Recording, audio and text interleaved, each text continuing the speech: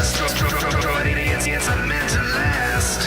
Come live with us down here in the underpass.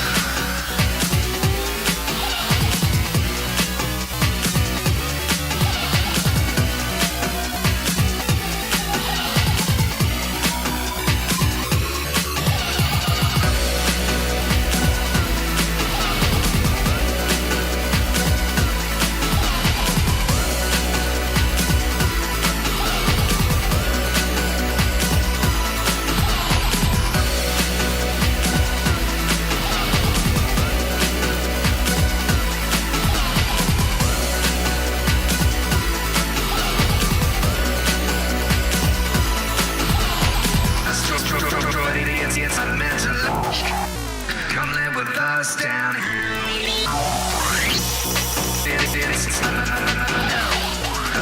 Destroyed idiots, it's here in the underpass.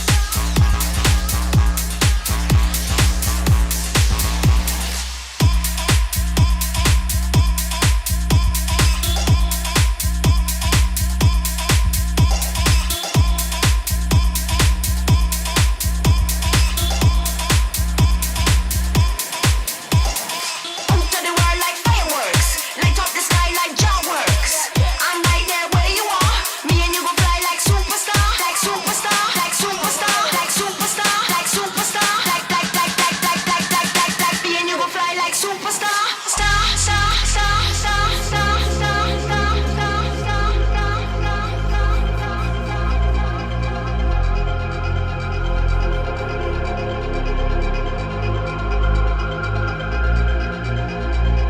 to the world like Space Invader, turn the fader, off the radar. Out to the world like fireworks, light up the sky like jaw works. I'm right there where you are, me and you gon' fly like superstar, star, star, star, star, star, star, star, star, star, star,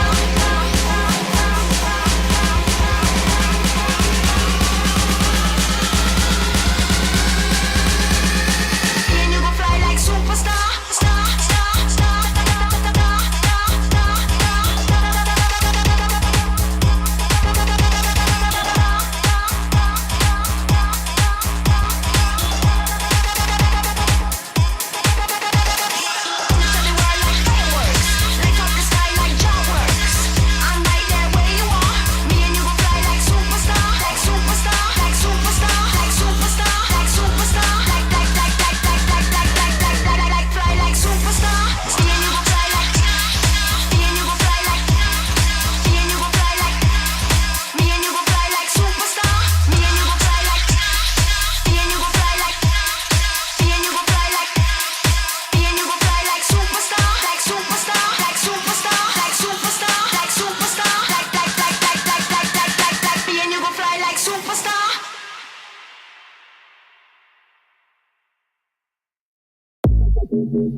Yeah, stay side.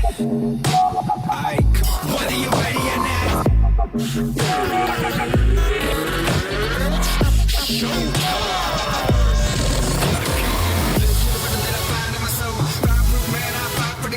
Nothing less but a no that is test is a test that you will be exposed. Game tight, solid, rise to the top. Game tight, solid, rise to the top. In a moment, every second that you find on the clock, champion on a mission and no stop. I see through your eyes like a window. Living inside, no heart when it gets cold. Try to take mine, that's bad from the get-go. When I put it on, you haven't watched it, they stand on. Think about the outcome, think about your health, bro. Think about your family, think about your ego. You wanna be the boss, but it ain't that simple. I'ma let you know what your hands do. Every moment of the contest, I'ma keep it pushing forward. This is the ultimate challenge. It's too much to be ignored. Anytime you wanna bring it, I'ma find a way to win. Undisputed champion. Undisputed champion.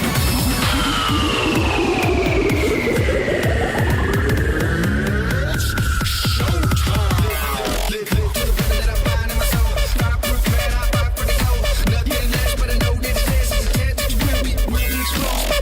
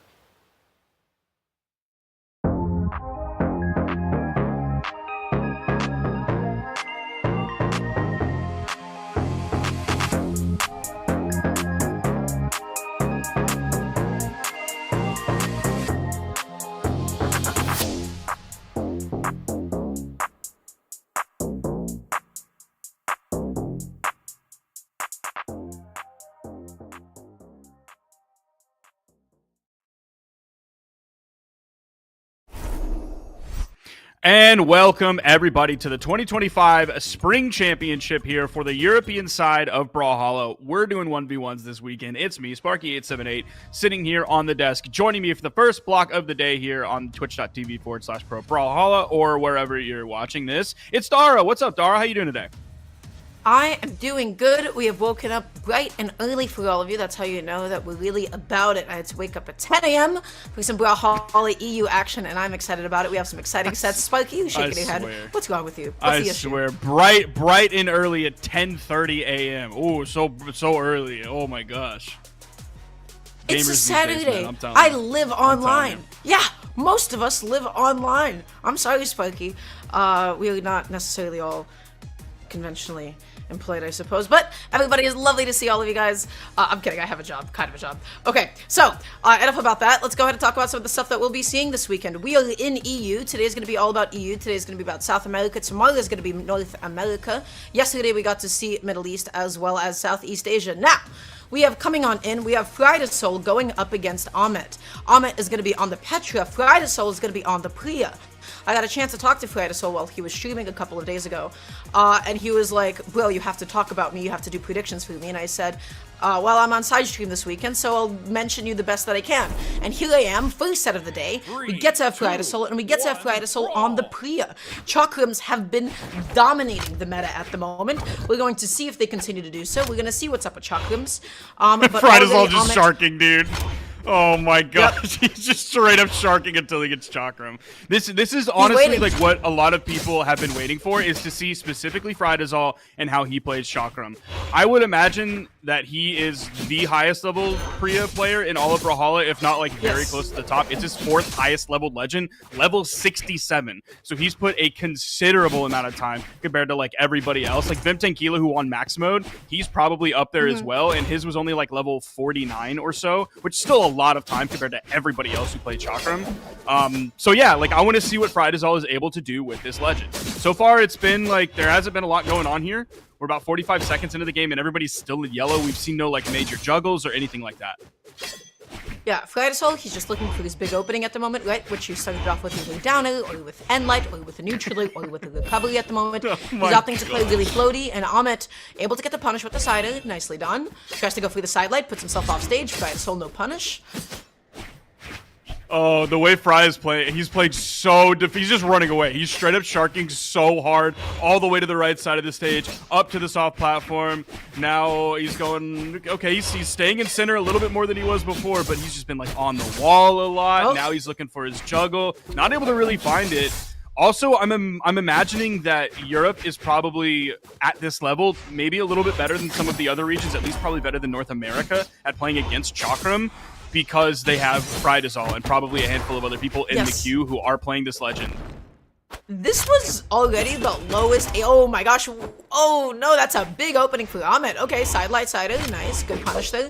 Frydasole picking up the sword. Let's see if he's able to make anything happen with it. He tries to slide off with that D-light. He wanted the D-light recovery, but he wasn't able to connect it, and Ahmet just able to get a quick punish. I was going to say, this is a very gentle Chakram that we have seen from Frydasole. They're playing this game slow. This is some very slow APM Brawlhalla at the moment. Yeah, I haven't been able to like see him play this legend at all, like anytime he's been streaming or anything like that, or any of the YouTube videos that he makes. So I don't really know how he plays this legend. I don't know if this is like one of his first kind of difficult sets of the day, so he wants to take it slow compared to some of the other opponents he's gone through. No disrespect for them or to them, but yeah, he's like, for the way that everybody talks about Chakram as like something that is very difficult to punish, so you just kind of spam attacks. To get here. That's a good win.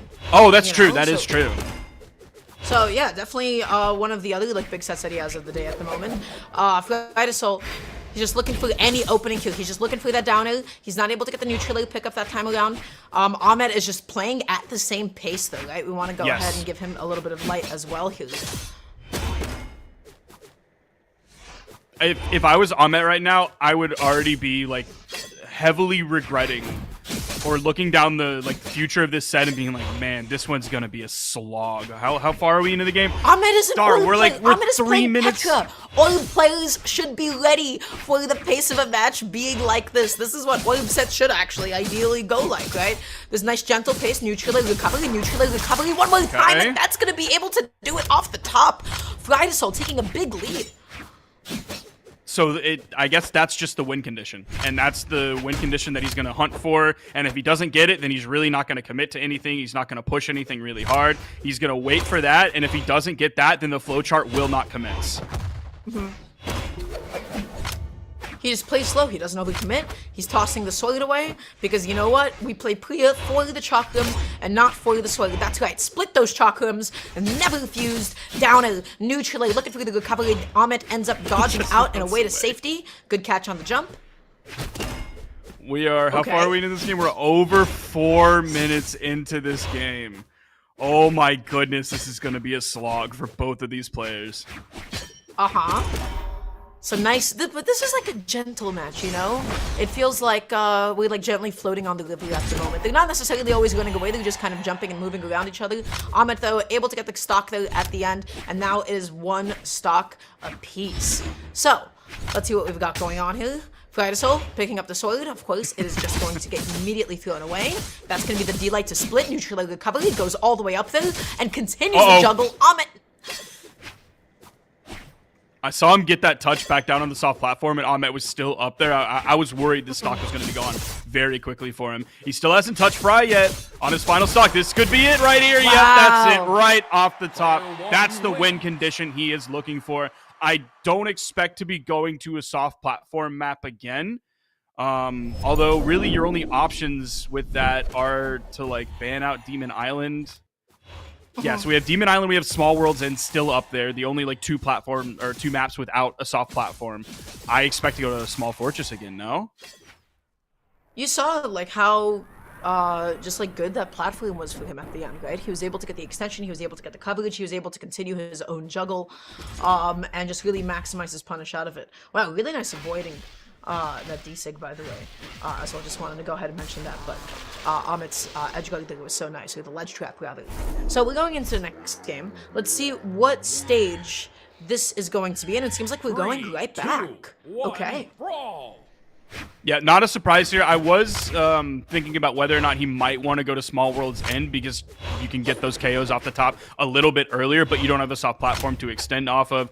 Based on the pacing and the way he's playing, this doesn't surprise me at all, where he would just want to camp around that soft platform and use that as his like home base. That's his fob, if you will.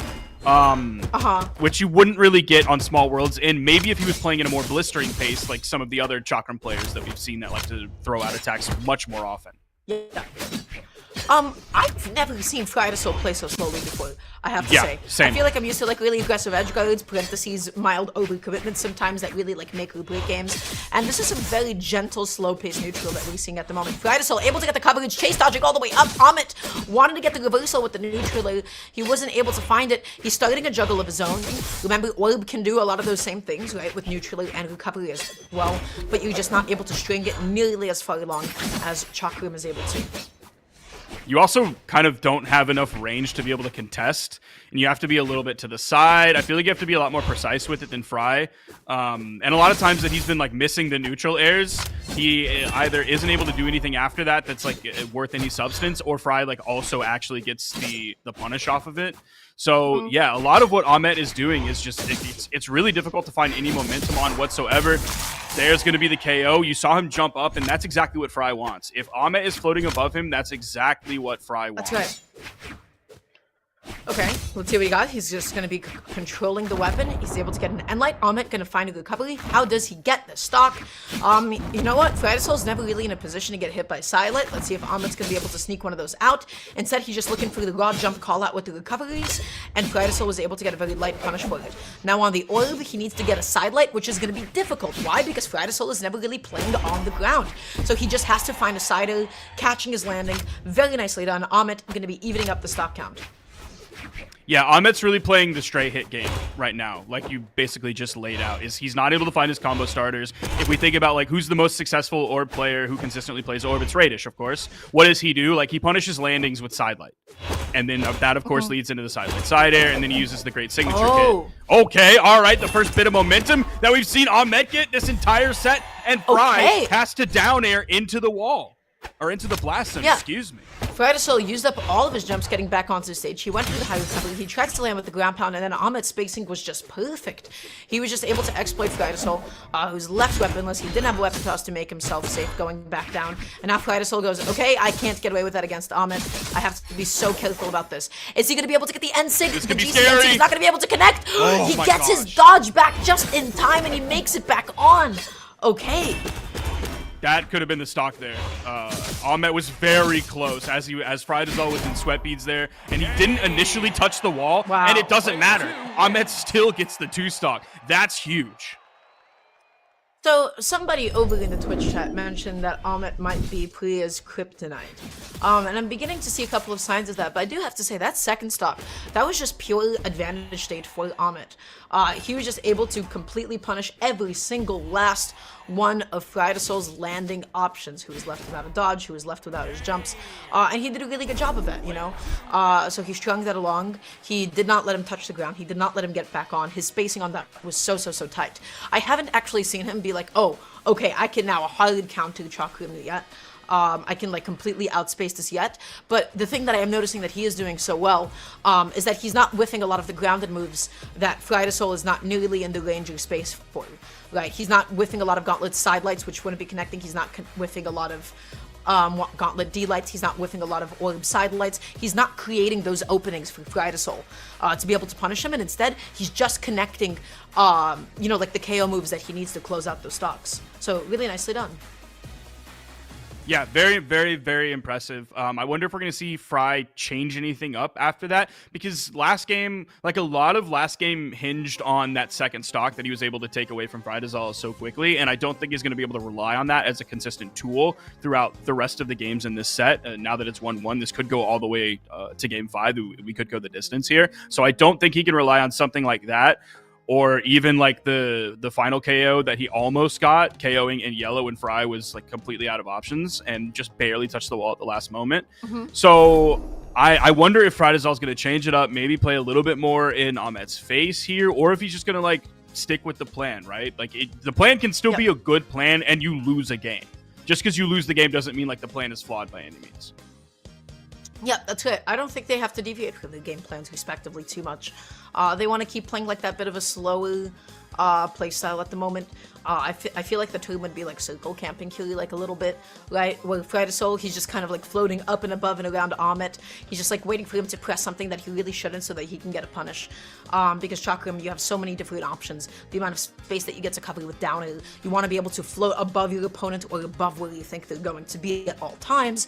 You want to be able to catch them stacked on top of you with either neutral or recovery. And I think Frydasole was doing a good job of that. Again, that second stock that just completely took away any momentum that he had that game. And yeah, that was just like so nicely played for him, Ahmet, I have to say. Yeah, he did a great job using the extended range that he has on the side light. I think he grabbed, I can't remember if he used the soft platform when it was on the left side of the stage to get the side light, and then the side air follow up after that to like continue the pressure that he was putting on Fry, or if he gravity canceled the side light. Doesn't really matter which one. The point is he was using the extended range that side light has to be able to kind of get around the Chakram options, because you're thinking about what moves have the most priority, like what are the scariest moves in Chakram kit. Obviously, like first and foremost, one of them is Dare. Just on its own, like you can use Dare in a vacuum and it's a fantastic move, or you can use it as like we saw, I can't remember who it was yesterday, down air into the side air follow-up, right? The side air is more of a threat because it has the down air, which is a great move leading into it, right? But then if we're also looking at like Nair recovery, both of those like in lockstep, in tandem, working together alongside each other, that's also a threat. So if you're playing to the side and using your lateral options there that have a greater range than the moves that Frydasole is able to use, like that's gonna be really good for you. That's a good game plan to have, because we don't typically think of side air on its own as a really scary move in the Chakram kit. That's it, but we'll just have to see how it continues to play out. We're going to be going to Miami Dome for the game 3. It is currently 1 game apiece. And Frydasole, look at him. He's just jumping. He's playing away. He's playing floaty. He tries to land with a downer, and then Ahmet is able to immediately get a punish and dealing quite a bit of damage onto Frydasole. Ahmet is beginning to read and punish his movement. Now we are going to Dome over here, so that's a little bit scary for the soft platform haters out there, especially against Frydasole here. Let's see if we kind of keep the same pace. I think we saw one of our first like grounded moves there that wasn't a side light that Frydasole hit. Yeah. Okay, recovery comes out. He goes all the way up through. Ahmet just able to dodge to safety. Okay. Frydasole making it back onto the stage. Sweat beads coming out, but yeah, he just dodged in. He kept himself nice and safe. Yeah, I saw those sweat beads, and he was like in that for a little bit longer than I would have expected. And Fry was in like the orange, so all you need is like one decent hit there to send him over to the side, and he's not going to be able to come back from that. Holding on to the platform, Ahmet just dash jumping, neutraling, looking for any jump call out that he can get. That time around going for the dash jump sider, looking to catch the double jump potentially. That was another dash jump neutrally. Frydasole with a really good punish that time around. Ahmet feels very comfortable getting in that space directly above Frydasole. Frydasole playing a little bit more grounded now, trying to call that out. Recovery comes out. Does still get the KO off the top. Yeah, Frydasole's in a pretty good spot here. He's only like halfway through this stock. If he plays it right and Ahmet doesn't like find any... Okay, all right. Really moving over the edge there. I was really scared that he was going to get caught and lose that stock. I don't really know what happened in that moment. We're going to have to see Ahmet play some gauntlets, though, at least for a moment. Nope, he's just going to throw those away. I don't blame him whatsoever not wanting to play gauntlets in a chalk room. That seems like a bad matchup that I would not want to deal with. Okay, Ahmet. Just looking for any way he can possibly catch this landing, and it's going to be so difficult, but he finally does it. He does it with side light sider. Surprised that was not able to take the stock quite yet. Nice. So he's going to eat another one, and that is definitely going to be able to do it. Ahmet evening the game up. Now he does go back to the more damaged orb that he was using, the original orb that he was using that he's taken some damage on, but it's not like a lot of damage, so I don't think he's going to be disarmed anytime soon. I don't think that's some critical mistake that he just made when he was juggling the weapons.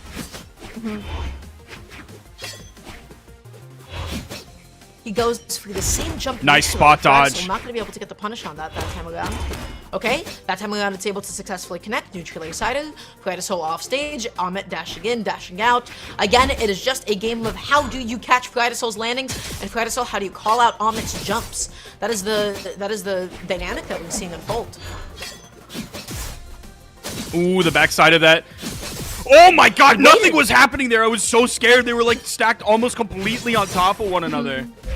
Just matching each other's altitude. They both went for the timing mix-up. Ahmet was going for the super delayed dodge, and Frydasole was waiting for it. And at the end, Ahmet never pulled the trigger on the dodge. That insig from Frydasole was such a bold move. Especially trying to call out Ahmet there, like jumping in the air. He gets the KO after, and he's actually in a better position now on his second stock than he was when he got the KO last time. He's a little bit further, or sorry, less far into the stock. He has less damage on this stock than he did previously. He has stage control. This could be scary. Oh my gosh. Frydasole making it so difficult for him to pick up another weapon. Ahmet has already eaten so much damage down in recovery as well. Frydasole keeps on hunting below him, just looking for the next follow-up, looking for any way he can to possibly continue the juggle. Another recovery comes out. Ahmet has been stuck in disadvantage. He's all out of jumps. Frydasole not going to be able to read his drift. Nice! The sider, nice. Okay, Ahmet has weapon control. He has center stage control. Does get the KO there. What was that? Why did he land with a ground pound like that? Ahmet wasn't getting hit by that. Could have been a misinput, or maybe he was just going for the bold move there since he was pretty far ahead. He could still lose this game. The recovery is sending off screen. So I think if he grabs another one, definitely if it has the neutral air lead-in from the soft platform, I believe that's going to be the end of the game for Ahmet. But he's still fighting his way back in this, trying to stay as far away from Frydasole as he can, so Fry can't drift the recovery back into him. Okay, he's making the comeback here. Almost picked up the side light, instantly went down over the wall. This is scary, and that's it right there. It's going to end right on that one. You saw him at the 45-degree angle, and I'm sure Frydasole was licking his chops when he saw that. Easy recovery for him to pick out of the air. But man, Ahmet is like making one of the best cases I've seen so far against Chakra. That's good. So this is interesting. Right now, the dynamic that I want to really hammer down that we're seeing unfold is that Ahmet is the one that is oftentimes jumping in. He is the one that is often initiating. He's looking for a call out with either a jump sider or most commonly a jump neutral or a recovery. He is not playing a grounded orb at all. The only times that he is when Frydasole has exhausted all of his jumps. Catching Priya's landing is very difficult. Priya mains, they feel very, very safe using up all of their jumps. They feel safe using up their dodges because they get to land with down air and they get to mix up their drift so much. Ahmet, the thing that he is doing so well is catching a lot of Frydasole's landings, but I feel like the thing that he is getting exploited on, as we saw at the end, is when he goes for a jump call out, Frydasole has been consistently getting punishes, and at the end he whiffed the recovery in Frydasole's face, and he was just able to get a very clean whiff punish off of it. Ahmet has not been opting for the gauntlets at all. He just wants to go orb in this matchup, and I understand why. Very safe, disjointed aerial options, whereas with gauntlet you have to be a lot more up close and you have to contest with Chakram's disjoints a little bit more.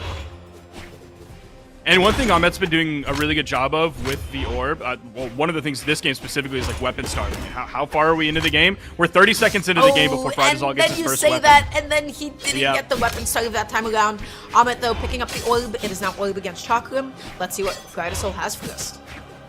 Ahmet's been doing a great job of like playing at the 45, which if you're the person below the Chakram player, like in this case, Frydasole can't really contest him with anything because the down air basically goes straight down. It has like a little bit of a left and right hitbox, you know what I mean, but it doesn't have a 45-degree angle. And so the dash jump nair, specifically the nair that Ahmet's been using really well to kind of stay in that 45 because it does act in that way, in the way that Chakram doesn't have anything to deal with. So I really like the use of that. Should be, oh, he completely disengages. I thought he was going to get the KO there because the dodge was going to have to come out. I think that was, if he played it right, potentially a confirmed KO, a confirmed edge guard.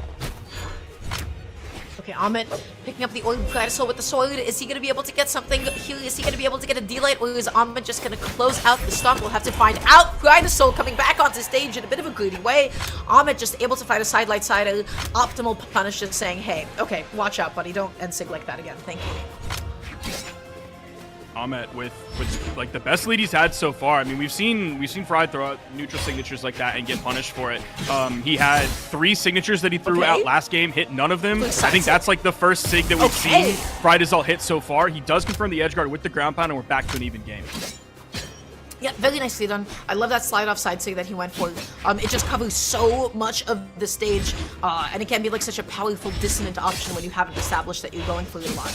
It was not an Ahmet's mental stack. It was not something that he was worried about, and so he just ended up eating it at the end. So Frydasole playing the same game plan. Again, Ahmet, the question is, does he connect the neutralers? When he whiffs a neutraler, that's Frydasole's punish. When he connects it, of course, then he's able to set up a juggle of his own. So, Ahmet, you have to keep yourself safe. Your spacing has to be so tight. Yeah, and that's the scariest part because, like, Fry has such a room for drift that you get when you're playing on Chakram. So if he whiffs that nair, then it's like, okay, Frydasole can, like, be outside of the range. He can drag himself outside of the range of it and then drag himself back in for the punish. It seems like he's able to do that very easily, which is so tough. But Ahmet, man, he's doing a great job with these nairs. I cannot hammer that point in enough. I don't know how Ahmet is supposed to actually call out these recoveries from Frydasole, because the whole point of Chakram, right, is that you get to have all of these soft commitments. If you want to call out a jump and you're like, I don't know if this is going to hit or not, you can always steer the recovery away, and it is so far away that the opponent can't really do anything about it. And we see Frydasole get away with a lot of whiffed recoveries as a result, and Ahmet, he has not been able to lock down a punish on it quite yet. We're going to see that again probably in a second. Yeah, it almost feels like Ahmet has to... Oh, okay, again, using that soft platform to pick up the sidelight stair, just like he did one of the previous times that we were on this great down air. Nice. He gets to do an edge guard against a disarmed Frydasole. That had to feel so good in that moment to hit. He has a solid lead now. Absolutely. That's like that's a huge confidence booster, momentum shifter. His weapon serving has also been, like as you brought up in the beginning of the game, it has been essential. Frydasole finally picking up the Chakrams. Oh my goodness. Okay, he's playing Fused. He's looking for the side stick. He's not going to be able to get it. Ahmet somehow didn't go out. He's going to please attack there. That's okay. Tries to go for the back hit of the D-Sig. It has deceptively low end lag. Guard Fryd, come on, dude. What are you doing? He's greedy. He wants that KO. He wants that knockout, and he is looking for it, and Ahmet is ready to play back. Dude, Ahmet now with almost a full stock lead. It's just under a full stock lead. Great dodge up. Didn't dodge into the wall because that would have ended his iframes. He would have gotten caught by it. Fry seems like he's floundering right now. What are these signatures? He hits the ground pound, and Ahmet with a 2-stock again. Yeah, this was called Frydasole could not get the KO, and so he was throwing everything at the wall and seeing what sticks. And at that moment, there was nothing that was particularly sticking. The pasta was not done enough. The starches have not swelled enough for them to adhere. So, Ahmet, really good punish. Just again, he is playing the patient game just as well as Frydasole is. And in fact, in that game, he was playing it a little bit better. He was playing back, he was reacting, he was not falling into any signatures. He also wasn't doing, you know, sort of like the new legend thing, right? Whenever the new legend comes out, and they have like a deceptively low end lag signature, a lot of people, they give openings. They think that they can punish it. They end up whiffing. They don't have their spacing unlocked. And I've seen a lot of pre-mains, ever since Max Mode, just really take advantage of that. He was not whiffing his punishes, and he also knew when to respect the signatures and knew when, okay, this was safe enough, I just have to let this thing happen.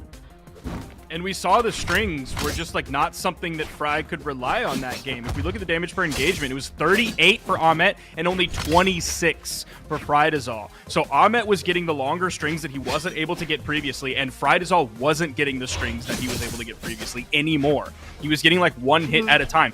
Frydasole was the one all of a sudden starting to play the straight hit game over Ahmet. Ahmet holding onto the stage, sliding off of that sidelight. Nicely done. Good spacing. Yes, he sir. goes out there through the ground pound. He goes through the double. Frydasole going to be able to get a recovery, and he comes back on, but not before eating a couple of hits. Frydasole, he has not been able to get these openings. Ahmet with the neutral. He is intercepting him, leading in with a side sig. Down on the side, he isn't going to be able to connect. Both of them are coming alive. The ground pound, the GCD like ground pound. Is that going to be the stock? He picks up the sword instead of finishing it. But maybe that was the right choice. Okay. Ahmet's still in this one. He's really going to struggle to get back because, yeah, dude, that turnaround recovery, able to grab your opponent as they're cresting over the corner. That's so difficult to get away from. He wants to find this weapon. He has it. It's going to be the gauntlets. Almost had the max range from that, but Frydasole timed it so well. But Chakram, again, the recovery, not going to be able to KO from that low. Ahmet just looking for a way to get back onto the stage. Frydasole, again, those are those soft commitments. You got to keep fading back with it. You got to keep it safe. Frydasole saw like the corner rise coming out from Ahmet, and you see like he's continuing to do that. The turnaround recovery back towards the stage to catch Ahmet as he dodges through towards the stage, and Ahmet hasn't been falling for it. He does get the KO there, but there was like several times that Ahmet acted like he was coming over the corner. Frydasole throws out the recovery to catch him, and then he goes back to the wall, touches the wall, and then comes back over. That's great recognition from Ahmet on how to recover back to the platform. So Ahmet is doing a really good thing. He is not overcommitting. He is not rushing and dash jumping across the stage in a reactable way to try and punish Frydasole's movement, right? He's just slowly inching closer and closer to Frydasole, and he is seeing what is the ambiguous space where I feel like I can threaten him and maybe try to bait something from him. He's walking in, he's walking out. He's entering Frydasole's space, and then he is exiting it. And that is the neutral that the two of them are playing at the moment. Frydasole able to get a recovery, though. He is securing this lead for himself. Ahmet not able to get the neutral recovery. Can he get this edge guard is the question. You saw him extend out like deep over on the right side. I was hoping for like the side air follow-up so that he could get the KO. Okay, he did hit the recovery first, and that wasn't enough, and then he went up above the soft platform on the right, threw out that side air, then got that KO. He's about half of his stock behind. If he can play the weapon starve game, it literally goes right to Frydasole, right at his feet, and he picks it up instantly. There's the side sig. Side sig still able to hit grounded. That is so much coverage. Ahmet had nowhere to go. A down sider as well is going to come out. Frydasole just going to be opting to weapon start if you're instead picking up the chakrams. Good spacing on a pickup, and the fused downer. Is that going to be enough to KO? Yes, it will be. Frydasole has an entirely stock lead. Is he going to be able to get the set? This would be an amazing win. Yeah, it seems like this game is really starting to slip away from Ahmet. We need to see a rally back like the previous game that we saw in Miami Dome. We're seeing Fry extend off stage to get these edge guards. Like Ahmet was doing well there before, but now it seems like he's in a very defensive stance. He's on the back foot as Fry is continuing the pressure and pushing off stage. Oh, this is scary. Dodge is comes burned. out, chase dodge up, not able to get the neutral downer, and again, you can be sweating as much as you want because you can always land with downer. Ahmet finally able to get an N light, not going to be able to get a D light. The D sig is going to come out, disarming Ahmet. Is he going to be able to make it back onto the stage? Frydasole just looking for anything at this point, and that should be able to KO Ahmet. That was like 3 instances of really good coverage from Fry. He did the D-Sig right on the weapon spawn, so Ahmet couldn't get it. He couldn't like spot dodge through that and pick up the weapon. And then right after that, he picked up the weapon, threw the sword up, covering the high option over the corner, and then he also threw out a side light covering the low option over around the corner. So it was just like he covered high, he covered low, he covered the weapon, and that's going to be the game right there. Ahmet grabbed two stocks that set, and then all of a sudden in the final game, in game 5, Frydasole also picks up the 2 stock, this time on his side, and he grabs the set win. But Ahmet, man, wow.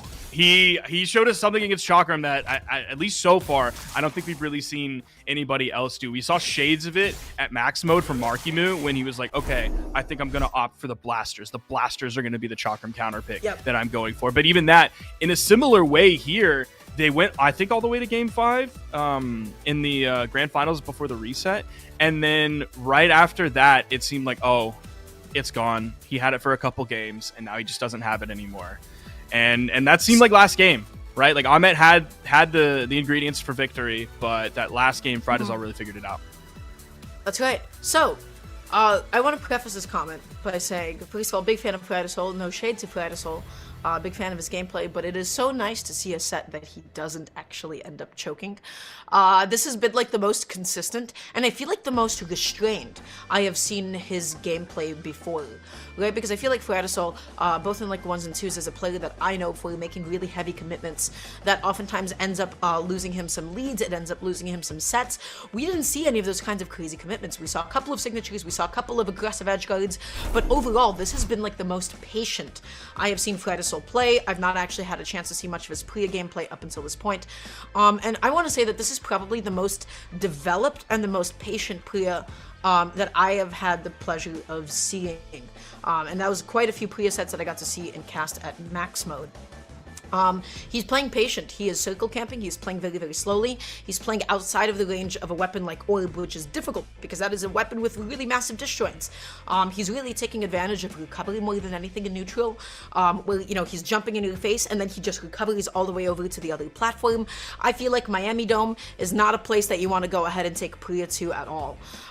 Just for like that reason. Ahmet was having a very difficult time getting his orb on Frydasole that game. That's it.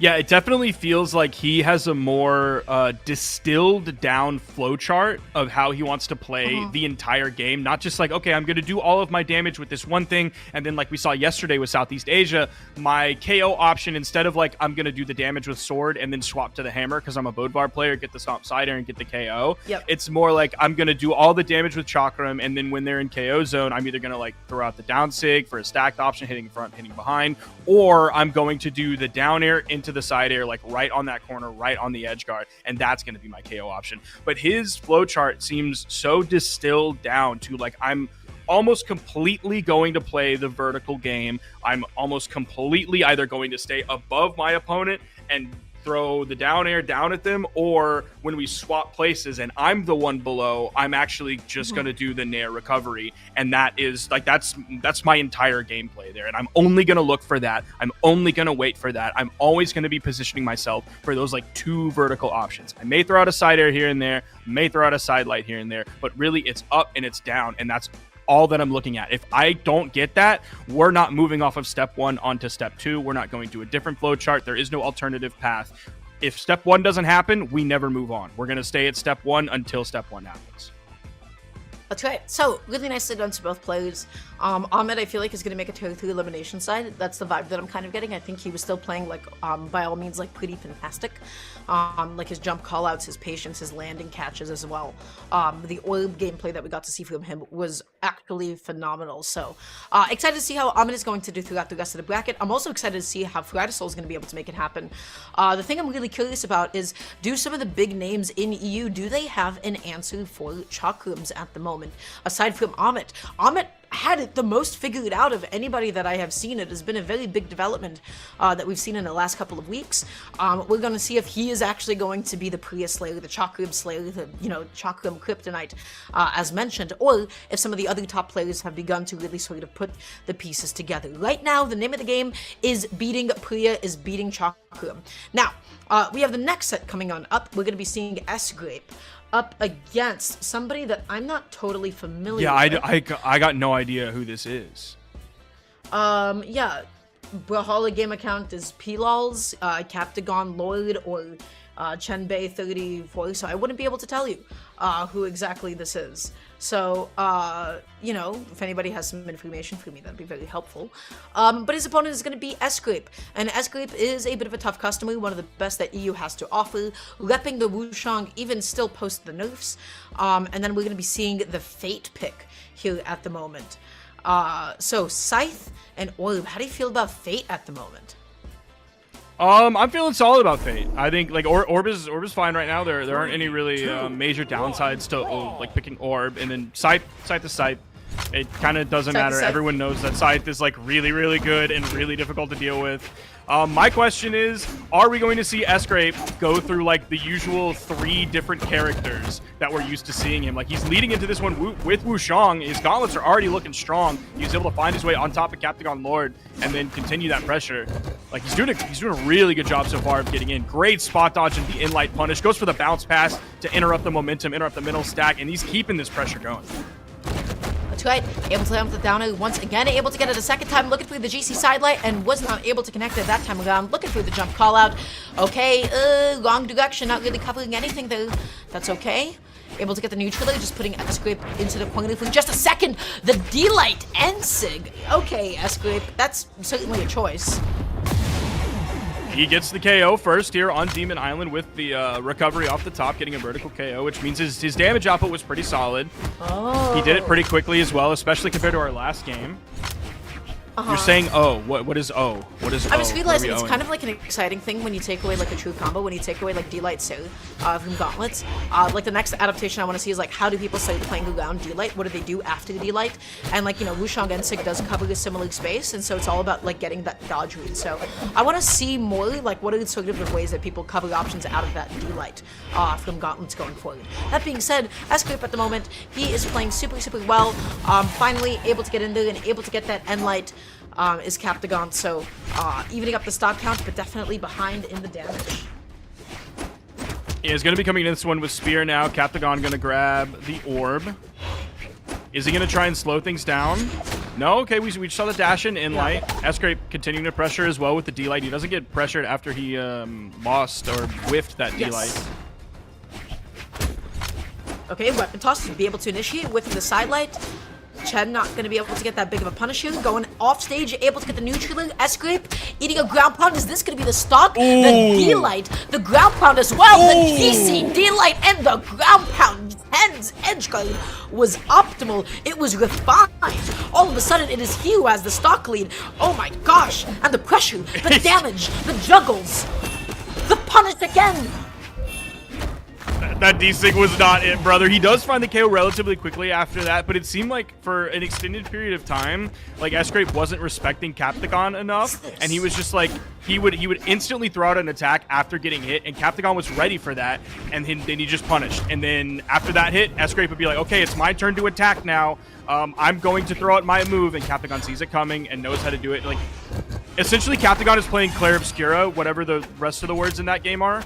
And Captagon is the player character, and Sgrape was the boss. And Captagon is just like he's parrying all of these attacks.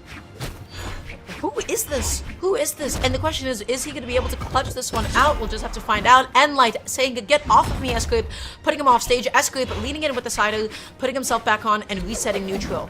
Looking for the call out with the recovery. Sgrape not going to be able to cover that, and instead just going to be finding a sider of his own. And that is going to be the game one, going to Chen. Can somebody give me the sauce? Can somebody give me the details? Who is this? Yeah, he's seed 27 going into this game. He's actually just one seed behind Frydasole. Sgrape coming into this at seed 11. Beyond that, it doesn't really tell us. So this isn't like a seed 100 type person coming into this one. And he's not doing it on Chakram, right? We've seen some like people who haven't gotten their best placements in a little while, all of a sudden getting their best placements now on Chakram. But this is like, he's just playing Fate. He's playing a really strong Fate. He's not carried. He's not carried. Right, that's something we can confidently say. So there's no Chakrams to be found. He's doing it on Fate. He outplayed Sgrape. Sgrape ended up whiffing a pretty critical side there at the end and gave him a bit of an opening. So we'll see. 1, brawl. And Sgrape's like a good player, right? Like we don't see him placing in the same way that like we used to at like the peak of his career, but like he's still PR 12 in EU. He's seed 11 going into this event. So like even though he's not at his peak right now in his career, like he's still an extremely strong player. Oh my gosh, and Chen is going off stage GC's, for all the commitments. Yeah, seems very confident playing against Sgrape right now, and Sgrape was just kind of walking back and forth right on that corner, throwing out the side light, then the delayed recovery coming out after that. Looking for the call out. Sgrape able to find the side, puts himself off stage with that ground pound, whipping the side light and light, looking for the call out, not going to be able to get it. Chen just keeps on setting up all these favorable positions. Sgrape not going to be able to get the GC side light that he was looking for, whipping the N-Sig, but it is Wushang N-Sig at the end of the day. It is nice and safe, especially if you go off stage with it.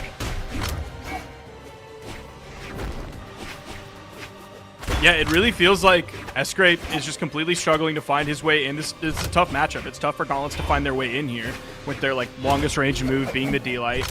And then also if you look at like the longest range move on Scythe, like it's also a D-Light and it's further than the Gauntlet D-Light. Not that Captagon's been using that so like much that before. Is going to give him an opening. Goes for the weapon toss and light, and now is off stage without a weapon against Orb. This should be an edge guard every single day of the week, and it is. Chen going to be able to pick it up with the downer. Nicely done. Now the question is he going to be able to get some extra credit?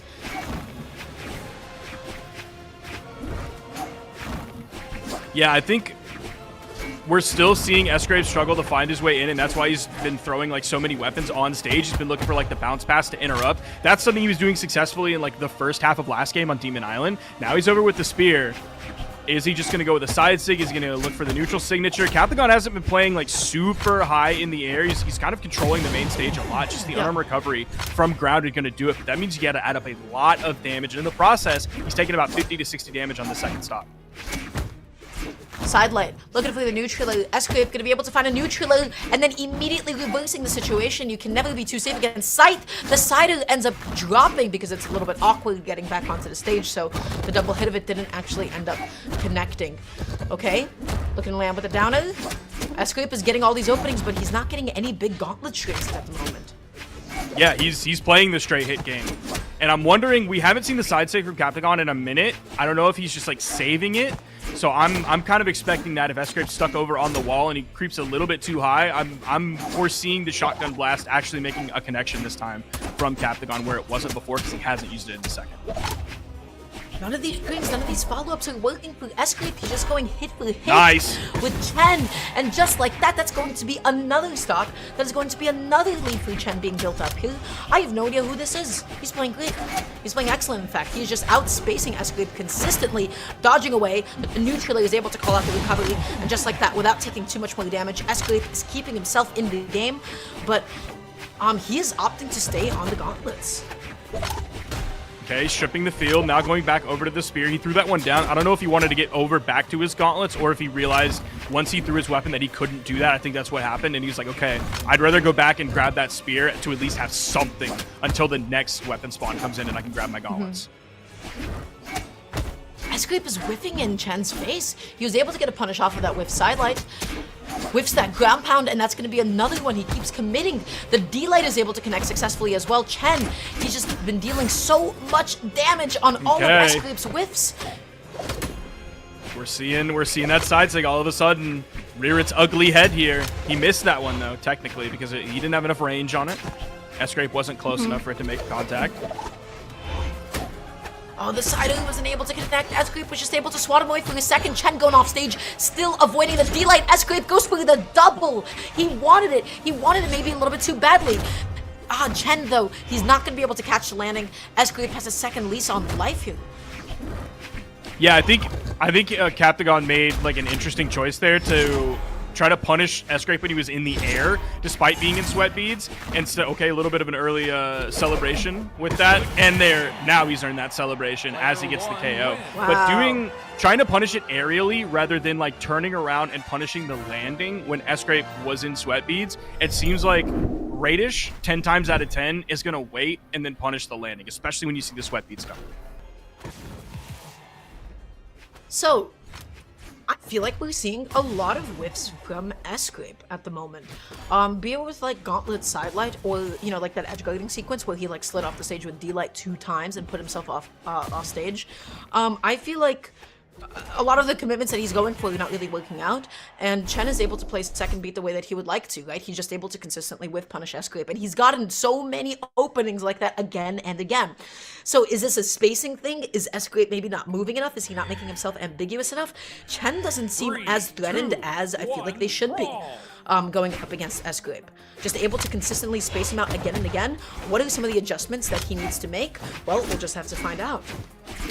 It almost seemed like Sgrape was going to swap over to the Mirage. He did lock in the Mirage for a second before then ultimately going back over to the Wukong. I thought we were going to see like potentially a salty Scythe swap, saying like, okay, I'm going to try and beat you at your own game here. I need to up my string game. Cavalry coming out. The sidelight ends up whipping a GC end light just to go ahead and put him off stage. How does Sgrape get back on is the question. He goes for the high. Sidelight, no downer.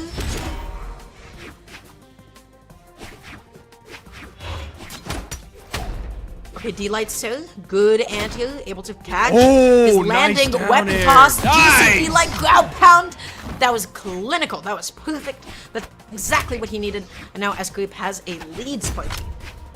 That was a really clutch dare that Sgrape threw out. It definitely was not telegraphed whatsoever. Now he's feeling a little bit of swagger here. He's going to grab the gauntlets. Hopefully he can find his way in. Starts things off with a dare. Gets above the instant like return fire that came from Captagon Lord. Let's see if he can keep the pressure up. The end light. Okay, he just completely disengages so he doesn't get hit by the neutral signature. Are we going to get a 2-stock lead here from Sgrape? It's looking really good so far. Completely disarmed. He whiffs the D-Sig, but grabs the next weapon spawn. It doesn't get punished after the Sig. He gets hit with an unarmed neutral light and then the unarmed recovery, but still, he has his opponent in red. Looking for the end light. Chen has a lot of damage to make up here. Sgrape not going to be able to get the sidelight recovery. That is okay because he still has a big damage lead. Sidelight, wait. Nice delayed dodge as well from Chen. The timing mix-ups are coming out. The end light is not going to be enough to take out the stock. How to get this end light? The D-Light ground pound is able to connect successfully, and just like that, Chen is behind Sgrape, playing so well. Everything that he is going for is connecting now. Now we're beginning to see the pieces fall into place. That was like the max range that you can hit the unarmed D-Light at. Now, unfortunately, like you have plenty of time to maneuver over to get in the right spot just because of how much stun the unarmed D-Light has on it. I can't believe that hit. I thought Sgrape was going to get past it. Maybe he faded back right as it was happening. Maybe he was hoping to get a dodge and then punish that. Wow. Yes. Okay. Ukapu comes out. Sgrape off stage. The ground pound not going to be able to connect, and just like that, Chen has put himself off stage once again. The sidelight, neutrally wait, GC sidelight recovery is still not enough to be able to do it, but that was still such a clean combo, wasn't it? I mean, this entire game has been really, really clean. Sgrape, he's been down 0-2, and he's fighting his way back in this. He has a full stock lead. He has Chinbei. That's it. Over on the edge guard, and it seems like a lot of these edge guard situations are going in favor of Sgrape. He was down 0-2. He needed that victory to stay in this, and now he's fighting his way back. He has some confidence on his side. He has some momentum on his side. He hasn't done the like Sgrape Doom pattern where he's like, okay, I'm going to play this character. I lost. Okay, I'm going to play this character and start fresh. I lost. Okay, I'm going to play this character and start fresh. I lost. Yeah, his spacing was a lot better in that last game.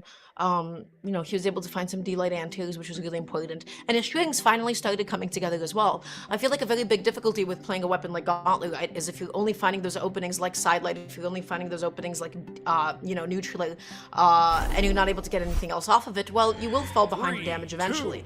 That time around, though, he was able to get the dodge callouts that he was looking for. He was able to find the punishes that he wanted, and he just looked a lot better in that game. So, now picking up the gauntlets once again, that's one end light. He's holding on to the D-Sig. All right, man. All right, man. Getting a little confident Wushan with that wants it. one. Like we saw the D-Sig last game that didn't get punished, but like, your opponent's in yellow. What are you hoping to get there? Let's be serious. He's so lucky that clashed out. Oh my gosh. They just want to hit it too badly. Backing off a little bit here, whipping the D-Light. I'm surprised that that side light actually didn't come in time. Okay, the side light comes out. Sgrape off stage, comes back on with the recovery.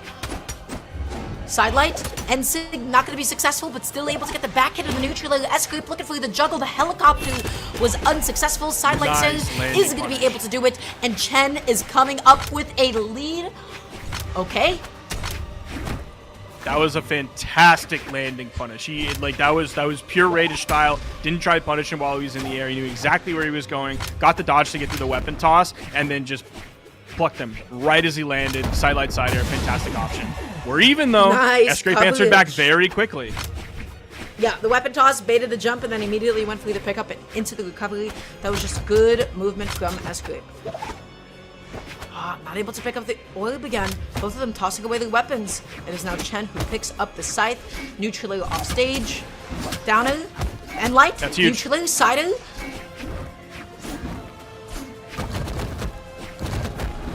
Okay, nice 2-piece. And the 3, and the 4, and the 5.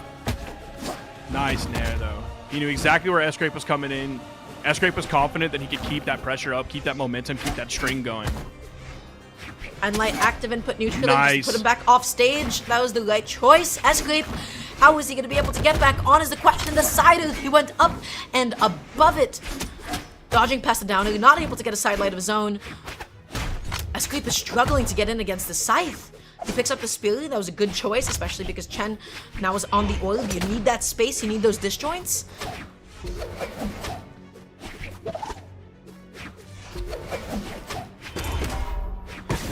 Oh, that was enough to do it. I thought he would need like the side light lead up or at least have to be closer to the right side of the stage. No, he hit that one in the center and it was still enough to get the KO. There's a spot dodge that came out from Sgrape. And that was almost a call out too, but Chen was just up a little bit too high to be able to get that recovery that he wanted. Off stage, Sgrape looking for the edge guard, looking for the sailor. He wasn't able to get it. Okay. Orb on hand. How do you make it back? Going through the high recovery. Sgrape sweating on the way back down. And light coming out. D-Light in the wrong direction. Chen is getting some good extra credit. We might be seeing a big upset at the moment. It's happening. He whiffs the N-Sig. I feel like we don't see a lot of orb gameplay from Chen when his opponent is in low damage, right? Like when his opponent's in yellow, we don't typically see a lot of that damage. We see some great landing punishes, we see some great KOs on the orb. But when it's like pure damage time, it's been specifically the scythe that's been the most effective, which is I think why he was playing a little bit more defensively. We're seeing like, it feels like the pressure mount a little bit on Chen, not completely shutting everything down, but the momentum feels like it's definitely slowed a little bit. The pacing is slowed just a little bit. Yeah, that's EU. EU is so back. There was a time where EU, I feel like, was, playing a little bit more aggressively for a little bit there, and now they're back to true EU form at the moment. Looking through the GCN light, not able to get it. Sgrape with the whip punish, throwing out a side light, picking up the spear, just jumping in, dashing out, or dodging out, excuse me, just looking to bait something, whiffing the recovery. Sgrape only able to find a recovery of his own. Nothing else past that. Okay, Sgrape's evening up this game. Oh, he almost got the KO there. He needs a victory here to keep himself alive and push to game 5. I'm just hoping he doesn't throw out a whiff sig just out of nowhere and then get punished by Chen. This is really tense. There's the sider from the middle of the stage. It does send off screen, but not in the blast zone. There's the recovery. It's not enough. It's too low. A little bit too low. Any higher now would be able to do it, but the side light, D-Light still connected. Where was his dodge? Did he have a dodge? When you see the replay, where's the replay? I want to see a replay of that stock because side light, D-Light immediately like that. I need to know if he had a dodge. I need to know if he used it up. We have to see what happened. Side light, D-Light, sider, that should only happen if you haven't used up a dodge. Yeah, I don't know if that was in the last stock. Did he GC right before it, or am I misremembering? Oh, look, can we get it a little bit before? Roll it back just a little bit before. I know the next game's starting, but we got a game to cast, man. We got the next one starting. We have to know, though. It's right. Nothing crazy is happening yet. Okay. That's right. That's right. Okay. Well, going to game 5. You know, if anything, this is where most upsets tend to sort of fall a little bit flat here. Where the more experienced player, the more higher level player tends to, you know, kind of like adapt towards the end and clutch it out. Let's see if I'm going to be proven incorrect. But at the moment, I felt like if Sgrape got that game, then I think he's going to have this set. Sidelight recovery comes out. And just to clarify, we do have the answer. Production told us, yeah, he burned it with a GC Inlight. That's what I remember. Okay. Burning it with a GC Inlight right there. Out came the Sidelight, D-Light into the Cider for the KO. Which So is good great recognition from Sgrape. Sgrape, knowing, Yes. yeah, exactly. You're just like, oh, okay, you don't have to dodge. Okay, this is now true, and there's nothing that you can do about it. Okay, the first stock here, they're so deep into the gut at the moment. What's it going to be? The end light is not going to be able to connect. It's not going to hit above. I think the only thing that could have hit it, that spacing, was going to be the D-light. Sgrape. Oh my god, he doesn't get hit by the end light, and he's able to get a recovery. Sgrape coming up with a gentle lead. Yeah, Chen dodged, and unfortunately the direction that Chen dodged, the iframes ran out, and the recovery from the spear was still there and was able to hit. Okay. Holding on a second here. You need a way to be able to get the stock off. It can be a little bit difficult with Scythe. I'm surprised that we're not seeing any signatures here at the moment. Chen, he's able to get a recovery. It's still not going to be enough. Can he get this edge guard? He's just dashing in, dashing back onto the stage. Looking for the jump call up with the recovery. With Orb, this is going to be a consistent KO weapon. You need the call out. You need the sidelight. Sgrape is just not giving it to him. Now, I don't know if... Wow, even that inlight didn't do it. There's the weapon toss. It burns the dodge, but Sgrape's able to fade away and not get hit. Oh, the dodge down to get through the nair. He can't find the KO move. He can't find it. And it's going to be especially difficult with Scythe. It's even more difficult when he's not swapping the spear? Brother! Even the inlight from the middle of the stage, he wants the desig, and it just is not happening for him. He's been trying it several times, and it's just not happening for him. But one thing that Sgrape, he's done it like twice now. I don't know if this is like a part of his game plan or if all of the instances just happen to line up like that. But he's been throwing out the sidelight on spear way far away from his opponent, and then all of a sudden his opponent's like, I gotta react and punish, and he throws out a move, but he's too far away, and then he hits like a jump side air or something right after that. So it seems, now he's used it twice now, using the sidelight as the bait move. As he extends this stock lead, this is huge. Sgrape has such a lead right now, and we're in game 5. The set is beginning to really heavily escape Chen. It's running away from him. He needs something big. He needs something just to be able to go ahead and even this up. Otherwise, Sgrape is just going to run away with it. He's not able to get any super long crazy scythe combos. He's not been able to get any crazy scythe edge guards as well. And so I feel like he's like missing like a little bit of lethality that Sgrape has been instead putting on here. Looking through the recovery, it didn't actually connect that time around. Eating a side air, okay, he's using up so many jumps off stage. Yeah, this is scary. He does get the side air to send Sgrape away. That gives him plenty of room to recover back to the main platform. But Sgrape's gauntlets have been doing fantastic against the Scythe. They were struggling a lot earlier in the definitely in the first game and even some in the second game as well. But he's doing such a good job here extending these strings. Connecting. Look at the position that he's in on stage. He's left weaponless. He's into that at the moment. He's looking for the end sig. He's looking for the end light in the wrong direction. The recovery comes out, and Sgrape going to be taking it out in this game 5. And it was pretty confident game 5 too. Yeah, that was all Sgrape at the end. Chen ran out of steam. Yeah, that was a solid 2 stock there from Sgrape at the end. It seems like Chen just really started to fall apart. I don't know if that's like an endurance thing. I don't know if Sgrape just really like found the kryptonite to the way that Chen was playing earlier. Maybe the confidence was lost, and then the mental starts to like form cracks, and then all of a sudden, if things still continue to go poorly for you without all of that like experience and history behind you, then the mental really starts to break down, and you start to make mistake after mistake after mistake. And when you're against a good player, especially a good player who is getting better throughout the set, it's just devastating. Yeah, he could not find his KO tools. He couldn't find his KO options. He was really struggling to be able to find much of anything at the end, right? With Scythe, it can be a little bit difficult. It can be a little bit tricky to get those KOs. We didn't see almost any Scythe recoveries actually connect.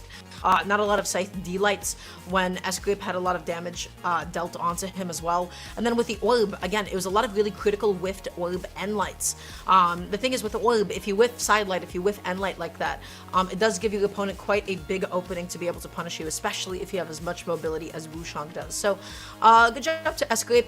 I just feel like the thing that Chen was really missing at the end of the day, big, long, extended Scythe strings, you know, really nice edge guards with Scythe as well. I feel like that's a lot of what you're really looking for.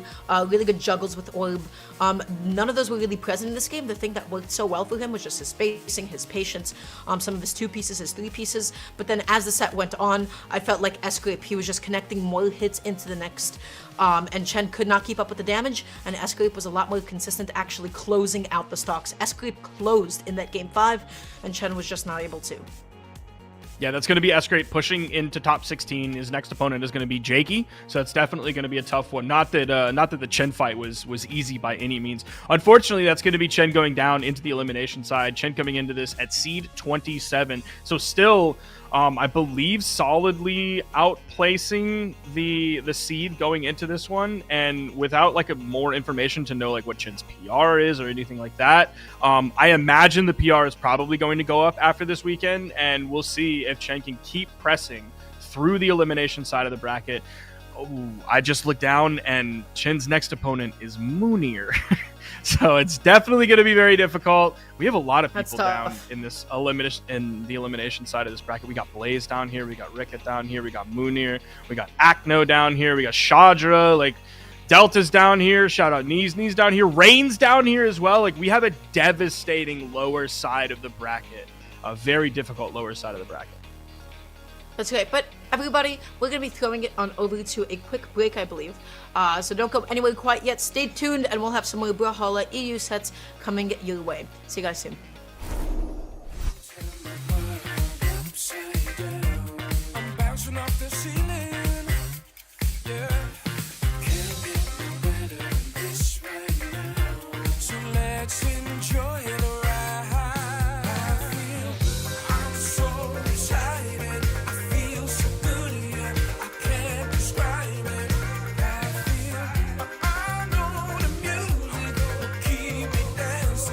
Keep me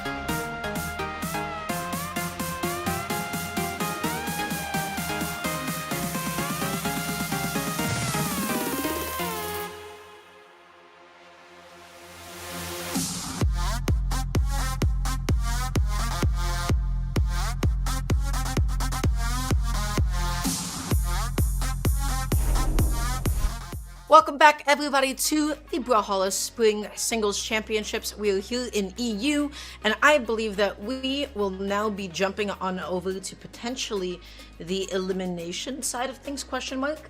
I don't actually know if this is winner's side or if this is elimination side. Oh, it is elimination. Okay, this is elimination. What do we have, Sparky? What do we have? What do we have going on? Who is this? Who's coming up? We have Delta versus Knees coming up. I feel like we're rolling back the calendar to many years ago. I personally haven't commentated a Knees broadcast in many moons. It feels like kind of the same thing for Delta as well.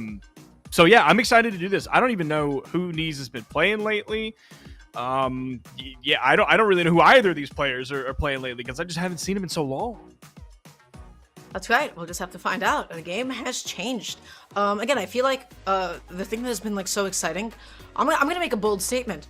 I think, take chakrams aside for a second, and you know the fact that they're definitely a little bit overtuned. I feel like we're in the most interesting weapon meta that Brawlhalla has seen in quite some time. I feel like gauntlets, they've been dominating the scene for a little bit of time, and then especially in twos, there was definitely like a very, very high amount of Wushang, there's a very high amount of Ulgrim, and we're seeing all of that start to peter away after the previous patch, right? So we're seeing a lot of cool stuff right now. We're seeing a lot of orb, we're seeing a lot of scythe, we're seeing gauntlets still, we're seeing a lot of bow, we're seeing a lot of spear. The only thing that I feel like we're not seeing any of at the moment, or at least a lot less of, is going to be sword, because sword has been mildly gutted, and everybody has taken a nice little step back away from it, which I personally don't have that many complaints about. But I feel like this is a very interesting time right now for like the Legends picks, especially just because Blasters have been back a little bit, as we got to see at max mode. You know, anybody could be playing anything at this point. Yeah, I think you bring up an interesting point, because I think empirically, let's just remove Chakram from the equation. Empirically, a lot of things are competitively viable right now, more so than they have been in the past. But I think culturally, because of that, you're still going to have people like playing the things that they used to. So again, remove Chakram from the equation. You're still going to have Taros. You're going to have several other Hammer Legends. Diana! Yeah, this is like, we're seeing Diana. Like you're going to have, you're having Knees play his old legend, that is Diana. You're also having a lot of Kaya back, like we're having Wu Shang back. So because so many things are viable, I think culturally players are still making the decision to play their normal thing for the most part, except for sword. I think sword, people are absolutely going to move away from that, and that is a conscious decision that a lot of people are going to make. That's great. We'll see how it ends up going. Knees picking up the Blasters. Delta on the spear. Okay, the D-Light not going to be able to connect successfully. Delta already setting up a quick edge guard. Knees off stage, sweating, able to touch. That could have gone so poorly for Knees so quickly. Oh my goodness. Yeah, I was very worried that it was going to happen, and he was going to lose that stock, and it was going to be like, okay, well, we just got to wash our hands of that. There's the D-Light into the sider, and a second sider for the KO. It is Kaya Diana that ends up being the fastest paced thing that we have seen out of EU so far. It ends up being a Blasters match, a bow match, that is giving us some high octane Brawlhalla action here. So we'll see if I end up eating my own words here in a moment. Delta is already coming up with a big lead. Knees D-Light sail, looking for the double, able to get the third one though. Oh my goodness. All right, that GC D-Light was a little bit bold there, but he was looking for the KO move. Now swapping back. Oh, beautiful pickup with the D-Light. Fantastic spacing on that from him to grab Delta right as he was on the ground and get the recovery for the KO off the top. Yeah, and I believe you have to get like the full spacing of that if it hits a little bit too close. You can only get stuff like an end light after it, but it is okay. Knees though whiffing a D-Light once again. That is another punish for Delta. Okay, Knees playing back. I need Knees to stop D-Lighting. I need him to stop D-Lighting. This is Brawlhalla, brother. People do not touch the ground for very long. I need you to stop D-Lighting, or I need you to GC that D-Lighting, because almost all of them on the ground have not hit. Yep. Recovery comes out. That is going to be able to KO off the top. That's right. Your eyes are not betraying you. Bow recovery has actually gotten a KO. Bow is so difficult to KO with bow sometimes, so my heart goes out to Delta. But he was able to get two stocks like that already. Very nicely done. Spear, what's he going to be able to make happen? Knees, D-Light, N-Light. Looking for the downer, not going to be able to get it. N-Light anti-ailing and catching the landing. Knees, yeah, unless it's like a true combo follow-up like we saw him hit the D-Light into the in-light. Other than that, he's getting like one hit at a time. He's playing the straight hit game, and Delta just isn't. Delta is playing string game for sure. He's doing such a good job. Almost dodges back into that, but he was too vertical for that D-Sig to hit. Come on, Knees! You gotta know the spacing on that, brother! You're not hitting the D-Sig from there! Okay, looking for the Nedsig, not gonna be able to get it. Delta just able to land with that neutral side of it as well, just knocking these away. They're exchanging hits. Everybody is swinging. Everybody is just attacking at the moment. Delta makes it back on dash jump. Sally, is that gonna be enough to take out the stock kill on Knees? He goes for the double. It doesn't matter if it didn't get the two hits of it. Excuse me. He was able to chase dodge. He was able to make it back on for the second. Delta, Knees. What is happening? What is going on? He's just having some like spaghetti mode punishes here, and maybe he just needs to like work that out of his system and like get warmed up enough that he can punish properly. He can punish in the ways that like we've known Knees as a very good player in this game, who's been relevant for an absurdly long amount of time compared to some other people. Like that's something that's like really cool about Brawlhalla is we have like a handful, I would say more than a handful. Like we have a lot of players who have been relevant for a really, really, really long time. Now Knees has certainly taken a break and taken a step back here recently, but still, like he's been a relevant player for years in this scene, and so we're just not seeing that from him here. And I don't know if this is a like we got to break the rust off some of these bones, or if he just needs like one game to warm up. I would just hope to see a little bit less, spaghetti. That was like a little bit of angel hair. Hopefully it doesn't progress into a full-on thick spaghettoni going into this one. We'll see how it ends up going in this next game. Delta able to get the D-Light. Nice. D-Light Sailor. Classic. Neutrally the double. Not able to get the Sailor to finish. They're both so aggressive. Sidelight Sailor. True combo. Knees going off stage. Oh my goodness. Oh, he tries to get around that, but he was too stacked. Delta ended up picking up. He's done. Not going to have a dodge in time. You saw him hold that dodge for the end. If he had a recovery, then you can steer that recovery so far on blasters to the left and the right. But he's not able to get it. But we're seeing, like, it seems like his blasters are a little bit more dialed this game. Look at that right there. The max range GC D-Light into the weapon, pick up neutral air, utilizing all the stun that D-Light has. Yep, beautifully, beautifully done. Delta, how is he going to be able to continue this lead? Knees, how are you going to be able to get this KO? Because he's not been connecting a whole lot of D-Lights here at the end. Oh my gosh, the coverage from Delta. That was an amazing D-Sig. Okay, Knees, he's able to get the Sailor. He's not going to be able to get the weapon toss, though. Is he going to be able to go for the GC D-Light? It does not actually connect. Blasters now. You got to get that side light Sailor. That's going to be it. True combo. Nice non-committal. You get that poke. It combos. It does the job. And it's going to be like virtually impossible for Delta to punish the sidelight from that situation. Nice down air. Yep. So, looking for another down air. Not going to be able to get it. Again, just not going to be able to get it through those platforms. Gotta be careful. So notice that Knees has seemingly stopped doing as many D-Lights. He started them in the beginning, which is like, that's sort of the better time you want to use it when you're a Blasters player, so especially if they're like white or in the very, very early stages of yellow, you hit the D-Light dash jump there. And then unfortunately, Knees didn't hit the follow-up after that. He didn't hit a side light or his Sair after that. Okay, there's the D-Light side air. Yeah, perfect read on that there on the movement. Dodge. Yeah, that's right. Just so active, such a nice punish there. Delta able to catch the jump. They're both leading each other, but it is Delta who is consistently coming out a little bit more on top. He's going out there for the weapon toss. Did he just... What are you doing, back on, brother? Get back on. What are you doing, brother? Pick up the weapon, brother, please! Okay. Well... Oh, Knees, come on! I'm losing my mind here yet again. Catching the D-Sig right after. He's used it several times now to catch an option to see Knees moving back towards him. Okay. No, he didn't. He did in the taunt. He did not in the game. He did the taunt. He did not in the game. Well, it seems like every single time there's a weapon toss, I see a little bit more spaghetti coming out of his pockets every single time. Okay, we gotta put it back in, man. We gotta put it back in. There's a lot of whip signatures. There was a lot of weapon tosses, a lot of offstage commitments, and they didn't really work out all that well for these. He wasn't able to get the hits that he wanted. They didn't connect. He put himself in some dangerous positions, but he's opening off hot at the moment. And light, weapon starving Delta here for the moment. Not able to get the D-Light. Delta just able to land with Sin and pick up a bow of his own. Nice down air. Again, that's like standard Blasters gameplay, is find the down air and then wait to see what your opponent is going to do. And then hopefully you get the dodge after that. You get the follow-up second down air, and then you go for the GC D-Light in the recovery or the side light after that. It's really up to you to be a creative player after that point. Okay, there's the D-Light side air. Toss of the weapon. Going back over to the Blasters. Smart move. Nice! Oh, nicely done. That was the first time I believe that we've seen the Blasters side sig all game, all set. And you know what? It connected. It called out Delta. Knees now has a lead. Okay, he's picking it up. He's doing it. Okay, that time he went for the D-Light side light there instead of the D-Light dash up down air, blah, blah, blah, that we talked about earlier. Don't we just love Blasters gameplay? Isn't this great? Are we having such a great time? I'm having a great time. This is good. This is good. This is excellent. This is aggressive Blasters gameplay, in fact, which is definitely a treat for us all. At home, the NC doesn't end up getting punished. Yes, okay, sir.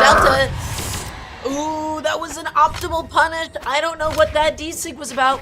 What did you think about it? I mean, like, he's caught knees with that D6 several times. Except this time he didn't, he just like threw it out raw. He didn't go for like one hit and then wait for knees to either fade back in or dodge back in, where then he can hit the D-Sig like he has previously. I was hoping we were going to get potentially a second recovery, like placed right in the middle of that ground pound to get away from it, or maybe a nair or something like that. It seemed like knees wasn't ready for it, or couldn't get it out in time. Nice attempt with the ground pound though. I love that. Going Lores mode. Landing with the sail, looking for the double. Knees, good coverage with the end light, just such an active button. Delta occupying the ground, side light, dashing in, looking for the D-Sig again, and Knees is able to find another punish on it. Another D-Light, looking for the neutraler after D-Light. Knees is coming alive. This is some peak Blasters gameplay. Neutral air just barely sending off screen into the blast zone for just a moment, so I don't think like a ground in air, even maybe one jump height up, is going to be enough just yet from the bow. But a recovery should do it. Oh! The D-Light! Wow! The double sail, nicely done. Delta taking that stock, taking Knees to his last, but Knees needs just about anything to be able to close out this game now. Yeah, that was a great string from Delta, calling out the spot dodge from Knees. Nice down air, though. In the air, Spear doesn't have, like, a lot to deal with that in that position. He was throwing out the nairs, but the timing from Knees was just too good. The in-light KOs off the top, and a much, much, much better game from Knees. Is this potentially the start of a release trio? We'll just have to find out. Knees is picking up a lot of momentum. He's definitely punishing Delta on some whiffed signatures. And then just, I feel like, you know, his ledge trapping, especially with Blasters and Light, with Blasters D-Light, have been really coming alive. His spacing is definitely tightening up. Usually in the beginning of a game, in the beginning of a set with a Blasters player, you know, that's when people tend to get their opponents in their blind spots more often than not, right?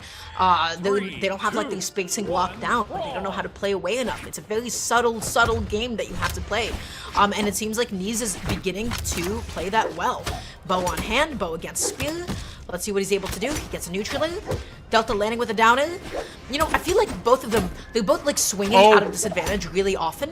And just like catching each other, going for like immediate follow-ups, you know?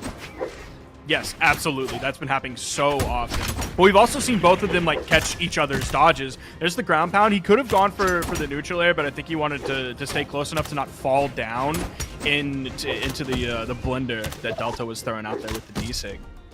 Ooh, another neutral air. The juggling is really strong so far. Sticking to the Spear because he can get that recovery. Nice coverage just like that. Delta coming up with a very nice lead at the moment. Knees dashing in, dashing out, able to get that side light, just kicking Delta away, landing with the fist. Okay. Both of them unarmed. Delta, the weapon spawn comes right down on top of his head. He's able to grab that one. Knees, he's able to get away far enough to get over and grab the blasters. What are you doing, brother? He just threw that out when his opponent was like half of the stage away. He was moving towards him, but still nice. Half the stage away. Fantastic option there. Recognizing that in the moment after the move was thrown out from Delta. Great movement, great timing. I can't believe it was that unsafe on the hit. Oh my gosh, yeah, you're just able to GCD, like, able to get the ground pound. Knees, get back onto the stage. You don't want to go out because look at what happens when you go off stage. He gets the neutral, the chase dodge, and he punches. He makes it back from the depths below. is what I would say. Ooh, Delta's gonna hit him with the response. Back down. Yep. There's the D-Light into the ground pound, and Knees has had like some solid moves this game, but he's still a full stock behind at this point. Yes. He is. He needs a way to be able to make it back on. He needs a way to be able to make this comeback. So putting Delta off stage. He goes out there for the ground pound again. Is he going to get punished? We're going to hit the answer is yes. It's got to be over. It's not over. What? Okay. It's still not over. Oh. He hit the long-range D-Light, and he faded too far to the right with the ground pound that he landed on the stage. That's so tough. That could have been the stock there. They're playing like animals. Nice. Both of them. He's going out there. He used up all his resources. Brother, okay. If Delta had the spear in that moment, that was for sure a down air in the end of the game. D-Light said, is that going to be it? Yes. It will be Delta securing the game, securing the set. Going to be knocking Knees out here. But oh my god. Oh, the forward button. Man, that thing was held down the entire time. Knees went off stage. He went deep. Was he successful for it? No. Was it cool? Yeah, absolutely. It was fun. Yeah, that moment right there that we're watching on the replay, it seemed to never end. I thought it was over. Almost. There's the D-Light Sayer and the D-Sig to celebrate things. I think like Knees in that final game really went like whiff mode. He threw out 63 attacks and only hit 33% of them. So yeah. he's whiffing definitely the large majority of his attacks. Where compare that to the other side, Delta threw out 10 fewer attacks, so instead of 63, it's 53, but he hit 58% of them. So significantly more hits coming out. Yeah, that seems kind of like the story there. It was just Delta was just doing more. That's great. So I feel like that was exciting. That was great. You know, I feel like somebody in the chat just said it best. Came here because I needed a break from chakrams. This was great. This was phenomenal. This was everybody being very aggressive. It was Knees going off stage and playing like, you know, like his life was on the line every single time. Like he had a blaster pointed to his head that said, if you don't go off stage right now, your family's gonna get educated or something, I'd imagine. So he was crazy. He was crazy.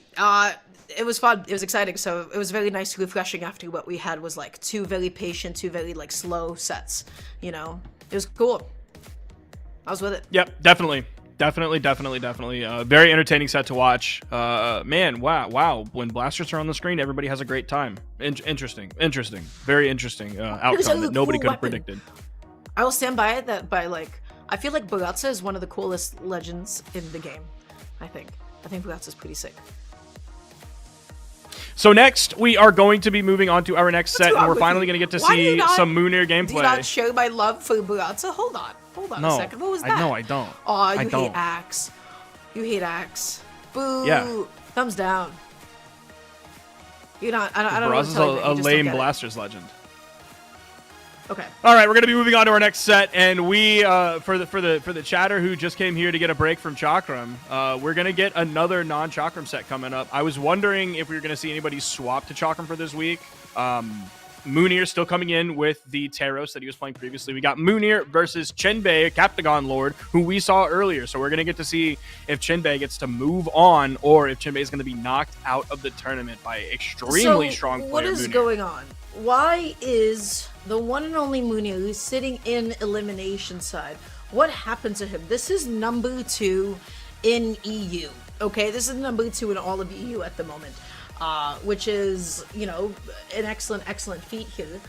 So I would like to see. I'm looking at the bracket. I'm trying to figure out. I'm trying to deduce. No disrespect to the player that sent him down here, but I'll give you one guess on what sent him down here. Oh, and it starts with a C. Silly me for asking. Starts with a C.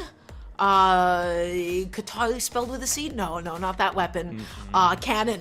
It was definitely Cannon. That's right. Yeah, it was Cannon for sure. And again, no disrespect to the player that sent him down here, because we saw at the Royale, like Moonir beat Akno's Priya, right? And he beat Akno's Priya harder than he beat Akno's main when they played at Winter Championship. So this is a good weapon. Well, hold on, I don't want to talk about Chakram. I don't want to talk about Puya. I was just gonna say something about how, you know, Telos was good in this matchup, but whatever. We have Fate on the screen, and we have Chen, who has been making quite a bit of a bracket run, almost got a huge upset, now sitting in elimination side, and is scrapping with Munir. But Munir is going out there, he gets the sail, he's looking for the down air. Okay, Chen almost getting something big started. We're already seeing like big damage numbers come out from the hammer. It's just like, it's everything that we've come to know from Teros over the years. He's gonna go under the stage. He's without a weapon, and we saw Chen specifically choose to grab the weapon rather than run and attempt the edge guard because the weapon advantage was higher on the priority list, except Munir has the axe now, so he's probably going to be looking for that stray hit, the stray side air. There it is. Not enough. All the way from the left side of the stage, toss but is he's gonna be able enough, to clean though. it up. Yep. Lasered right. in. Yeah, we're opening off hot, we're opening off fast. Munir able to get that D-light immediately. Neutral juggles, looking for the dodge call out with the ground pound. He's pushing in, he's approaching. Chen is fighting him off here. Able to get the down, able to get a side light as well, but can he close this stock off stage is the question. Munir keeps getting back on. Munir was looking for these bounce passes and like the pickup, sometimes the turnaround dare, sometimes the same direction dare, based on where his opponent is, since it swings from like in front of you to behind you first. Wow, that's going to be enough to KO there, and Chen's not too far behind. It was looking a little bit rough in the beginning. It was like yellow to red, and then all of a sudden there were a couple like offstage strings that Chen was able to grab and really kind of brought it back. So definitely not throwing this first game away whatsoever. About to bring it back to completely even. That's right. Neutral down, able to get the D-light as well. Landing with a sail. Munir is going off stage. He's going out there. He's trying to see what the recovery option is going to be. He tries to go up high. The sail and the weapon toss, closing it out just like he did in stock 1. He is saying, hey, I don't need to be in elimination side. I shouldn't be here right now with the way that he's playing.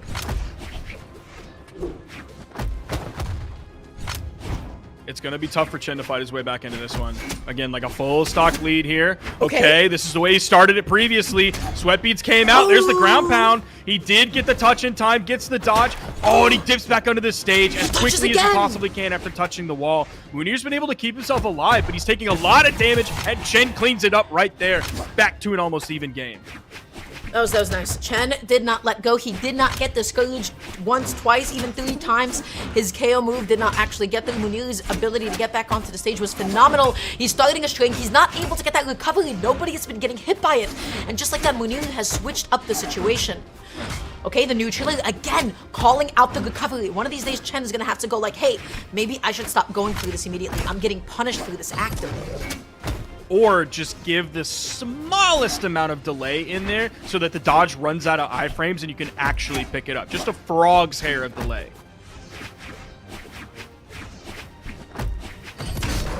Ooh! Oh, he just doesn't.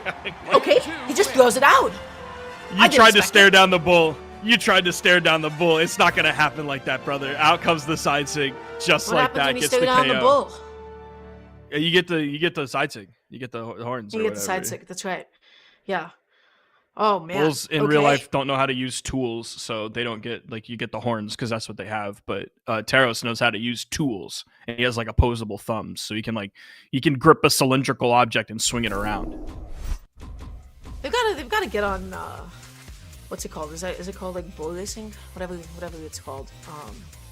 I forgot the name of it. Bullfighting. That's right. They've got to get on buffing the bulls at this point. I feel like the meta has definitely moved past them a little bit. So going into the next game, we're going to Small Worlds N, which is definitely a stage choice to have against Telos, because I feel like if you're worried about him evacuating your stocks, well, he has an easier time doing so. On this stage, Munir already almost got a nasty edge guard if the ground pound connected. Okay, there's the down air. This is potentially going to be Chen trying to like force as many offstage engagements as possible, which if you're going against Hammer could potentially be very scary. You have a lot of 45-degree angles that Hammer doesn't cover when you're using Scythe. With the Nair, with the recovery, with the down air, like you have options, but it's still very scary. Stop there. Yep. He's able to do it. He's picking up a lead. Chen, oh man, can he play with Munir? I mean, he kept it close that last game, didn't he? But Munir's advantage state is just so good. Oh! Oh! And like side sig? Okay. that is also a reason to play this stage. Because Fate, like, she still has some strength there. She has KO power. Not as much as Taros, but she still has KO power. So this stage can potentially, like, nullify some of the difference that you have. Like, if you take Roland here, right? Then all of the defense that he has, like, some of that is nullified. And you're able to KO him a lot earlier. Okay, Munu goes for the GC side sig.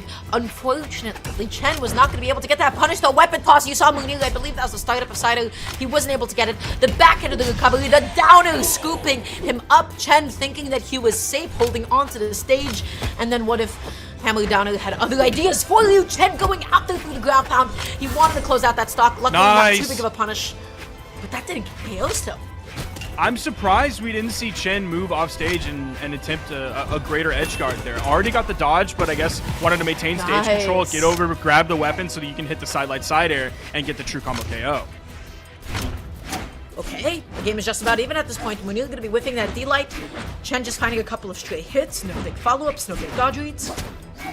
Yeah, you saw two different attempts on follow-ups. You saw the neutral air into an aerial option. I believe it was like a turnaround, or sorry, neutral light into a turnaround neutral air. And then the neutral light into, I believe it was maybe a second neutral light. He went back down directly to the main platform right after that instead of going for the aerial option. So changing up the end light follow-ups as he's using them to try to catch Munir.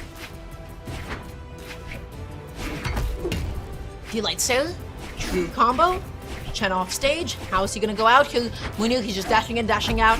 Chen still having the memories of the last stock, still afraid of that dash jump down here, but the stomp sail is going to be able to do it. Munir going to be taking game number 2 here, but I have to say, I love some of Chen's options that game. He was getting creative with his signatures, wasn't he? He was, and I want to actually point out Munir as well, because we weren't seeing a lot of stomp-based gameplay in the previous games coming out, and then all of a sudden that game, it wasn't fully stomp-based, but we saw a lot more of them, specifically because he recognized that Chen is going for in-light options on the ground. That's the opener that he's looking for. He's not really throwing out side light very often. He's not throwing out down light very often. So you can beat the range of side in-light with your stomp, and then also get 10 gorillion damage afterwards. So Munir recognized that, and he started playing that way more often. Indeed, and he's able to get it again with the D-light, side light. He goes all the way up and around. He's still safe. He has all of his jumps. Oh, wait a second. Chen, he got the ground pound. Munir just going to be switching up the situation with the D-light recovery. The downer wanted to go for a crazy end-sig. Had Chen jumped, that may have been the stock. But he didn't. He's still safe. He's on the stage. What's he going to do? Whiffs the side light, whiffs the end-sig. Okay. Now being very careful. He didn't immediately head over to put pressure out on Munir. There's the weapon. Okay, that was a bold move coming out. And he gets punished for it. And it's a fatal punish. Yeah, you have to be so careful edge guarding Hammer. Because, like, gauntlets are really strong on the edge. We all know that. Gauntlet Nair is an incredible, like, position swap tool where all of a sudden you're above and then now you're below your opponent. Nice D-Sig for the grab, sending towards the blast zone. But when you have Hammer, it's like they can start their edge guard and then, like, they don't care where you are. It doesn't matter. They have an amazing option. Whether it's the hammer down air or whether it's the hammer recovery, it doesn't matter. It doesn't matter if your dodge gets you below them or your dodge gets you above them, like it might with gauntlets. Yeah, let's get the end light. Dashing in, dashing out, playing safe, dashing in, dashing out, finding another end light. He's gonna want to do it again. He does it again. Chen. Oh, you know he wanted to do that back on the stage. There's the stomp dare. You utilize that when you're on the fully stacked option. Though I think you might have been able to get the turnaround side air there if we were going kinda mode. I think he might have gone for the stomp side air, the other direction. Although he is certainly apt to go for the stomp there a lot more than other hammer players were back when he was in the hammer heyday. Oh, nice ground pound. All out of options, all out of tools. The ground pound is going to be able to do it. And just like that, Chen has a lead. This game is definitely becoming doable. Munir picking up the axe. He wasn't able to get the hit, the back hit of the recovery, excuse me. Combos, strings, he's got him.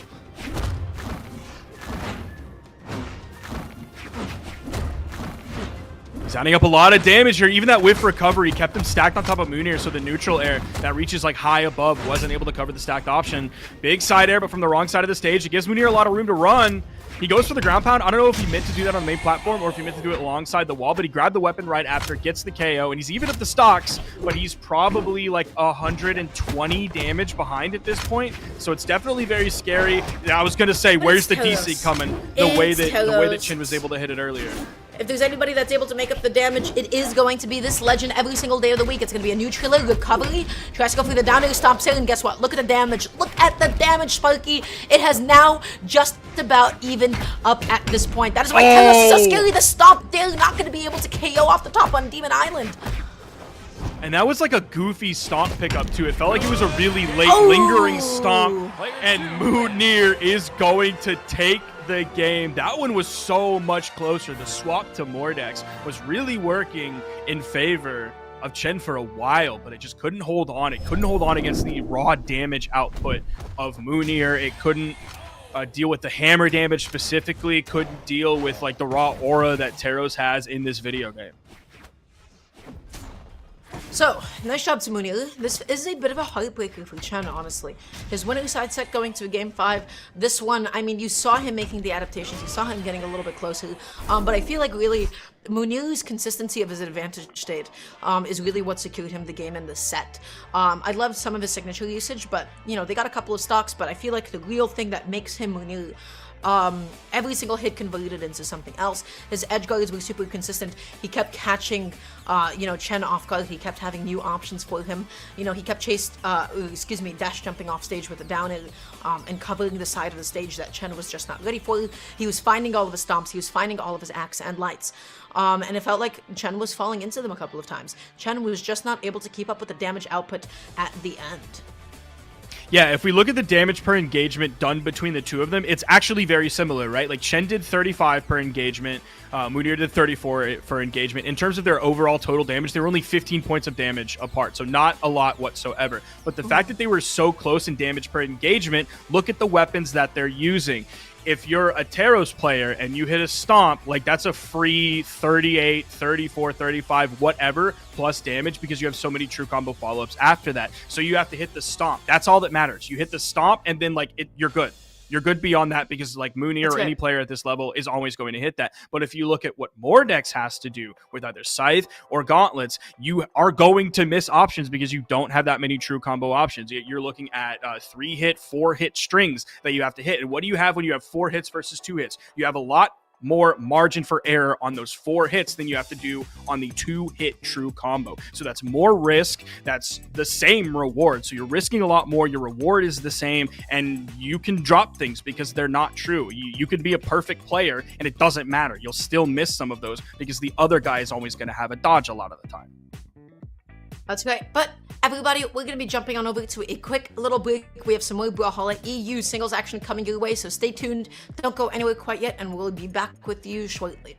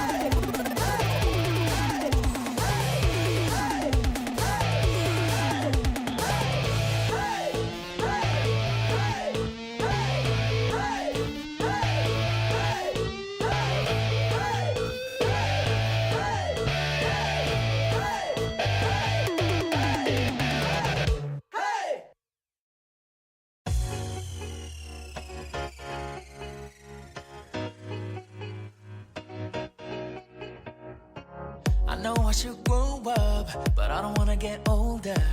It's underrated to be young and free, yeah.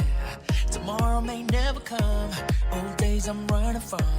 Yeah, I should be saving, but I'm spending it all. Yeah, I want that money, I want that money. So give me that money, I wanna spend that money. Just give me that Friday feeling, like if I like the weekend. I ain't dead and sleeping, nah. I don't wanna grow up.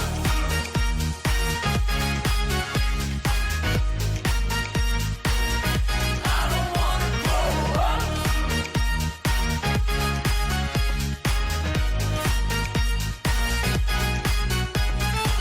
It's taking over me, feel like I could fly away.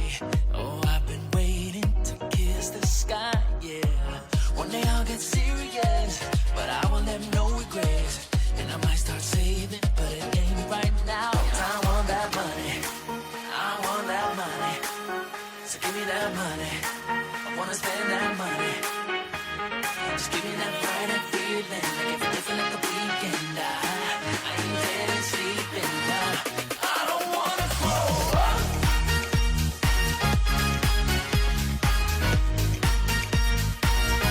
I don't wanna grow up.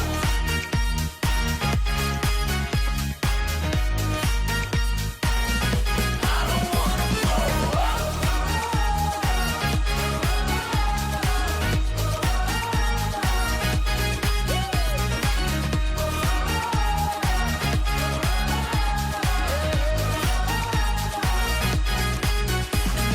One day I'll try to not get wasted all the time, but for the moment I'm alright because I feel so alive.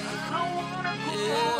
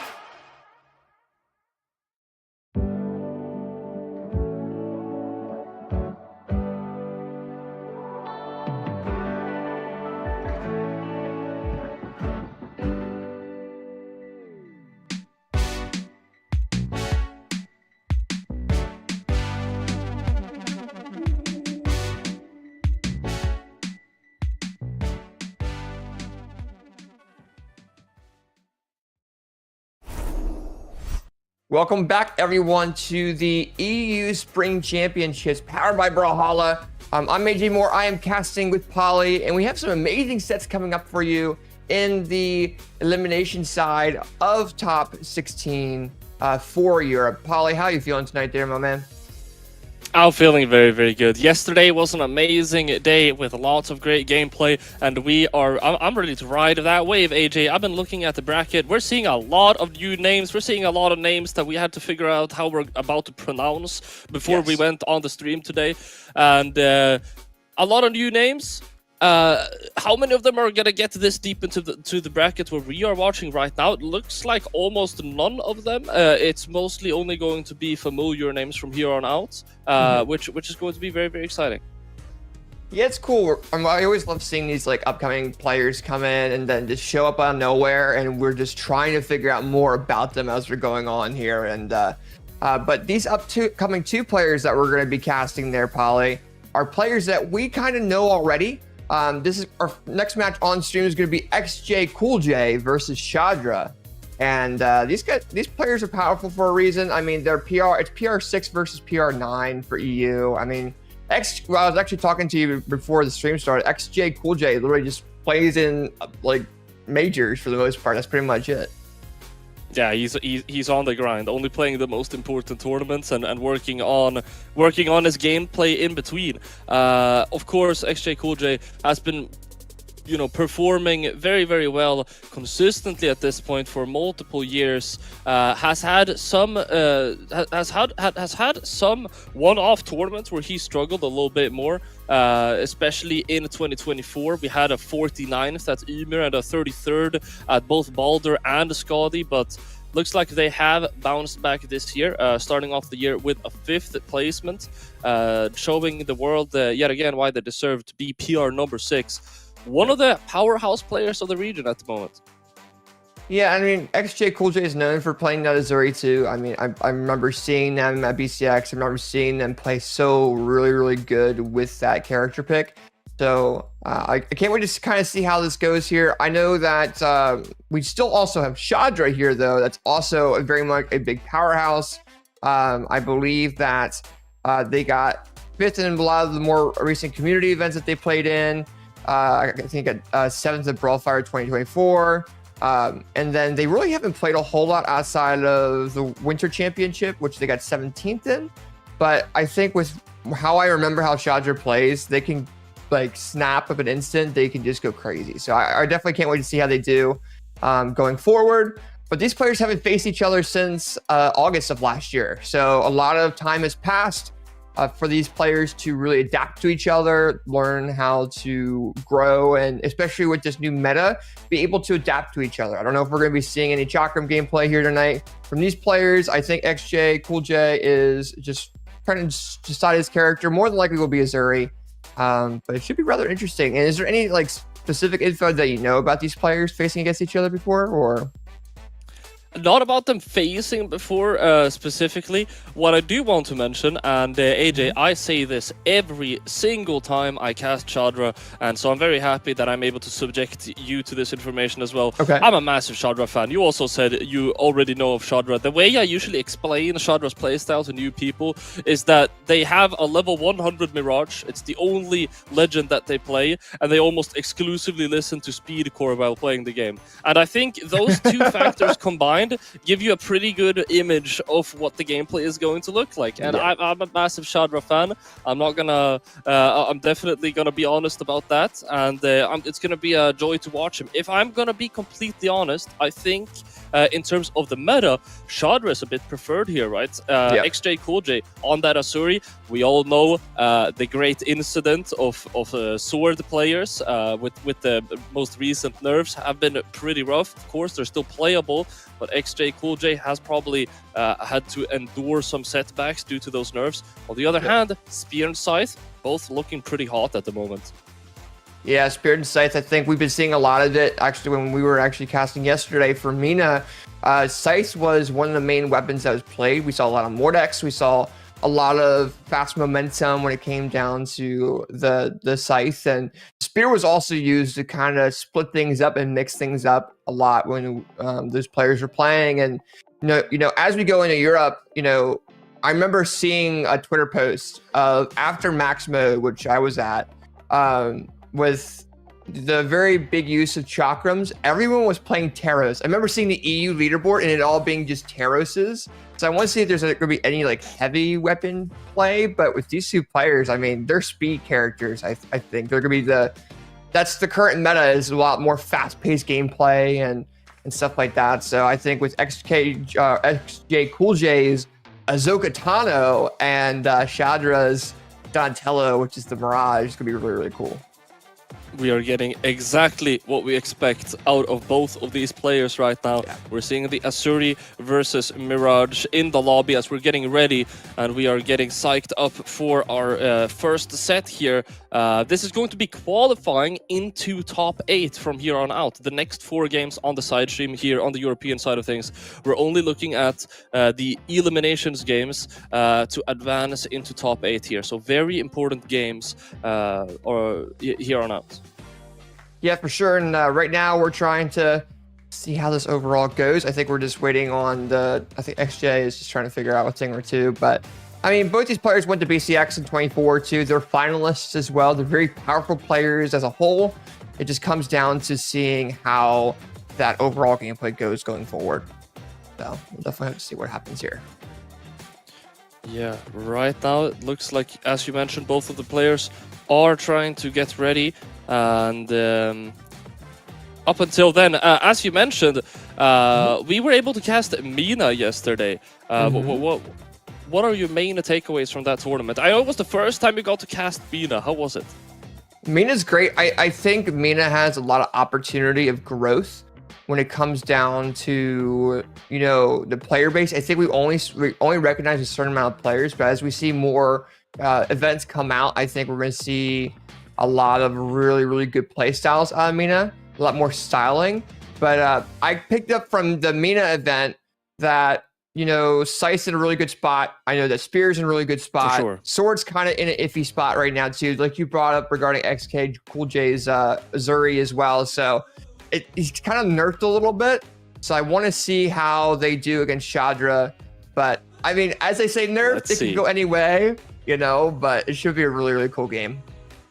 Yeah, I'm definitely excited, and we are ready to get into it, ladies and gentlemen. We got XJ, CoolJ, and Shadra in the lobby. We're going to Small World's End here for our first game of the set. Let's get started. Yeah, for sure. And we're going into game number 1 here, and we're seeing a lot of aggressive gameplay coming out of XK CoolJ, just because he had the weapons in the beginning. But Shadra picked up that spear, and that spear has been going pretty good so far. But as I said, they just throw it away. XJ just goes ahead and weapon starves them, picks up sword, gets a neutral or dare. You see downlight ground pound coming in from Shadra as well. But overall, XJ currently has been doing very, very well at keeping that platform control until Shadra currently has like a really aggressive weapon. For sure. He's getting pushed off stage, trying to make his way back now on the Scythe. Able to push him away with that Sair, but they will trade positions very quickly thereafter. Shadra able to find that down signature. XJ CoolJ getting down into knockout HP right now, but so is Shadra at this point. Weapon throw comes out. Is XJ going to be able to make it back? He will. The spear comes out and the D-Sig hits in the last frame. XJ CoolJ, no! That D-Sig was looking magnetic as XJ CoolJ just very slowly gets hit by it. The very edge of the hitbox. Very, very unfortunate. Shadra with a stock advantage here. Able to get a couple of starting attacks in the air. Building up that damage just a little bit, but XJ CoolJ is going to get a swift knockout with a very clean offstage play there. Respawning here. Still on the unarmed, picking up that spear. Tries to go for the nair, but XJ CoolJ with a nice punish. Down into orange here though. Shadra getting that knockout a little bit earlier, definitely paying off right now. Yeah, and right now with Shadra having to have stock lead, it's going to allow for, you know, Shadra to be able to get a huge lead opportunity there. Throws that spear around a little bit, does get that signature. Is using the signature set of Mirage pretty well, and you know, it might catch XJ off guard a couple different times. The spear recovery does come in clutch though, pushing that pressure onto them. And as soon as Shadra goes in and picks up a weapon with that aggressiveness playstyle, it's going to allow them to kind of catch XJ a little bit off guard until they can kind of regroup. Because right now they're playing guitars, neutral does land. You're going to see probably a follow-up option, a side late into, oh, he dashed too far down with that side air. Almost going to have it get knocked out, but neutral light into side air, or side light into weapon throw. Shadra tries to knock him off the ceiling right afterwards though. XJ just goes ahead and is like, you know what? Let me try the side air option again off that ledge. Shadra giving him the opportunity, but actually dodges out of that. Neutral air weapon throw into sword pickup, making sure that Shadra does not pick up a weapon so that he can do more damage build up. And neutral air comes in. Oh, side air comes in into a knockout option. No, but he doesn't go for it. Doesn't find one. Able to get that ground pound though. Shadra going down to the last stock here, and you were right on the money earlier, AJ. With the Shadra, signatures are the name of the game. You already see a down signature coming out. XJ CoolJ able to space around it, looking for a read at this point, but XJ CoolJ is remaining unreadable. Oh. Yeah, but at the moment though, XJ is kind of going crazy with those guitars, going in with those strings with those guitars, and Shadra's kind of being caught off guard just a tad bit. Tries to go for the neutral signature side air, gets countered for that. Now we got Shadra on that side. It's gonna be a lot more of a fast-paced weapon, so we're gonna see them be a lot more aggressive. And that's going to be great for XJ because they have the guitars. They can go a little bit more aggressive in the close range and not get as punished. But as I say that, the unarmed recovery does come in. Oh, they try to weapon starve Chandra. Oh, but that weapon throw actually was detrimental to XJ just due to the fact that it allowed for Chandra's recovery frames to reset and allow them to have the platform control. And that two-piece combo leads to Chandra going into game number 1 over XJ, just based off of the momentum change that happened with that weapon throw that XJ threw out. Yeah, dude. XJ was looking really, really good toward the end of that game, man. Chandra was struggling to find that knockout for quite some time, and XJ was able to capitalize off of that. Still, Chandra coming out on top, and I think what it really comes down to in this game was Chandra's ability to find the knockouts. Both of the knockouts, I feel like Chandra got quite early and very efficiently. He didn't struggle that much, other than, of course, the last stock. Yeah. But that last stock was very, very close between both these players, so I want to see... I mean, realistically, it came down to a reset of the recovery frames that caught XJ off guard, and XJ just couldn't get his mental back. I mean, there's so much aggressiveness coming for Chandra, and that's what you need to do once your opponent is a little bit off mentally there, is take advantage of that whenever you can. So, going to game number 2, there we're on Miami Dome. Same character picks. Nothing's really going to swap this set at the moment. Double recovery does come in from XJ. One of the better options for damage build up in the air. Neutral light recovery does land. It's a recovery! Oh, wow. Almost trying to go for a follow-up recovery, but goes No too far way! in and knocks himself out. XJ, no, not like this. Not in the second game. Chandra with a lead immediately. I was just about to say, by the way, Miami Dome, this map, I don't know why. I tend to prefer Qatars here on this stage. I don't know why. It just always plays so incredibly well on this stage. The spacing between the platforms allows for a lot better opportunities for Qatar players too. So you'll see a lot of different Qatar players. I know in North America will tend to prefer Miami Dome if there is a platform map chosen. But right now, currently with this platform map, Chandra comes with a side light, down light, into side air. XJ comes following up, tries to throw the weapon on Chandra. Chandra's able to come back and pick up that scythe. XJ picks up that guitars, gets the down light option into a down signature, very, very clean, and it's now 2 stacks off. Okay, XJ CoolJ, you're gonna need to get a lot of damage back here if you want to even things out. Chandra trying to go for that weapon. XJ CoolJ, beautiful weapon guard, able to get Chandra down into yellow here, and it's basically evened up. He gets a 2-piece. He wasn't able to find that extension though. Chandra with the Nair wake up. Able to get XJ CoolJ down into the red here though. Can he get the knockout? Unarmed Sarah comes out. He wants to edge guard. The D-light isn't hitting anyone though. Yeah, it is, and right now you're seeing both these players kind of float a little bit. We see Chandra take advantage of that with its Scythe neutral air, which has a lot of, range, but kind of allows them to not worry about recovery frames. And now Chandra tries to get that spear recovery on XJ, but XJ is coming back pretty well, gets that there. But as I say, that Chandra with that spear side air, launching XJ in the air. Nice recovery, nice coming back to that ledge. But as soon as I say that, Chandra comes in with that Scythe downlight and allows for XJ to go down into that final stock. Very clean knockout. XJ CoolJ now in their final stock. As you mentioned, Chandra is just rigorously weapon starving them right now. Not able to get any hits though. XJ CoolJ, very, very good movement. Not getting hit by anything from Chandra here. And you can definitely sense that XJ CoolJ is slowing down the pace of the game a little bit right now. Yeah, they're trying to regroup and trying to find a way to really approach those opportunities that are given to them. They're kind of sitting back like, okay, what can I do? Unarmed recovery does come out. You're going to see them trying to weapon start, but actually ground pounds instead. And then picks up that sword. Almost does a follow-up, but the Chandra does the spear neutral light. That allows for XJ to throw Chandra off that ledge, but Chandra knocking himself out. And now it's a 1 stack off. That's close. Trying to get the wall touch with a GC side signature there. 1 stock to 1 stock right now. Chandra able to hit that scythe reverse in air. Tries to follow it up with the recovery, but XJ CoolJ is able to take back stage control. Chandra taking it back yet again with that recovery. Both of these guys are trading control of the game very, very quickly.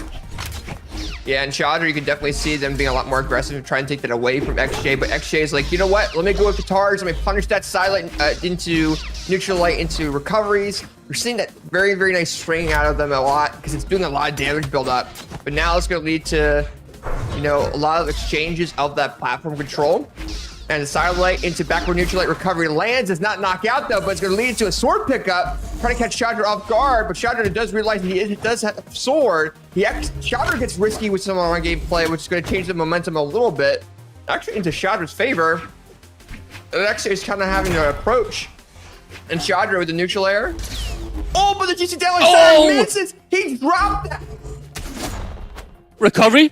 It's not enough. Weapon throw isn't going to connect either. Has to go off stage with the spear. Actually, CoolJ gets the stage back, but a recovery on the way back. That's a 2-0 on the board as Chandra is looking super strong right now. Look at that damage difference, by the way. That was such an unfortunate first stock for XJ CoolJ. Well, and XJ did two critical things too. I mean, the beginning of the first round, or the first game there, or first stocks, I should really say, they actually mispredicted that. They did that final recovery and mispredicted the way they can come back to that platform.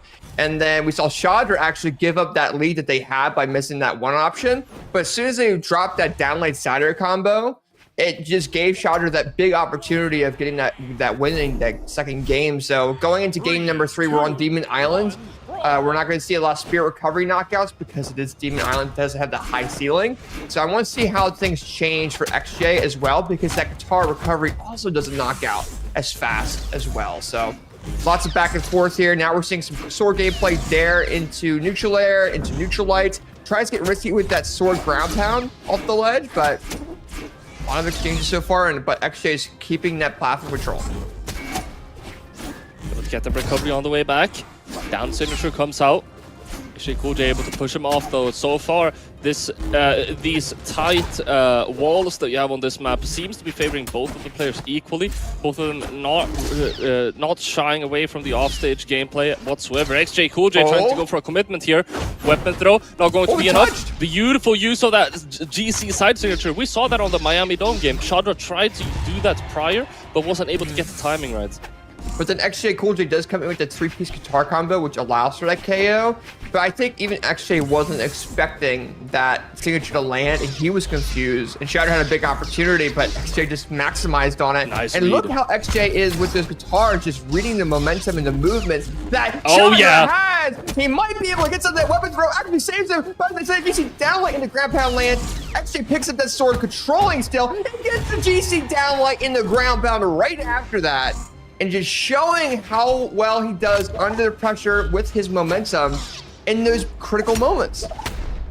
Still finds the combo. Chandra is gonna find the knockout right thereafter, but XJ CoolJ is now in a full stock lead, looking very comfortable right now over Chandra. As you mentioned, able to find a bit of a string here. Tries to go for a big call-out option, but XJ CoolJ isn't gonna get caught in it. Did Chandra get hit yet? Okay, that's a side light. That's a second side light. Another neutral light comes in into restored recovery. I mean, Chandra realized, I think, that they need to go ahead and have that momentum lead if they want to go ahead and bring back an entire stock. And as soon as they were starting to do that, XJ just kind of rebutted a little bit. And now, what happened? Oh, Chandra misses that almost worked. Pound. That almost worked, by the way. It did. He just went, dude, he went off stage, throws weapon backwards. What is that 200 IQ play? It looked like the biggest mistake ever, but it almost worked. XJ CoolJ is gonna brush it off though, and still will be able to 2-stock Chandra here. With a very, very strong game. I mean, we can now definitely see the only reason the second game was that close was because XJ CoolJ basically threw away a stock. Whenever XJ CoolJ doesn't just throw away a stock, he's a lot stronger. Well, I think it comes down to them being so much in the momentum of their gameplay that they have a rough time regrouping if they do get hit out of that momentum, right? So with XJ, it's like, okay, once they're in that momentum, like in these games, it allows them to get a lot of damage build up and get KO options. But maybe sometimes it doesn't. But it's been working a lot right now against Chandra.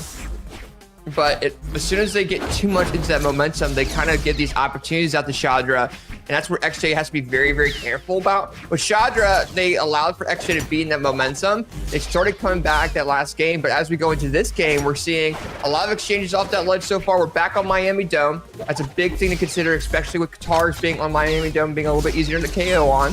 But XJ is not using any guitars. They're going crazy on that sword.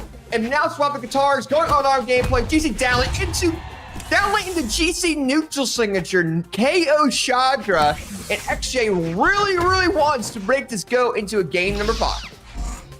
Super strong game so far from XJ CoolJ. We mentioned previously that you can really tell that XJ CoolJ had slowed down the pace of the game. He's made a complete 180, making sure that Shadra doesn't know what kind of pace that he's going for and always keeps him guessing, making sure that he is in control over the game. And what is that option? That's gonna be the knockout. XJ CoolJ, I can't believe this.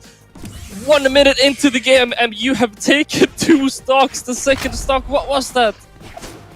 That was XJ saying, I have the control. I have platform control. Shadra's having a rough time really approaching, and they're throwing out different attacks that allow me to go ahead and punish. You know, XJ just had an opportunity there, didn't really punish it, but still came back and showed that pressure and the momentum that they have. And Shadra does go and interrupts it with the GC downlink in the ground pound unarmed off that ledge, which is a fantastic way to do that.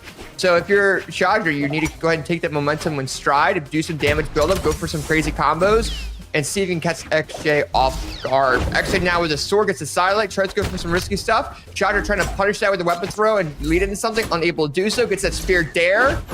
But XJ now having that sword gets the sidelight there, picks up guitars, is gonna lead into a sidelight. Neutral air, but the neutral air misses Shadra with a punish, but XJ with the guitar recovery, leaving Shadra in a little bit of a vulnerable moment. As I say that, Shadra with the weapon throw dare is going to allow for a KO opportunity at that dare. The side air goes in and fully punishes that, and now 1 stock all. 1 stock all, but he is all the way down in red right now. XJ CoolJ is so very close to finding a knockout. He's able to pick up that sword too. So you already know one of these D-Light combos are not too far away from doing it. Shadra is able to pick up that sight though. Can he find a read? The D-Light's here comes out, but it's not enough to get the knockout. It is not, and right now XJ having that platform control, Shadra is giving that to them. They were trying to take it around a little bit. XJ is now so much into that momentum. It's going to lead into a KO option. Knowing that Shadra's got the exclamation points, tries to get that neutral light. Unable to land, it gets a sword recovery. And XJ takes game number 4 to their name. And we are going into a game number 5 between XJ CoolJ and Shadra, man. XJ CoolJ looking so strong, on the verge of a reverse 3-0 right now, as Shadra is scratching their head, wondering what they can do to bring this back.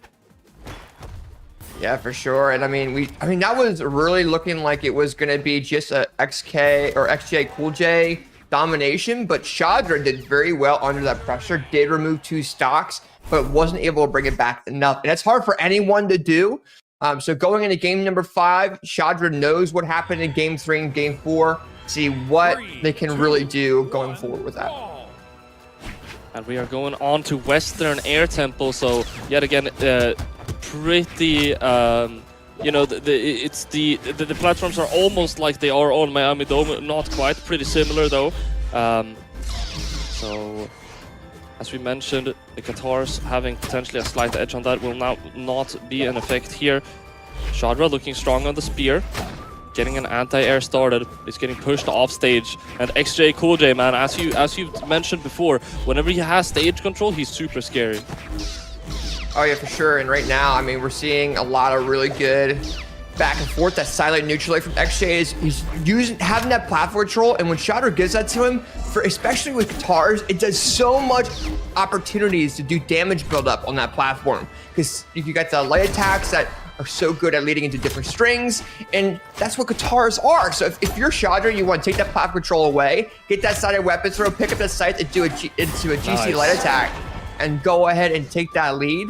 But you really need to take that platform control, and they need to be very aware about that. For sure. XJ CoolJ thrives whenever you ask that, especially on those guitars. We're gonna see the sword come into play instead now, though. D-Light Sayer not going to be enough to get that knockout. Shadra going to get stuck in that GC D-Light ground pound on the way back, and XJ sticking to the guitars now, just as we were mentioning. Let's see what he's able to do with them. Yeah, for sure. And right now, I mean, we're just seeing a lot of, you know, basically XJ having that platform control does get that neutral air. Shadra uses that weapon to go ahead and try to get back to that platform, but XJ does come back, and both players miss the recovery. which is going to allow for a fight of that platform control again. XJ is going to go and be able to grab that because Chandra threw that weapon around. But actually, XJ is kind of baiting them into attacking a little bit. They're not really attacking in certain moments where it would be really useful, and Chandra's getting caught off guard a little bit by it. For sure. Oh, sidelight down and back into backward dare. For a really long time there in that second stock, it looked like both of the players were just looking for like the dream opening move. You know, they wanted to catch the other one slacking in a position where they would be able to get a 0 to knockout, but it just never came. And now we're going back to playing some solid neutral here. Chandra pushing XJ off, but he's able to get back onto the stage. Super good at recovering back onto the stage against Chandra. Chandra, I can count on one hand of the amount of successful edge guards he's had on XJ. Oh! Yeah, and right now XJ's overall neutral control allows them to go ahead and take that momentum and get that downlight into recovery KO on the Chandra. For Chandra, it's a big deal of, okay, I need to go and take that neutral control away from XJ because he's feeling so comfortable. If you're able to go and make XJ feel uncomfortable, especially taking away the main thing that's doing damage build-up, that's going to allow them to be able to have a couple different opportunities for KOing them on their stocks there and going ahead and winning game number 5. Because keep in mind, this is game number 5, so Chandra's got to be very careful if they want to go ahead and advance. Same thing with XJ. That weapon throw into helicopter ground pound does land, and XJ's down to his final stock. It's still possible. It's still doable for Chandra. He has the weapon advantage. It's going to be that scythe. XJ CoolJ looking for the weapon pickup. Chandra is able to get a starve started. XJ CoolJ able to push him off though with this unarmed. He's down into orange at this point. The unarmed is working super well for XJ.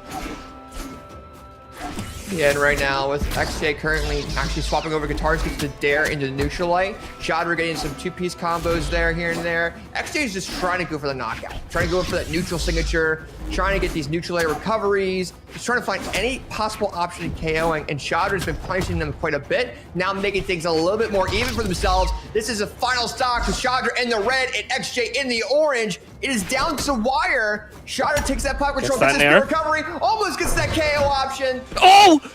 The DC could have been massive. It's not going to connect though. XJ CoolJ unarmed here. Chandra is looking for the knockout. He gets pushed off stage. XJ, can he find the D-light? He tries to go for the Sarah instead. Chandra had the anti-air set up, but didn't go for a recovery. I'm a little bit too scared, but the egg drop is gonna get it. And just like that, Chandra has gotten their second top 8 in their competitive career against PR number 6. What a set. Yeah, that was a very, very good game between both these players there. And, you know, Chandra, you know, had a two-game lead in the beginning. XJ was coming back, but it all came down to game number 5 with how both those players reacted. And looking at these replays, I mean, it down the final stock, they were both in the red, and Chandra did so well of controlling that platform and putting that pressure on the XJ with that dare weapon throw, and just got that KO. And XJ knew that they couldn't come back. It's a very, very powerful gameplay for both these players, man. That was a good game. That was a good game number 5, for sure. Without for sure. Yeah. Also, I mean, very, very sad. There was the potential for the reverse 3-0, but man, that was actually cinema. There were so many turnarounds and there was so much adaptation happening. And Chandra, I mean, he got so close, and just as you thought he wouldn't be able to do it, he was still able to close it out at the very last moment. Now we are moving on to our next game here, AJ. It is going to be Bamia going up against the Blaze. Oh, both these players are crazy at it, man. I mean, I recognize Bamia when I've seen them in the European online events. Actually won the Winter Championship of this year, by the way, and is now in the elimination side facing Blaze, which is kind of crazy to think that the person that won the Winter Championships last year is down in the elimination side going against Blaze. But you know, now with Bamia in the elimination side, they have to have this very long elimination run, and that gatekeeper to go into top 8 is going to be Blaze, and Blaze is a powerhouse. We know him specifically for just being crazy in a variety of different games that we've had. They've been around for years, and let's go ahead and see if that experience comes in game number 1 between both these players. for sure. I mean, it is a bit of a pet peeve of mine, but this is definitely like the old versus the new right now. Blaze going up against Bamia. Let's see what either one of them are able to do. Bamia so far getting a couple of starting hits here on that scythe. Tries to push Blaze off stage, but is able to take that stage control back. Bamia finds that dodge, though. He gets the second one too, but not able to get a lot of damage off of it. Yeah, Bamia is starting to play a little bit of that scythe there and trying to approach Blaze. Is doing very well, taking that neutral platform control and, you know, doing those spear combos that do that damage buildup. Now you're seeing Bamia being forced in the air. Bamia is kind of in a rough patch there at that moment because they used their extra jump. And now Blaze is taking that momentum, gets that neutral air in his signature, not actually KOs, and Bamia's down into that second stock already. Alright, sticking to the spear here. Just to see if he can get an opener here in the neutral. He finds that side light, but Bamia takes that stage control right back. He D-lights, but in the wrong direction. Or was that a bait? The Seer comes out, almost gets the knockout, but it's not enough. Moves all the way back and goes for the hard side light. Bamia is so good at playing neutral on scythe, man. He definitely is, and right now was able to go ahead and KO Blaze on that stock there, make it 2 stocks all. I mean, you know, if Bamia can take that neutral control away from Blaze, they're gonna go psychotic. And you're starting to see that a little bit now with that scythe, a 3-piece combo right afterwards. He's gonna go and take that edge control into Vayne there, and you're seeing Blaze not being able to do that damage build because he needs the neutral control to do that. And you're seeing Blaze kind of floating around a little bit, trying to slip in, get these double neutral lights into the side light, into maybe a down light side air combo here and there. But Bamia's jumping right out of those opportunities, trying to take that neutral control with some light attacks. But Blaze is going crazy with the double neutral air recoveries. Bamia's now in the air, and it's going to allow for Blaze to have a signature KO option. Lands it, but doesn't KO. But Blaze is doing really good with this neutral, and Bamia doesn't know what to do. Why are they going so back and forth? It's like Bamia gets 10 attacks straight, and then Blaze just gets 10 attacks straight. I don't know what's happening. They're just going back and forth over and over again, AJ. They're going back and forth, but it's based off of Bamia taking that neutral control away from Blaze, because once Blaze has that neutral control, they use that spear so well in getting these satellites in the neutral layers, keeping Bamia in the air, and Bamia doesn't know what to do in the air as much when trying to approach spear from the top. So now you're seeing Blaze with neutral air side air. Bamia's trying to get this KO option. The side light recovery does land. And you're going to see Bamia try to go for this KO option. Gets that side air, and they've been doing good in the past with it. We'll see if they can do it now. But Blaze comes in with that spear, trying to do more damage buildup so when they go in that final stock, they can get the KO option pretty easily. But Bamia is almost down a full stock. Looking good. Neutral light comes out. So they're looking for that edge guard, but Bamia is able to get back with a Seer. Blaze trying to set up an anti here, and light comes out, and that's going to be the knockout. Bamia is not out of this just yet. Sticking to the gauntlets here, he's gonna need to be careful, and that is an immediate disarm into the side signature, and that's gonna be Blaze winning the first game. Yeah, and it came down to, Polly, it came down to the spear control that Blaze had, you know, going through that game. Having that neutral control with spear is so critical for damage buildup, because yes, you have helicopter recoveries, you have side airs, whatever, but you still have to get that damage build up somehow, and Bamia just didn't know how to approach the neutral of Blaze when he was having that control. He didn't know how to really get that back. And, you know, as soon as Bamia came back, he was able to go and get those KOs on his stocks there. But going in towards the second to last stock, we saw, you know, Bamia had a rough time against that neutral, and he was able to knock out that second stock, but Blaze did so much damage build up with that neutral control, it just led to them just getting an easy KO. And as we go into this next game, Bamia goes ahead and says, you know what? I want to take that neutral control away. Blaze is on sword. I can go ahead and approach a little bit with those gauntlets there. And we're starting to see that damage come in as well. Amazing start right now for Bamia on these gauntlets, looking incredibly solid. Tries to get even more of these conversions with that dare, but Blaze is going to be able to slip out that time.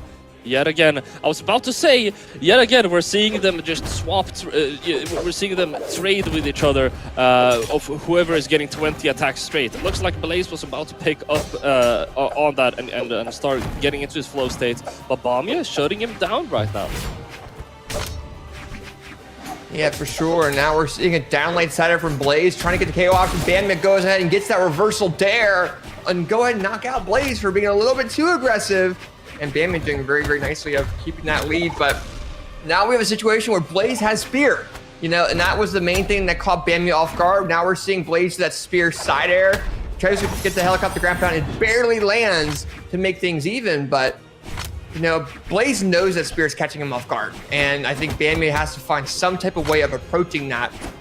And I think they're gonna try to go from the side a little bit. Does go and get a 3-piece scythe combo, but as soon as he's in the air, he keeps floating too high.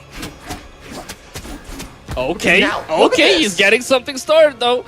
Getting Blaze down into the orange here. No options left. He gets the daylight, and that is going to be the stock. Bamia with a beautiful second stock here, able to get Blaze down to their last. Yeah, and now it's huge. And that's what I was talking about. Bam is now not floating in the air as much. He's going and approaching in from the side, and now has an entire stock lead over Blaze. And Blaze doesn't know what to do when they're in that scythe combo. They're trying to find ways around it, but Bam has been doing really good at rebutting against the movement options that Blaze has to approach. And now we see a 3-piece combo into a 4-piece, into a 5-piece there, coming in for Bamia. Now we see Blaze in the sweat beats, is able to come back to that platform, but not without Bamia saying, you know what, let me try to do something off ledge and take that control back away from you. Because look at this, almost it's going to be possibly a 2-stock here. Yeah, the stars are just aligning right now for Bamia, and he is making this look easy. But Blaze is able to get some damage back. The side signature is going to keep him at bay. Oh! Goes off stage with that GCD sig. Very nice option, but it's too little too late. Bamia not able to touch that wall there, so actually able to get them down to his last stock. But yet again, Blaze is just so incredibly damaged, and he's got to do a lot here. Well, it's funny too, because Bamia, when he thought he had a jump, he probably jumped to get the neutral air, thinking that would KO. And that would have KO'd if he had his jumps. But now with Bamia being on that final stock, we see a slice recovery that KOs, and there you have it. Bamia goes and takes game number 2 over Blaze because he found a way to approach that neutral control that Blaze has with that spear, and except floating, going back to that platform, going in from the sides, let him have that huge lead. And now Blaze has to find a way of adapting against the aggressiveness from the side as well. Yeah, definitely struggling a little bit now. As you mentioned, the spear was looking super solid in the first game. Obviously, something has changed in Bamia's game plan. He's able to counteract that incredibly well, especially on that side in the latter half of the game. But also, I wanna throw you back to the first half of the game, wherever when Bamia was playing Super Bowl on the gauntlets too. Yeah. So they seem to really have figured out their game plan here. Well, and Bamia, I mean, I think didn't really face Blaze's sword in the first game, right? It was pretty much only spear, and that's what was catching Bamia off guard. Now Blaze is trying to use his sword a little bit to approach those gauntlets and approach that scythe a tad bit, seeing if he can find a way of really approaching. But with where sword is, it's going to be very difficult. But as difficult as it is, they do launch Bamia into the orange, do a side air. They're going to try to get a follow-up right afterwards, but keeping it relatively even for the first stocks of this game. Able to find that neutral light. Not able to get any follow-up after it though. Okay, taking stage control back and able to get a couple of attacks off of it.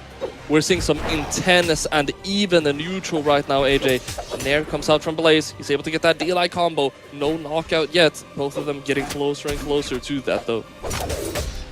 Yeah, and right now, I mean, now we're seeing Blaze having a KO opportunity, takes that platform control, tries to KO him, gets the down light in the cider with that backdash involvement in the beginning of that combo. And that caught Bamia off guard. So now Bamia is back here. He picks up the scythe.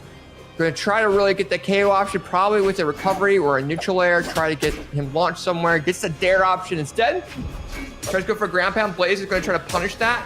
Gets a double dare, but doesn't really do anything afterwards to get that follow-up. And that allows for Bamia to remove Blaze's weapon and have a KO opportunity here, but it's that side light, doesn't KO. Bamia weapon starves, picks up gauntlets into a neutral light. There it is, that's going to be the stock. Probably going to stick to the scythe here. It's been working out phenomenally for him so far, as he has that very small damage disadvantage, but he had that weapon, the weapon advantage. Not able to make a lot of use of it though. He tried to go for that weapon star, but Blaze was able to swoop in there, pick up a spear. Finds that side light. Nair is going to connect though. As Bamia, both of them in the air, just scrambling to try and find an opener here. Yeah, and right now, I mean, it's coming down here. I mean, both these players are just trying to find a way to counteract. Bamia does have the opportunity of being a little bit more aggressive from the side, but now they're starting to float a little bit. And that's allowing for Blaze to really approach them. So if you're Bamia, you want to take that overall neutral control, going from the sides. Blaze is now having him in the air, and now Bamia's in sweat beads. Now gets that side air, takes advantage of the sweat beads, and that signature comes out, and Blaze takes that lead because they put so much pressure on the Bamia that they used all their options too quickly to get back to that platform and get that neutral.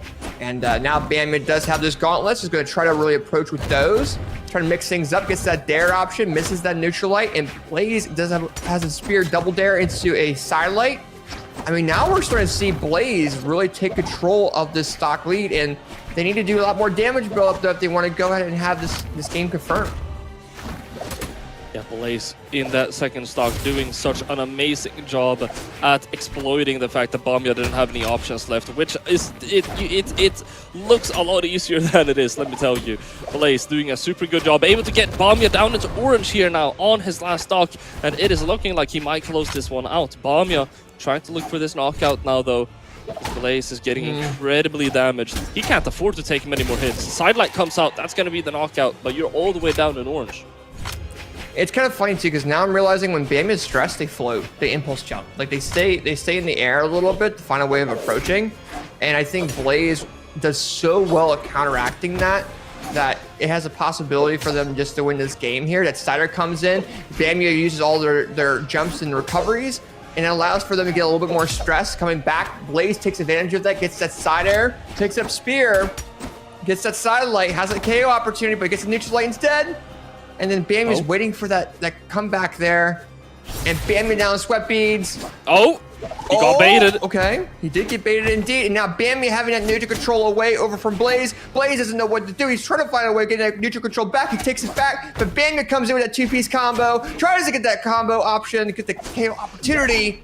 But the ground pound misses for Bamia. Blaze with a neutral light with spear. Having a KO opportunity right now, not taking it fully. Bamia taking advantage of those recovery frames. And it's going to lead to a spear recovery. It's a recovery of Bamia. Bamia with a GC down. Okay, dude. Bamia takes that game into their name and showing that they have a way of approaching that spear in many ways possible. Because that was a way to go and win that game. That was very, very clean, Polly.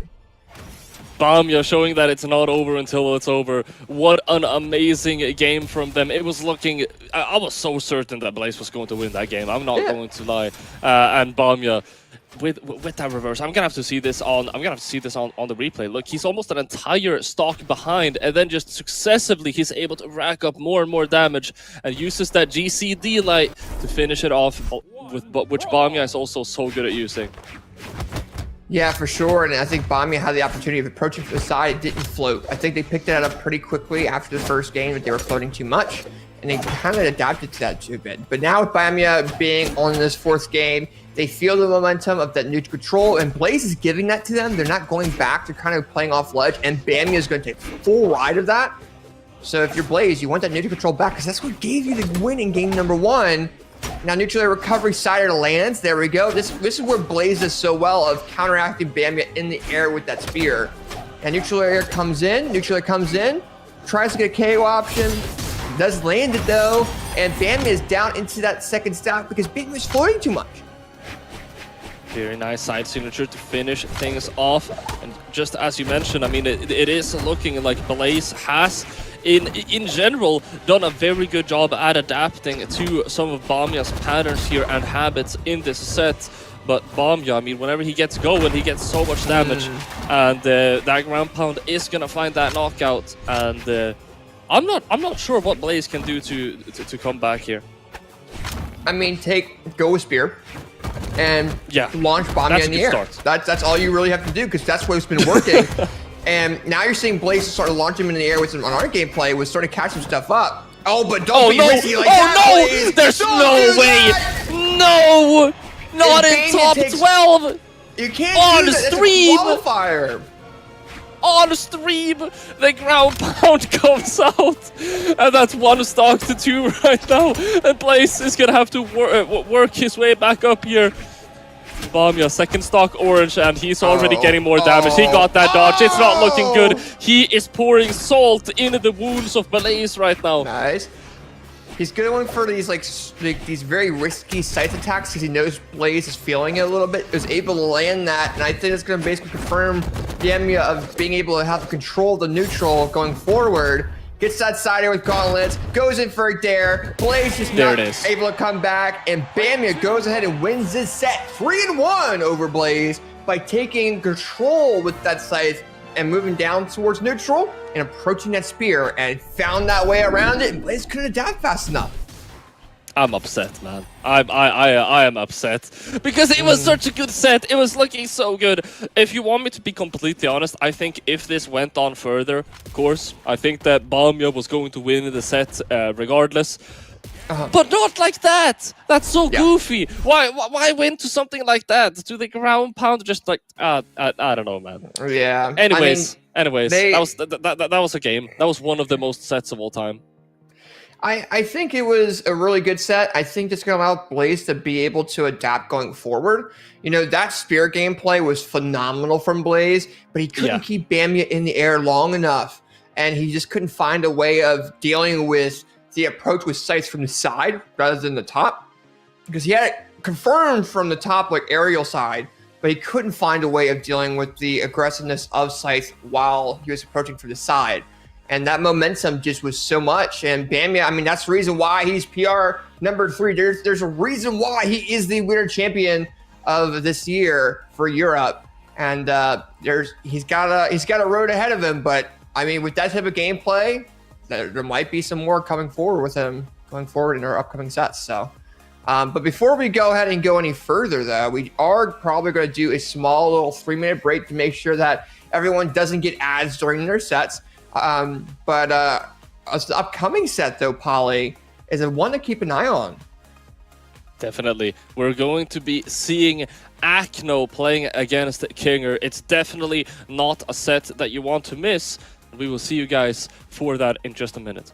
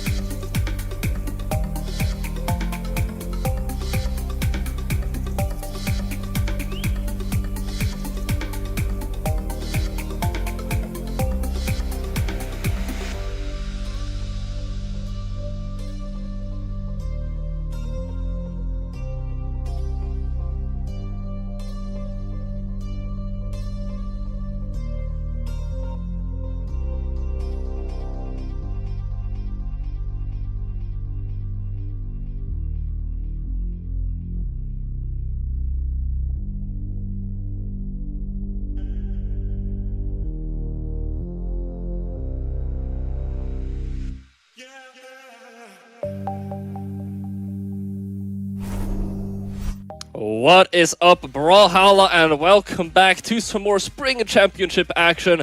This is the European side of things, and you are watching the top 8 qualifying matches on the lower side. My name is Polymonto, and I'm joined here by AJ Moore. We have an amazing game up for you guys. It's going to be a player that I'm not too familiar with, but I've heard it described as an avid ranked enjoyer, and it's going to be Kinger on the verge of their first ever top 8, and they ran into Akno. So I mean, I'm sorry, Kinger. That's unlucky. I'm posting an F in the chat for Kinger. Yeah, I mean, we've been seeing we're seeing these situations where, you know, we're seeing these upcoming players, but Kinger, I mean, he has to go against Akno, yes, but if he beats Akno, that is the best way to get into the top 8. You beat one of the best players that's known in Europe, and, you know, I recognize Kinger, and I'm NA, so this is definitely a time for him to really show what he's got. I want to see how his Dusk does. I mean, it's a weird meta because we don't really see a lot of Orb, but we do see a little bit of Spear. But Akno's actually playing a character that I'm not used to really seeing him play. I was expecting Chakrams, but he's actually playing the Diana. Yeah, I mean, the Blasters have been getting some love recently, and you definitely see players like Akno swapping over to some of those picks that they probably have been dying to try out in tournament, but just haven't been really there in the meta. Kinger looking pretty strong right now with that Spear gameplay. Akno with that ground pound offstage, not leading into anything though. Yeah, and I think right now we're seeing the Spear gameplay from Kinger come out. Tries to then signature, Akno missing the double dare, allowing for Kinger to go ahead and get back to that platform and be able to punish Akno's signature attack, which is a little bit too early to really land anything. And now having the momentum, tries to do something, but misses his attack. And Akno, having blasters, gets the GC sidelight, throws the weapon away, gets backward neutral layer, picks up bow, and is going for a KO option, but misses it. And Kinger has an opportunity here. Oh! GC sidelight comes out. Akno with the punish, but it's not going to be enough to get the knockout. Tries to get that anti-air, but Akno gets the falling in air to pick up that stock, and he's swapping over to the Blasters. I want to see what these Blasters can do, AJ.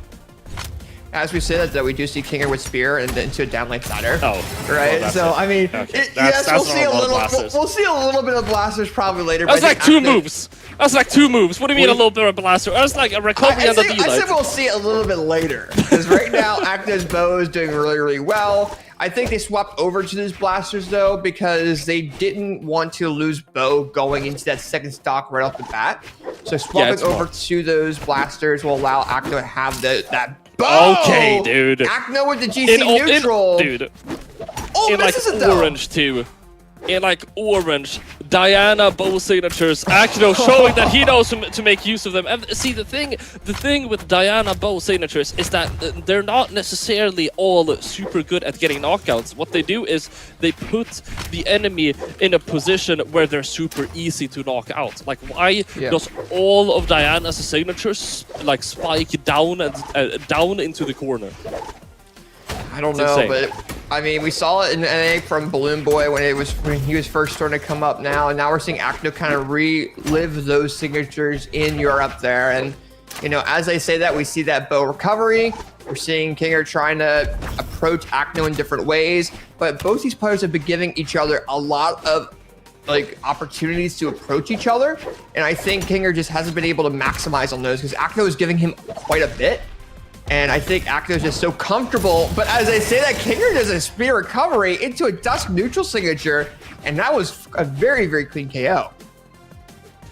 AJ, I'm not gonna lie, you made me think. I can't think of any EU player that has been like known for that Diana. Akno able to get a knockout, get the final knockout, and put himself on top here on the set on this Diana. I can't think of a single player. Literally the only player I can think of is Legend Meme 69420, which placed like top 32 a couple of times many years ago. That's the only EU player I can think of. I mean, who's gonna forget a name like that? Of course I remember the Legend Meme 69420 playing Diana.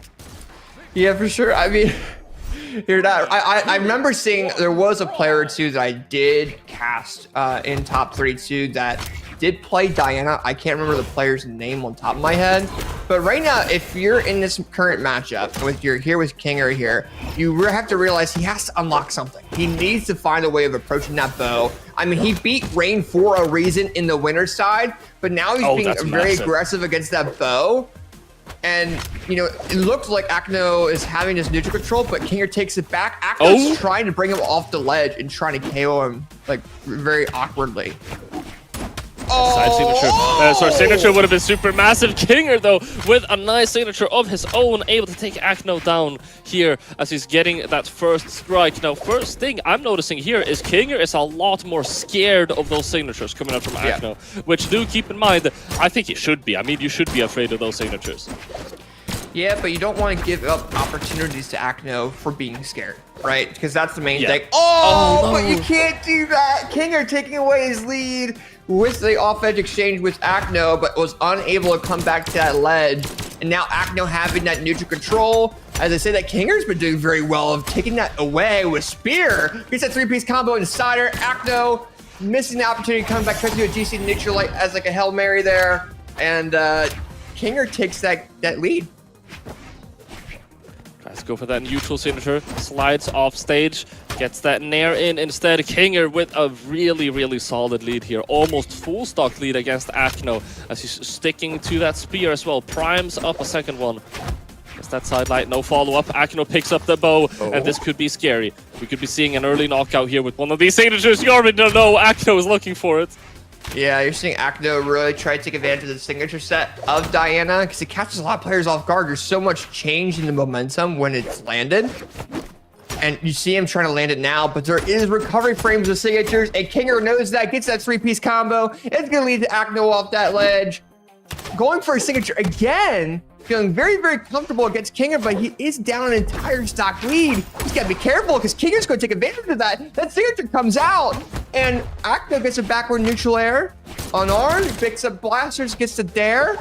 There's that third attack that you were looking for, Polly, and now we see silent down like sire from Kinger, and that's going to be a game going towards this ranked demon as we go further into the set. And Akno is throwing out a lot of attacks to have a lot of recovery frames and a lot of opportunities to punish right now. That's a two-stock coming out from Kinger, man. Yeah. I'm almost a little bit speechless. I mean, do I need to remind you that this is PR44 going up against PR4? That's 1 4 less in Akno's PR. Super, super strong player, and the first game it was looking very good for him, but he got kind of humbled in that second one. Might need to step up his game a little bit here.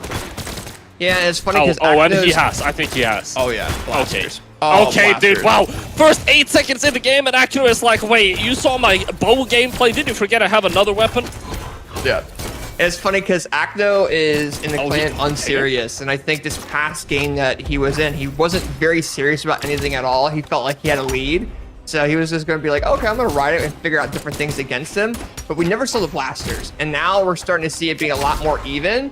But Kinger now has been able to actually quite adapt very well, and that signature comes out, and he takes that lead. Yeah, I mean, we were hyping up we were hyping up Akno a lot, but just as we were, Kinger was able to get a couple of really good orb strings right thereafter to even out the damage. He finds the knockout earlier too, and Kinger, yet again, I mean, Akno underestimated him. It looks like both of us underestimated him too, AJ. He's looking strong. Yeah, for sure, but Akno does come in with a downlight recovery, does use those blasters pretty well, but I think if you're Kinger, you want Akno on that bow anyways, because he throws these signatures out way too much, and it allows for these KO options. And I think Akno is trying to take control neutral, but Kinger's been doing so well with the spear, no matter how much neutral control Akno has, he's been able to step in very nicely. But as I say, that GC NSYNC does come out of Akno. A Derek comes in, tries to do a neutral air, but gets a downlight recovery, does not KO though, but removes Kinger's spear. And that's going to leave him unarmed a little bit. Gets the backward neutral air, picks up orb, and tries to go for sidelight, but Akno with the punish grab pound into side air there. Kinger now with the neutral control. Can he take advantage of it? With a side air, he does. Now Akno's in the air, touches platform, but a sidelight misses. Kinger's trying to go for sidelight side air, but gets a falling side air instead. Oh, that's so clean. That's so tight. Akno being right over, having his finger right over the button, completely prepared and hitting just the right timing to be able to get that knockout. Now has the stock advantage. He's sticking to the bow, goes off stage with a reverse Sair. King are able to get some damage here, but he's able to find that knockout. Nair comes out, will find the recovery. Weapon throw comes out, nice counter by Akno. Yeah, for sure. And right now, Akno is just doing damage build-up while he has the second stock. Kinger's like, you know what? Cider just comes in. I'm not going to worry about. Let's go into these final stocks here of game number 3 and see what I can do. And now Kinger's coming in with that spear. You're seeing Akno with the blasters. If you're Kinger, you have to be a little bit more careful because of how Akno's playing. It's a little bit different. Kinger had sweat beads and he approached his landing and Akno got that punish. Now you're seeing Kinger try to find a way back to that ledge, but Akno's range with those blasters has just been really, really good. But if Kinger does a really nice combo there against Akno, he can lead it into a very nice KO option, but Akno's weapon starving Kinger right now. Doing a very good job with this weapon starving. The GCD Alliance is going to be in the wrong direction though. Still keeps the weapon starve going. Recovery comes out. He picks up that spear, but he has taken so much damage down into the red now. Gets the recovery. Signature could have been massive, but Akno, what a beautifully timed dodge into the recovery. That's going to be 2-1 on the board. Akno still looking really strong. We are underestimating Kinger, but you still, I mean, you can't... we can't stress enough just how good Akno is either. Yeah, Akno is very good at adapting, right? And I think they threw out the blasters a little bit there. But I do have to say, with that game, it came down to the final stocks for the last game. Kinger just attacked wrong once, and Akno took full reign. If he was able to land an attack the other way, that momentum would have been totally into his favor, and he might have won that. So with Kinger, he's got to make sure whatever attacks he throws out lands appropriately. And I think Akno has just been maximizing on that. Really, really has been. And I think with Akno being, with him being so unserious with his gameplay sometimes, that's a big thing that Kinger can take advantage of. Sure. We are moving into the match point of the set here now, though. Akno versus Kinger. We're going over to the Western Air Temple. And let's see if Kinger is going to be able to bring this to a game 5, or if Akno is going to crush his dreams of a first top 8. I mean, there's a reason why Kinger beat Rain today. It allows him to have this opportunity in top 8. Oh, he can show that gameplay against Akno right now. Can he do it, though? He misses that opportunity and allows for Akno to stay alive a little bit longer. So Kinger has to be very careful with the words. It's even, but let Akno be over-aggressive. Take advantage of that. Found a lot of good stuff to push Akno off the left side of the stage here in the very beginning, but not able to connect it into a knockout. Recovery isn't going to be enough either. Sair not going to be it either. Kinger is looking for so many neutral signatures, but I feel like so few of them are connecting. At the same time, he's not really getting punished by them. He's not, and I think Kinger's been doing well at really moving himself away from Akno's attacks. But the light attacks catch him off guard a little bit. But Orb Recovery comes in clutch, though. Kind of mixing things up from that spear, knocking out Akno of that first stock. But I think with Kinger, it just comes down to really finding ways of maximizing against Akno. And I think it's funny because when Kinger threw him into that first combo for the first stock, it threw Akno into this little bit of like a weird space where he could get maximized on. He was being overly aggressive, but now as soon as Akno comes back there, I mean, he does knock out Kinger of that first stock, and his movements changed a little bit from that moment, so Kinger really has to find a way against this, but in those specific moments where Akno is vulnerable, he needs to maximize on those. Finding a couple of aerial moves here, both of the players spacing around each other incredibly well. I would like to say there's a lot of footsies, but both of them are floating so much, man. Oh! Almost got the recovery, though. Akno just floated just above it. But that could have been a huge thing for Kinger there. But now Akno with that neutral control, that's what Bo needs for damage buildup. But Kinger's trying to really approach that, keep him in the air, make sure that Akno is whipping those signatures again. Now we have Akno off that ledge, but Akno, especially during max mode, went off ledge and was known for trolling around with his opponents off ledge and maximizing on that. So if Kinger gets foot above him while off that ledge, that's going to be vital for him. But as we say that here, we see the spear come in. He's got the range, gets the cider. Akno trying to find an option, no weapon. Helicopter grab pound lands, and Kinger takes that lead. The game 5 dream is alive and well right now. Akno is going to have to try and look for this knockout to try and deny him this victory here. Swapping over to that bow, and I feel like I can smell a signature from a mile away right now. Oh yeah, you look, he's trying to land it. There it is. Yeah, he keeps on trying to go for these signatures, and I think Kinger's been picking that up quite a bit because I think Akno's play style is to get into his opponent's mental and maximize on that. He's really good at maximizing on the opportunities that are given to him. Yeah. And I think if he knocks him into that mental that he might just hear, it's going to be huge for Akno. But that downlight, you see downlight recovery lands, but Kinger has to rebuttal against his own mental a little bit, restructure himself to have that ninja control away from Akno before being too aggressive, because now he's being too aggressive at the moment, but that Silent Neutraler does land. Akno is starting to land some GC downlight recovery. Doesn't knock though. And now Kinger has an opportunity of adjusting to that. If he adjusts to it, he might go into game number 5 against one of the best players in Europe. Akno. With the GC downlight recovery lands, and Akno goes ahead and beats Kinger 3-1 to go into winners or loser side top 8 of the Spring Championships. And all came down to how he took that second stock away, Polly. Yeah, I mean, also in that last stock, I mean, he was absolutely grilling a Kinger in that last stock. The first recovery was so incredibly close, but it wasn't enough. He's able to find another one right at the top, and Akno making great use of the map too.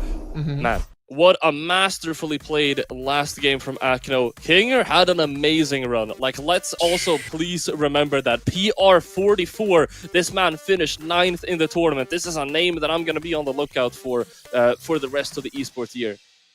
Yeah, for sure. I think he's definitely has a lot of potential of top 8ing or even getting into top 3, to be honest with you. I think it just comes down to his mental approach against his opponents too. Just because I definitely know that combo would have messed up anyone at the second stock, but the way that you recover your mental in that final stock, Akno is really good at punishing vulnerable moments for his opponents. And that's why you saw him be so aggressive with those blasters, because he knew that Kinger didn't have as much control of his neutral during that moment. And I mean, Akno is really good at punishing that, and that led to that KO option. Kinger was doing some attacks against him. It wasn't like it was a 0 to death. He was rebuttaling, but he didn't have time to really recoup that. So props to Akno there. I mean,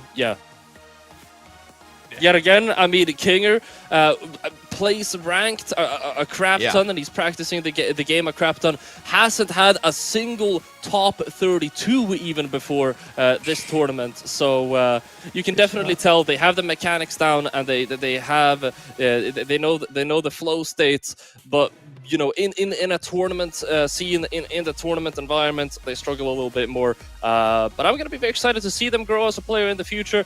I don't know about I don't know about top 3 next tournament, but top 8, very possible. I was saying for the year. I think there's a lot of mental growth there. I think that has to happen. But with Kinger going from 33rd to 9th, that's a huge step. And usually what players will do is they'll go from 9th to 7th. They'll have like a weird tournament after their highest placement, and then they'll get a higher placement, and then a higher placement. So he definitely has the opportunity. It just comes down to how he really adjusts himself. And I think he has one of the biggest potentials of going up, especially with playing against Akno's weird style too. You know, Akno's PR4 for a reason, you know, but they beat Rain 3-1 today, right? So that's a huge accomplishment. As well in EU. So he's got potential, man. I can't wait to see him going forward, but that was a really good set. That was a very, very good set, and that is going to be Akno moving on to Elimination's top 8. And with that being said, we have our entire top 8 finished. It is completely, not finished, sorry, but we have all of our top 8 competitors finished. They're all in it now, and that also means that we are done over here on the side stream. We will be back later for some more South American action, but if you want to continue watching the EU coverage, that's all going to be at the main main stream from here on out. My name's been Paulie, and I've been joined with AJ. I've had a wonderful time casting the EU side of things, and we will be back later. All right.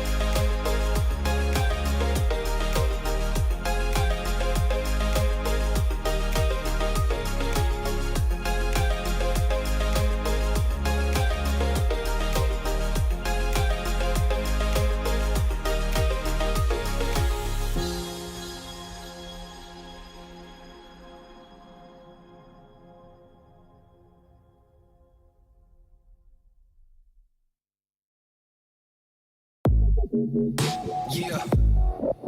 Stay side. Aight, whether you're ready or not.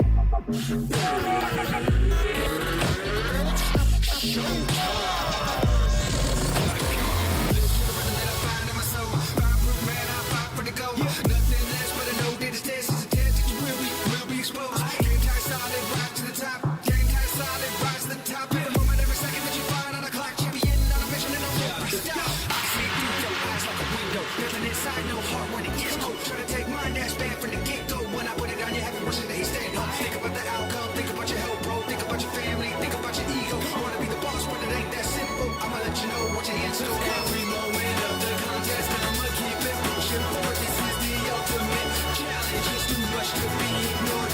Anytime you wanna bring it, I'ma find a way to win. Undisputed champion. Undisputed champion.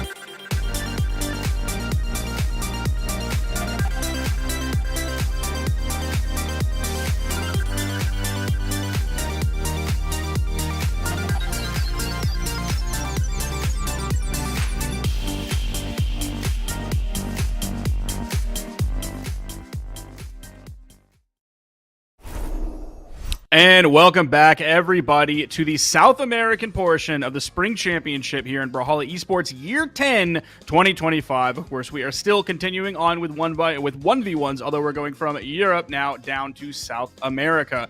It's me, Sparky878, here on the broadcast, and joining me on the desk is Dara. Hi, hello. It's lovely to see all of you guys again.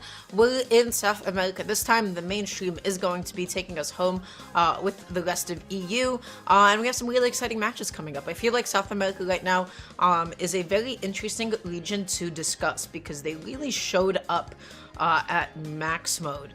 And specifically, it was just about everybody besides Hughes from South America that was representing in some form or another. It was Priya. We saw a lot of Priya. We saw a lot of Chakram represented at the highest top level of play in South America. And, you know, I'm curious to see if that is going to still be reflected in the top 32 side of things. And that is still TBD. That is to be decided. Yeah, we're gonna get to see a lot of people that I personally haven't seen in a minute. It's like there was like the Fiend West era. West kind of continued to move forward into the current era that we're in. That's like the kind of era, the use era. So I'm getting to see people I haven't seen in a while, like specifically Fiend. I haven't seen Sack in a while. Over on the mainstream or anything like that. I'm getting to see more of C, get to see some Reaper Black as well. I'm going to get to see Lopez potentially. Yeah, we are going to get to see Lopez. I haven't seen a Lopez match in a very, very long time. So I'm excited to see essentially like the crop of people in South America that were pushing the scene forward before the Kainas, before the Lorezes, and before the Users.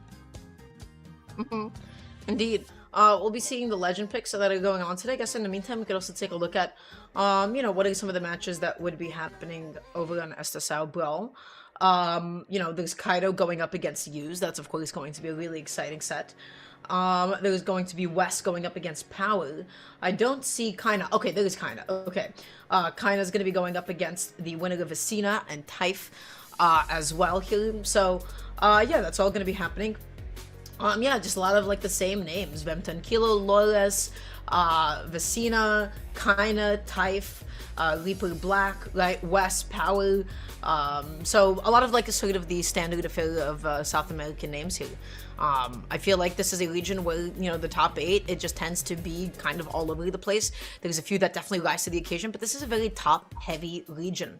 So, in the meantime, what are the legend picks that we're seeing? We're going to be seeing the Caspian from Fiend here, and the Mordex from Kant. Now, Caspian is interesting. Katars and gauntlets right now are definitely not the most popular weapons at all, and Caspian has both of them here at the moment. How do you feel about Caspian? Caspian's kind of always been heavily favored, at least in terms of like conversation, by a lot of players, specifically because he has really strong signatures, like the side Qatar signatures, very strong. You can get KOs very early. We've seen like players in the past decide to like, oh, I'm going to pull out Caspian if I have even like a little bit of Qatar experience whatsoever. Like we've seen Luna at sometimes go back into the Caspian, given all of his experience when he was playing Lucian. And of course, Fiend is going to bring like all of the Queen Nai experience. Like he has a huge suite of characters as well. So like he brings it from other characters too. But yeah, people have always like kind of had this like idea in the back of their mind that Caspian is very strong. So it's not like a strange pick in terms of the way people speak about him, but in terms of legend pick rates, that was a great way to get away from that weapon toss that Fiend just did. But in terms of the way people actually pick legends, he doesn't have the highest pick rate. But right now, Kant going out there for the chase dodge recovery, wasn't able to get it. Fiend, let's see if he can set up this edge guard. The answer is not quite. Kant gonna be swatting him away. Okay, huge commitment there. The game is just kind of going back and forth. We're starting to see some of those Caspian signatures come out, although unsuccessfully. Yeah, I think that's definitely going to be a common theme throughout this. There's a D-Sig already. We've seen the neutral signature on Gauntlets. We've seen the D-Sig on the Qatars. Easy for him to get over. Kant's not even going to do too much there until he sees Fiend coming up. Goes with the side kick, the side light on the unarmed kit before going back over and grabbing his gauntlets. He's backing up here, the end light, looking for the end sig after the end light. I quite like that. Of course, Caspian signature is so quick that you can keep on throwing them out. Fiend gonna be picking up the gauntlets once more, looking for the end sig. Again, just resetting the situation. Not gonna be able to get that end light, and then can't. Just gonna be punishing that gravity cancel. No dodge. Means that every single day of the week, you eat that side light, it is going to true confirm into the recovery. We can also see that, like, based on the legend that Kant is playing, whenever Fiend throws out the neutral signature, even if he gets punished, he's throwing it out in a way that, like, the punish is not going to be super devastating, right? Like, there's not going to be some major big KO move that's going to happen by him whiffing that signature. He gets caught by, like, a down air, and then he can get away and reset back to neutral. Kant's doing a great job of keeping this going, though. Okay, he's going to get caught in the air, overextending just a little bit, but he was able to get below him after the dodge and then recover him all the way into the blast zone. He was able to pick it up really high. That recovery can kill, you know, a little bit later than certainly a lot of Qatar players wish it did. So important whenever you're fighting against gauntlets is knowing when you are able to swing after dodging. Whoa, hold on a second, can't. Holding it down, able to get that second stock off here, really nicely done. But again, going up against gauntlets, because of how they always just stay stacked on top of you, I feel like that is a weapon more often than not that you want to be swinging out of disadvantage. You want to be swinging out of the combo starters most often, especially like out of gauntlet sidelight, right? So Fiend has a lot of work to make up here as Qatar's. We're not seeing a lot of sidelights. We're not seeing a lot of downers actually connect. Okay, that's a sidelight, that's an endlight. Looking for the jump call up, not going to be able to get it. But now we're seeing the combo starters, we're seeing the downers, we're seeing the sidelights, we're seeing it come together from Fiend.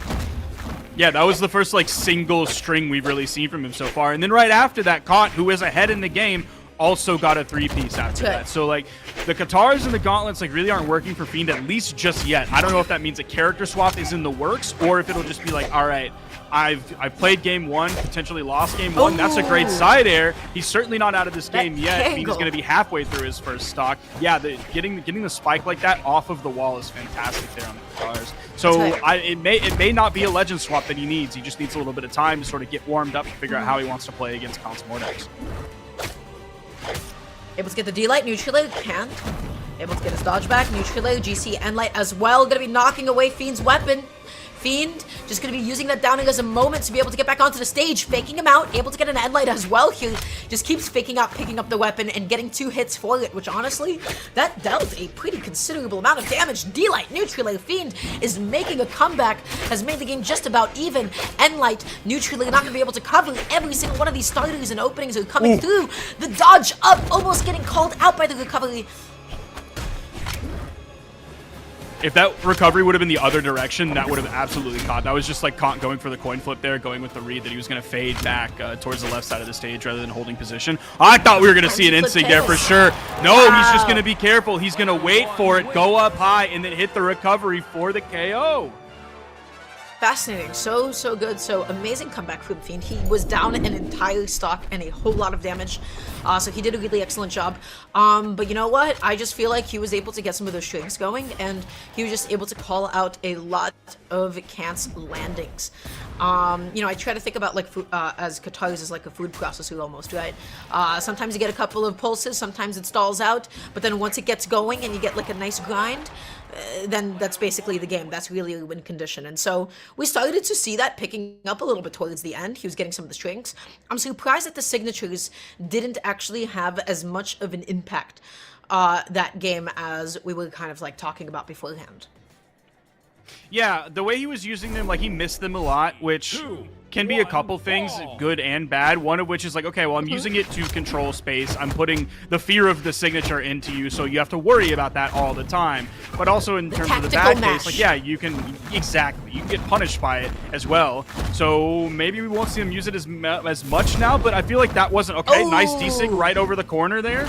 It procced him right as Kant came over the edge. Another one right there, okay, he just had to figure out. The first game was like the first handful of runs that you fight against a Dark Souls boss, and then you understand his behavior. Like, yeah, you may lose your life like 10 times, but then all of a sudden it starts to click, and you understand what the boss is doing, and you figure out how to play it. Now we just need to wait for Kant to figure out like phase 2.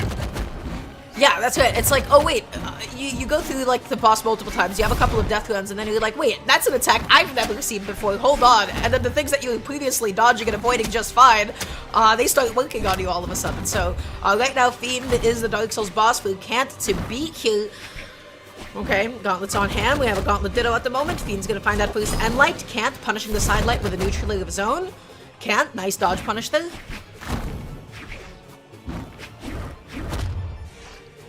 There's another weapon spawn on the field. It doesn't seem like Fiend was really going for it. I wonder if Kant is going to swap back and stick on the scythe. Okay, he was juggling his weapons to delay the spawn and wants to stick back on the scythe. I would tend to agree with that because the gauntlet mirror match wasn't working the best for him. Yep. Side goes Oh, for he the tried other to one. get- Can't. Can you reverse Yeah. the situation? Oh, goes low, and then Fiend ends up going high. That could have been so scary for the Fiend. Both of them end up making it back onto the stage. Ooh, Fiend happens to inlight the wrong way and catching Kant's landing. The D-Light gets whiffed, and there's Fiend's punish right there with the neutral light. It feels like Fiend has so much more aura on the gauntlets. Not that like Kants are bad by any means, because like look how close this game is. He almost got the 3-piece there, did get the 2-piece, but it just feels like he's respecting Fiend's gauntlets a lot. Sidelight. Oh, that is going to be able to do it off of the GC. Sidelight into the recovery. Nicely done. Fiend going to be picking up that second stock. Now has a confident lead for himself here. What's it going to be? It's going to be the scythe and light into the recovery. Classic catching. Fiend there. Not able to get that neutrally. Not able to secure that edge guard. The downer just barely ended up whiffing. Kant comes back onto the stage aggressively. Kicks Fiend right back off. Looks for the KO with the recovery, but was not able to get it. And we're continuing the very huge focus that Fiend has on the gauntlets. Like, he hasn't hardly played Katars at all. We'll actually get the stats after this to see how much damage he actually did on the Katars compared to the gauntlets. Wow. The first game, it was 65% Katars, 24% gauntlets. And that's absolutely going to change this game. But Kant, he's doing such a great job of keeping this even. He's like maybe 40 damage behind. And we're even. Another one neutrally as well. Yeah, that's it. Just get a couple of hits. Oh, just the very last hit of the D6 is able to connect there. That's huge for Fiend. The recovery. I'm so surprised that that did not connect. But still, there it is. Yep. He's getting it going. I was expecting that instinct to come out, so was Kant, so he was getting completely away from it. Okay, if Fiend's not careful, he needs to relax maybe a little bit with these signatures, because Kant is bringing this back. He's doing such a good job. He's staying in this one, using the max range that he has, Swatted away. keeping himself as far away from Fiend as he possibly can while still being in his own effective range. Able to get the neutral, calling out Kant on the platform. The downer comes out. Kant not going to be able to get the recovery. Goes the other way. Goes for it again. Goes for it a third time. Doesn't connect. And it's Fiend who ends up getting it off of the sidelight. What was Kant's defensive option? What happened? That's just a straight sidelight recovery. Was he just going for a timing mix-up and didn't press anything? Yeah, give us the replay here so we can analyze that further. There's the recovery. That was on first stock. Kant was hungry for that KO. He let like 3 of those recoveries just go. It could just be him holding onto his dodge if he didn't burn it ahead of time. Where's the... Okay, there's the dodge. Oh, no dodge. I guess it's... it's too long to where it wasn't off of cooldown yet. But there were a couple other times where Fiend grabbed that as well, and I don't know if all of the cases were that, or if that was Kant holding onto his dodge as long as he can, expecting like some weird option to come out after that, and so he's not ready to press it right away, and then Fiend comes in with the recovery. Yeah, but that time around, it definitely did not have it. And now, Fiend is up 2-0.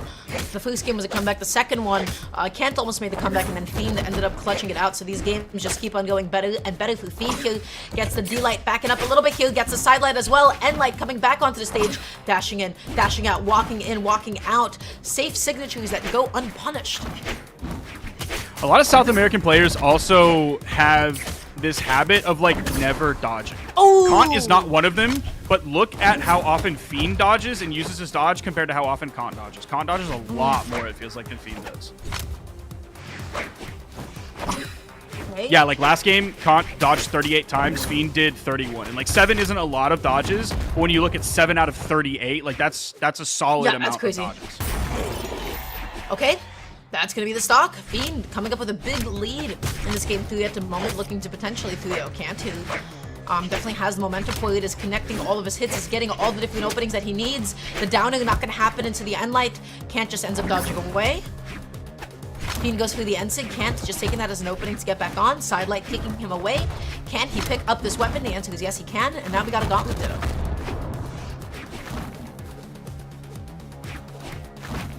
Now we do have a different Gauntlet Ditto here, or at least, oh, that's tough. Not able to touch the wall in time, but definitely this map, have we seen any triplats today until now? I don't remember seeing it before. I don't recall. Yeah, this might be the first time. I know we saw Dome earlier, and then we obviously saw Small Fortress of Lions as well, in terms of soft platform maps. But yeah, we haven't seen a triplat, which certainly changes things. Ooh. Able to get the sidelight, looking for the jump call out. Fiend not gonna be able to find one of his own. The down, oh, that's spot dodge. I don't know if Fiend would have gotten hit by it, but at least, you know, the spot dodge, it just ends up like stalling your jump height, right? So just like almost like a nice way to cancel your vertical momentum there in case the jump would have had him go up higher. So nice avoidance there anyways. Can't, able to get the recovery. Fiend looking for the end light. Okay. Kant is getting some steam here. He has a lot of damage on Fiend. He needs to be looking for these KO options, and he's not gonna fish for them, right? Because that would be a foolish move. There's the D-Light. He does a strong version of the D-Light so that he can get the greater variable force on it to actually find the KO. Kant doing a fantastic job this game. I cannot lay that out enough. His scythe has been fantastic, and now he's doing scythe against Katars, which has been in his favor almost the entire set. But right now, Fiend needs a way to be able to get the stock dodging up towards the stage. I'm surprised that Kant was not in a position to punish that. The Ensig goes punished, though. Another sidelight, looking for the jump call out. Fiend looking for another Ensig. Every single one of these Ensigs have gotten punished. And like recovery is going to be able to do it. But now Fiend has to make up a lot of damage. Yeah, before when we pointed out the Ensig usage and it was like, okay, he's not getting like major game-changing punishes on it, that was when Fiend was ahead. Now that Fiend is behind, even like a little punish, that sort of changes things. That changes the whole dynamic of all of this. And we're back into Scythe versus Katars, something that Kant has been doing very well so far. He's still maintaining this lead. The down air, the That's dodge, the dodge. able to get past the weapon toss. Nice! Oh, is that going to be it? That's not enough, Fiend. Can you make it back onto the stage, waiting at the ground pound? Can't put himself out there. The neutral not going to connect as Kant mixed up his drift. Okay. Where's the Ensig? I'm waiting for the Fiend Ensig when Kant is above him on the soft platform. That's the dodge burn. Fiend's being very careful. Dodging up and getting past the recovery. Fiend avoids another KO. Oh my, that sent him absolutely nowhere. Yeah, that's like when you try to throw a balloon across the room. Oh man, the bounce off the stage just really ruining all of that Kant had planned. The inlight should KO here, yes, and it does. Oh Okay, man, wonderful. if using that signature and it bouncing off the stage was like the reason that Kant lost that game, I was gonna be so sad. But also it would have been kind of funny, you know? He like winded it up, right? Like I feel like that was the best analogy that you could have, right? Like throwing a balloon across. You wind it up, put all the force into it, and then, you know, it just ends up kind of falling flat a little bit. Especially given like the animation, that was so funny. Okay, going The into the stage next just game, like eats those all of the signatures, energy. those Ensigs, either they connect or they have to go. Because before we were talking about like, hey, with Caspian, you threw out a signature, you're not getting punished, that's the tactical mash. All of a sudden, not so tactical anymore when you're getting hit for it, and guess what? You're not getting a whole lot of reward off of it. So, a little bit less signature usage, especially off of the Qatar Enlight. And you saw like Fiend mixing it up a little bit, going a little bit less committal at the end. So we'll see. And we're seeing a complete like 180 from the previous game, or the game before the last one that we just watched. This one had like 400 plus damage on the Katars. Okay, all right, opening this up huge with the Nair ladder. It was 48 damage on Gauntlets, 432 on Katars. The game before that, the game one that he won, that was like 400 plus damage on Gauntlets, and then like 48 or so on Katars. So he's flip-flopping back and forth between focusing on Katars, focusing on Gauntlets, focusing on Katars, focusing on Gauntlets. And I think he does worse in the games where he focuses on Katars. Oh, but Kant, he's coming alive, and he like recovery and then getting the double as well. Kant looking amazing. Oh my goodness. Yeah, big moves coming out from the legend here, and he was doing it Gauntlet v Gauntlet against Fiend, something that he was struggling with earlier. Oh, that dodge in. Okay, in another game, we call that the American air dodge. Just like at the edge of the stage like that, when somebody is backed up, like clearly at the distance to be able to punish it, Fiend just dodging it like that, ain't quite a bit of a punish. Can't. Okay, is he gonna be able to get the side air? Fiend has him off stage for a second, and Light wants to follow up. Recovery gets punished by one of Kant's. Yeah, Fiend can't really be going for the in-light into the recovery unless the dodge is burned, or he really like waits for if the dodge was burned before he hit the in-light, or if he waits for the dodge to be burned after on reaction to the in-light, and then he waits and then hits the recovery. Otherwise, like it's in perfect territory to get hit with a side recovery. Backing off a little bit here. Goes out of signature, ends up giving the stage control back to Kant. Fiend, the end light is not going to be enough to be able to close. Whoa, the weapon toss up. Nice. Another D-light. Oh, it's just a side light there, and that's going to be the KO move. Big lead here.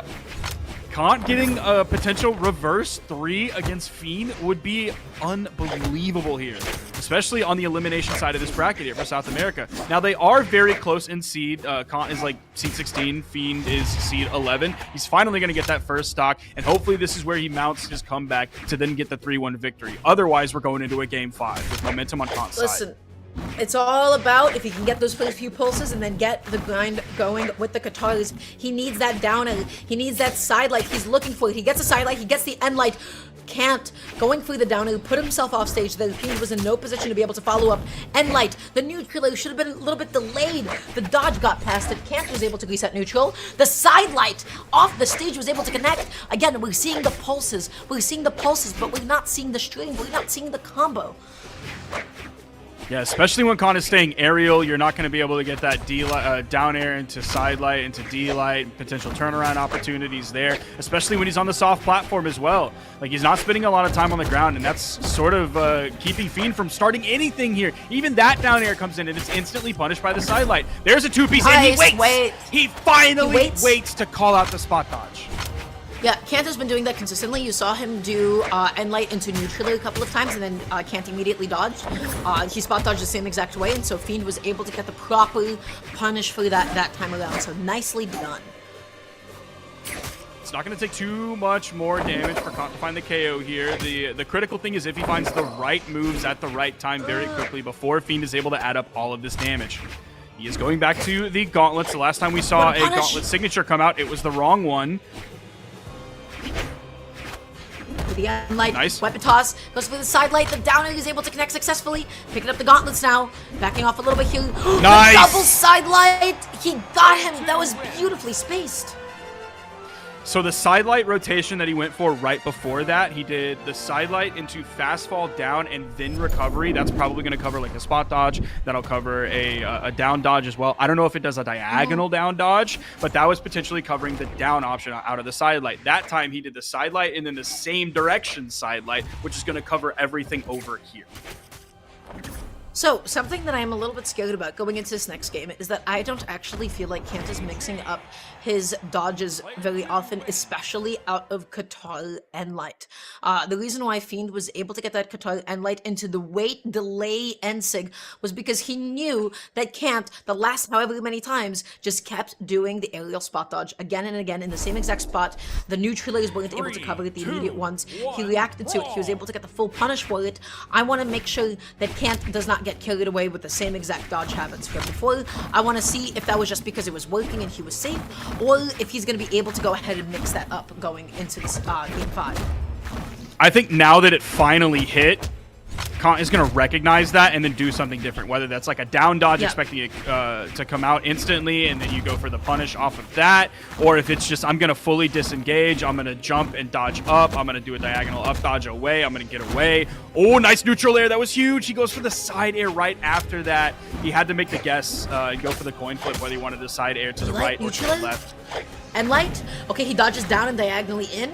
Able to get out of that situation that time around. Again, I'm looking at those Qatar end lights. I feel like the game is actually going to be defined by how well Kant responds to them.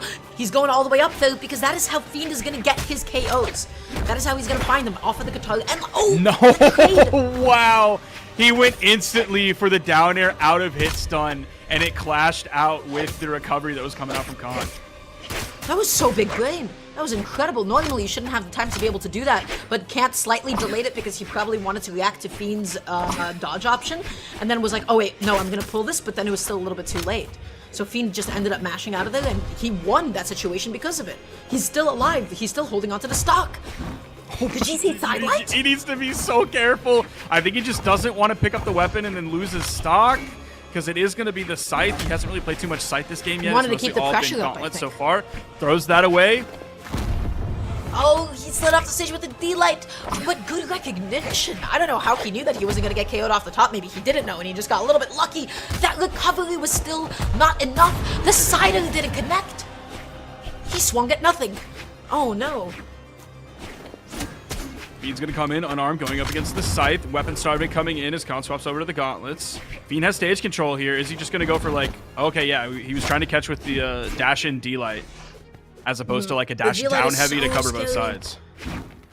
Okay, he just needs an end light at this point. He just needs that recovery. He needs just about anything. Is the end light going to be able to do it? Yes, it will be. Fiend going to be able to scout out his KO option, not taking too much damage, and he can easily tack on the damage if he gets that side light, if he gets that end light, if he gets that one dodge read. That is what Fiend is looking for. D-Light, neutral. That's 2. D-Light, recovery. That's 4. Ooh. Another 1, and it's even. Okay. This juggle game's going crazy right now. Yeah, he's evened up the game. Swap back over onto the Scythe. Nice start. Fiend on the back foot. Retreating back onto the stage. Maintaining stage control, but it's like the second Con gets back on the stage, it feels like it's in his favor. He gets that side light. Fiend gonna be whiffing one of his own. Oh, the end light can't ended up drifting back. That was so good. But just such good spacing.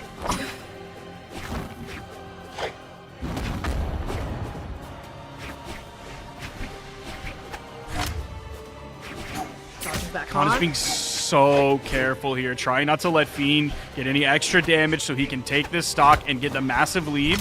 Wow, he doesn't have time to get the neutral there. Oh no, I Fiend think- didn't react. He wasn't expecting it to connect like that. Oh my goodness. Can't with a call out and a half. Swapping back over to Gauntlets here, hoping he can keep this pressure up. He's going to be ready for the next weapon spawn. He hits Fiend away, grabs the next weapon spawn as it comes right in the middle.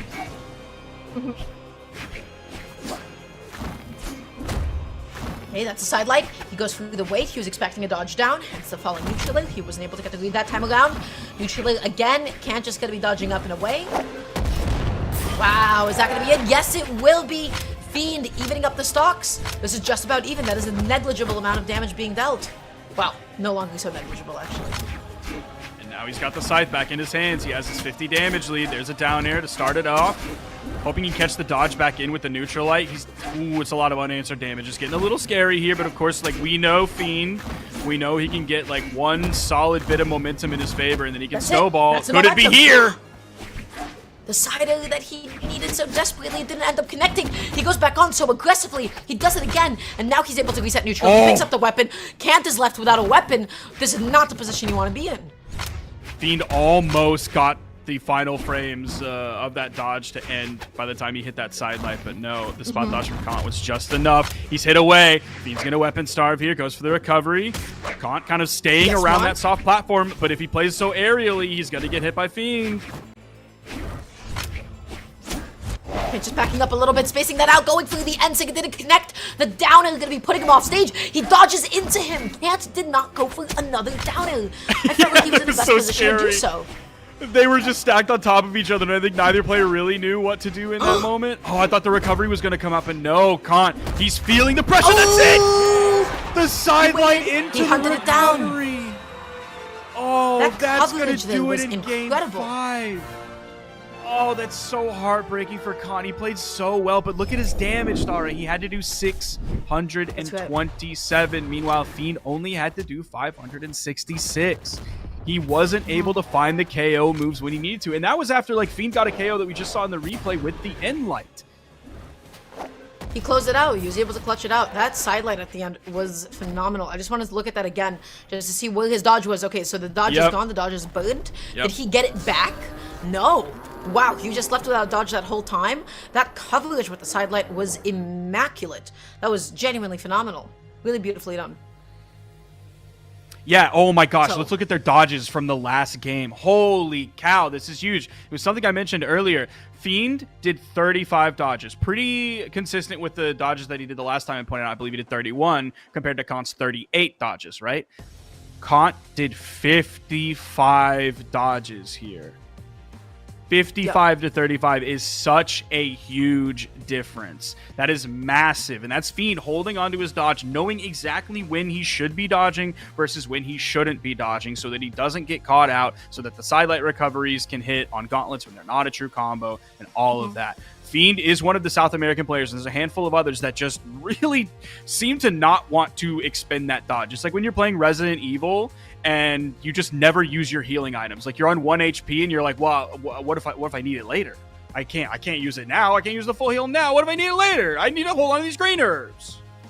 I've never played it, so I wouldn't be able to tell you. I'm sorry. But yes, I agree with you. Have you played like a JRPG before? Have you played like a Final Fantasy? Okay, but like when you do, are you using your ethers? Are you using your elixirs? Or are you using your mega ethers? Oh, my elixirs? No, I don't play with potions. I don't like playing with potions. I don't like consumables. You just don't play. You don't play games. Consumables are like my least favorite parts of RPGs in my experience. I'm not a big consumable guy. Can you put me on the desk next time with a gamer? Buffs.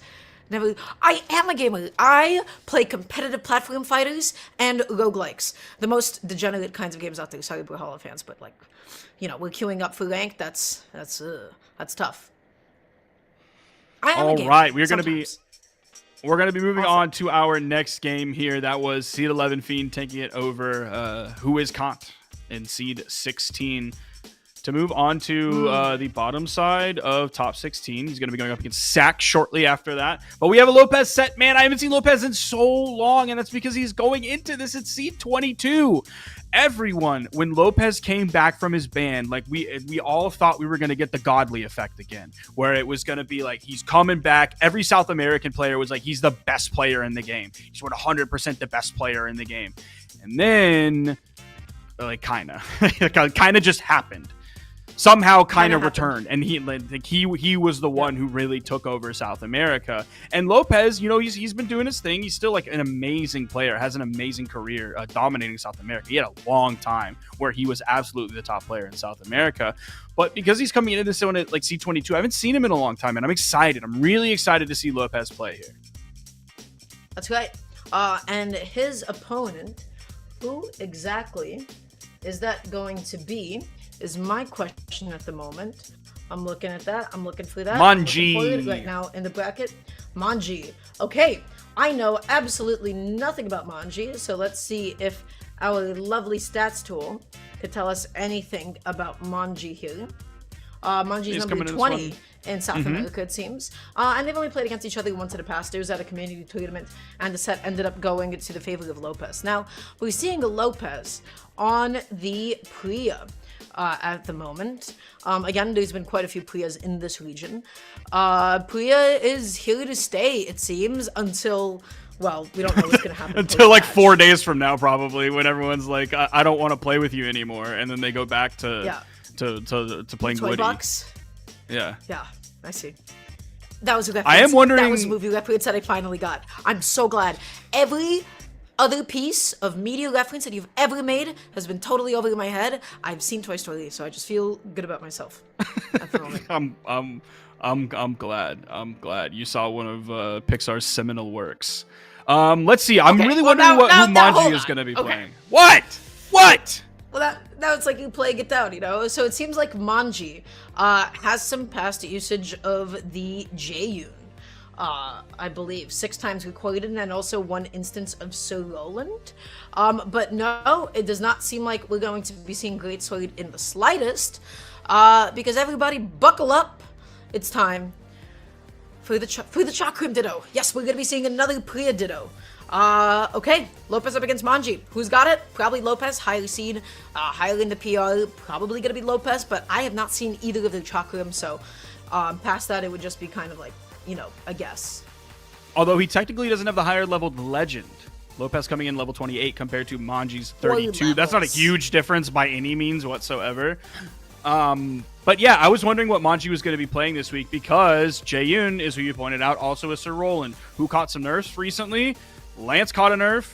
Lance was already like not very highly thought of in the meta whatsoever. I agree with that. And then also like Great Sword caught some nerfs that led to an existential crisis by some members in the community. Shout out Money Holla.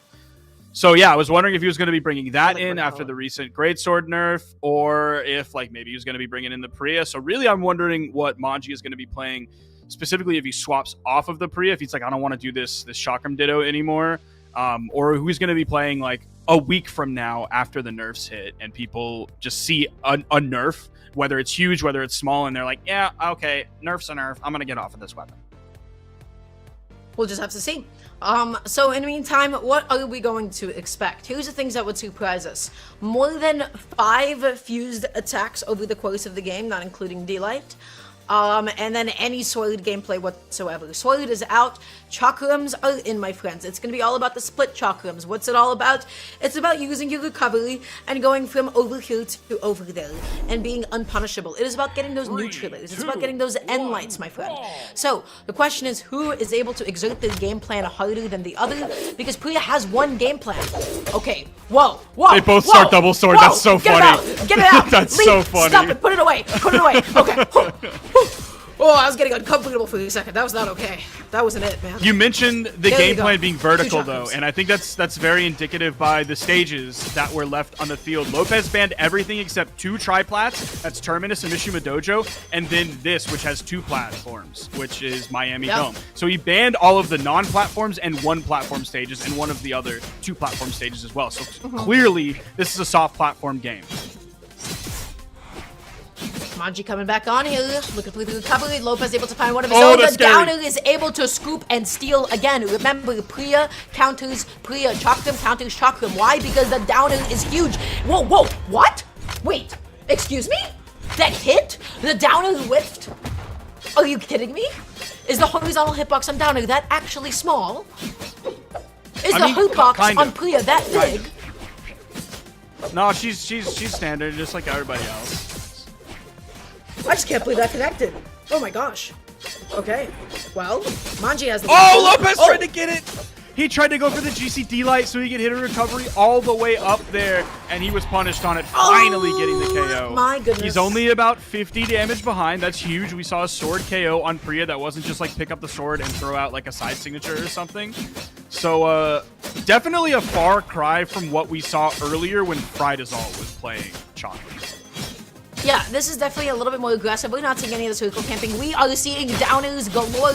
There is another one. That's a chase dodge recovery. And then you see Lopez tried to steal it and do the same thing. Again, Chakram counters Chakram because they're both able just to quickly switch up the situation with that downer. One of the most deceptive, one of the most unethical moves in the game, as far as I'm concerned. Unethical is an amazing way to describe that. Oh, the recovery KO off the top from Mongji.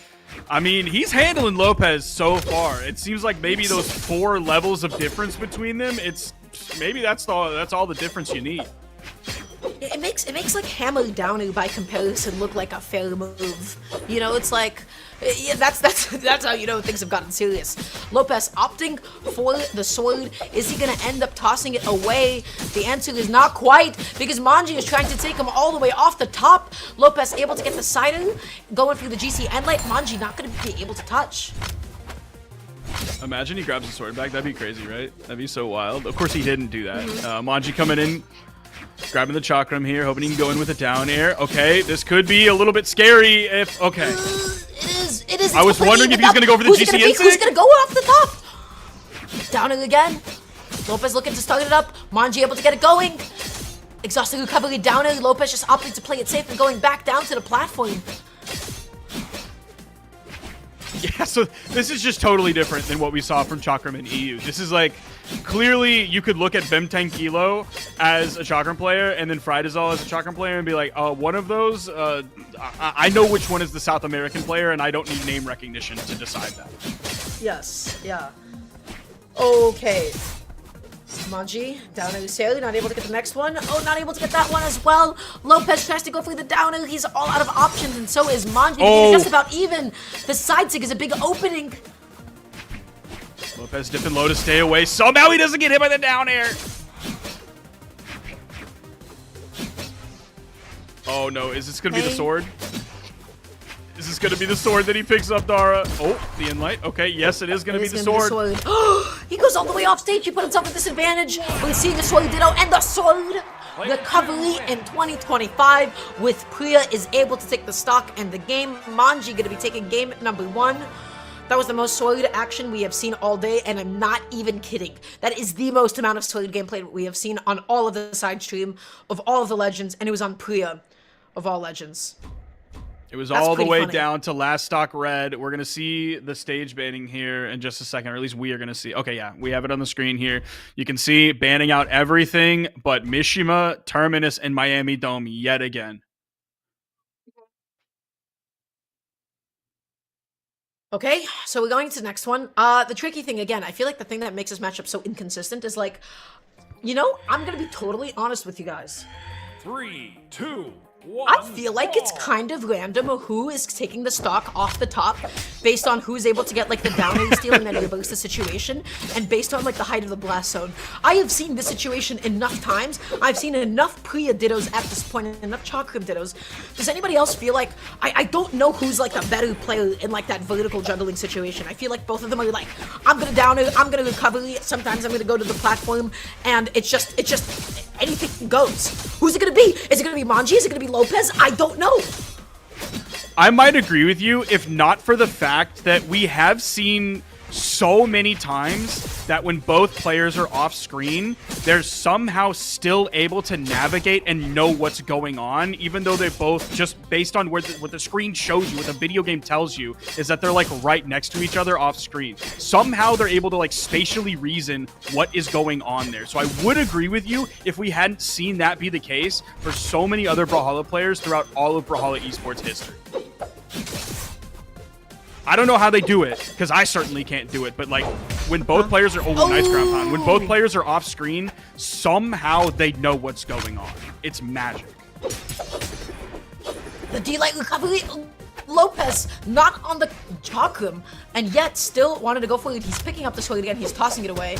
Mongji picking up a sword as well. This is ridiculous. This is not okay. I feel uncomfortable with the amount of Priya sword action. Finally, the sword being tossed away. Okay. Things are okay again. Everything is normal. Ooh, the GC inline. I thought the final frames that were going to make contact. Playing a little bit of fused here. Fused? He might just not feel comfortable enough throwing out the D-Light with the potential for punish. He does get stuck there, so next weapon is going to be sword for him. Mongji gonna Remember when I refresh. said I'm surprised that there was going to be more than 5 attacks of any like fused Chakram? I think those were the 5 attacks. I don't think we're going to see another fused Chakram attack the entire game. I think that was it. Nah, Lopez is different. I believe Lopez is different. He's not like the other Priyas. You're just incorrect, but we'll see. Bet. We'll see. We'll find out. We'll find out. He is different, but not in this way. Not in this sense. Mongji trying to go all the way off the top here. Looking for the recovery. Not going to be able to get it. Lopez not able to connect the end light either. Whiffing in Monji's face. The side light, end light, the recovery. Last few frames. He's going up. We should make a bet where winner gets to tweet from loser's account. I'm off of Twitter, okay? I'm cleansed. I could do some real damage with that one. Oh man. Oh no. Oh look, he's playing fused. Yes. Ah! He tosses it away. He tosses it away. It's gone. Back to the sword. Okay. That's my goat Lopez right there. That's my boy. Split Look it. at him. Look at him go. Split He it. doesn't want to. He Split doesn't it, have monster. to. That's my Split goat. it. No, they're That's both my playing boy. fused. That's my boy. Wow. Okay, that's hype. I can get behind that. I can get behind that. Okay, back to the split. Okay. Alright, we need to return to normalcy here. Jumping side airs, hoping he can find this KO onto Lopez. Mongji's done a great job of shrinking the lead. It was reasonably substantial before, and now they're basically even. Mongji's taking like one hit. He has weapon control. He does get hit with the neutral light there. Oh no! Lopez moves back to the center of the stage, hoping the weapon spawn will be there, but he passes the route, the trajectory of the weapon spawn as he's going there, and he's not able to dip back and grab it. Still without a weapon, it went like right to Mongji. Lopez still left without a weapon. Mongji, will we be seeing the comeback, or will we be seeing the 2-0 game lead? Going out there for the downer, setting up another juggle. Lopez just looking to do anything he possibly can to pick up a weapon. The D-Lane wasn't able to connect. That was a good dodge from Lopez. And Light coming out as well. Finally. Picking up the Chakram. Yeah, that's right. Split. Very divorced.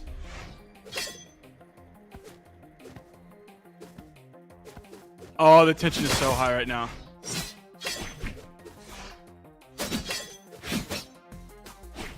Ooh, the tension is so high right Not now, able to Dara. get the downer. Indeed it is.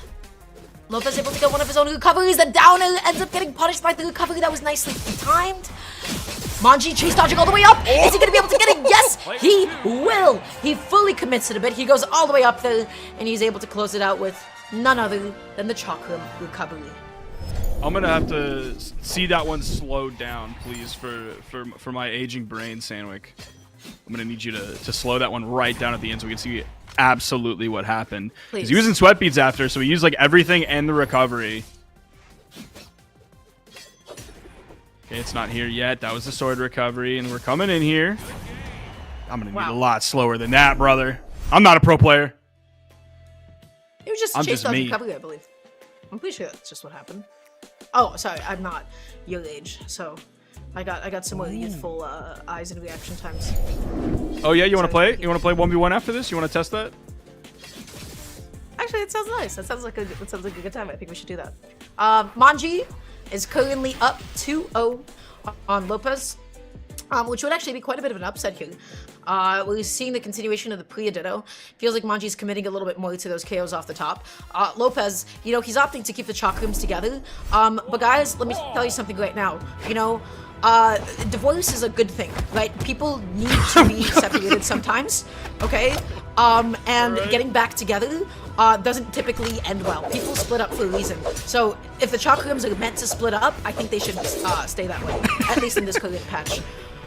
Oh, the down air. Okay, we're having double sword v sword here. I feel like I've seen the meme of like divorce leads kids to horrible places, and then it's like the kid over the hole, and then the bottom of the pit is chakra. I'm very sure someone has made that joke since chakra came out. Really? I'm unoriginal then. Okay, Mongji going for the neutral. Not gonna be able to get it. Sider, downer, the double. Lopez just able to swat him away with the side. Oh, that was a bold take.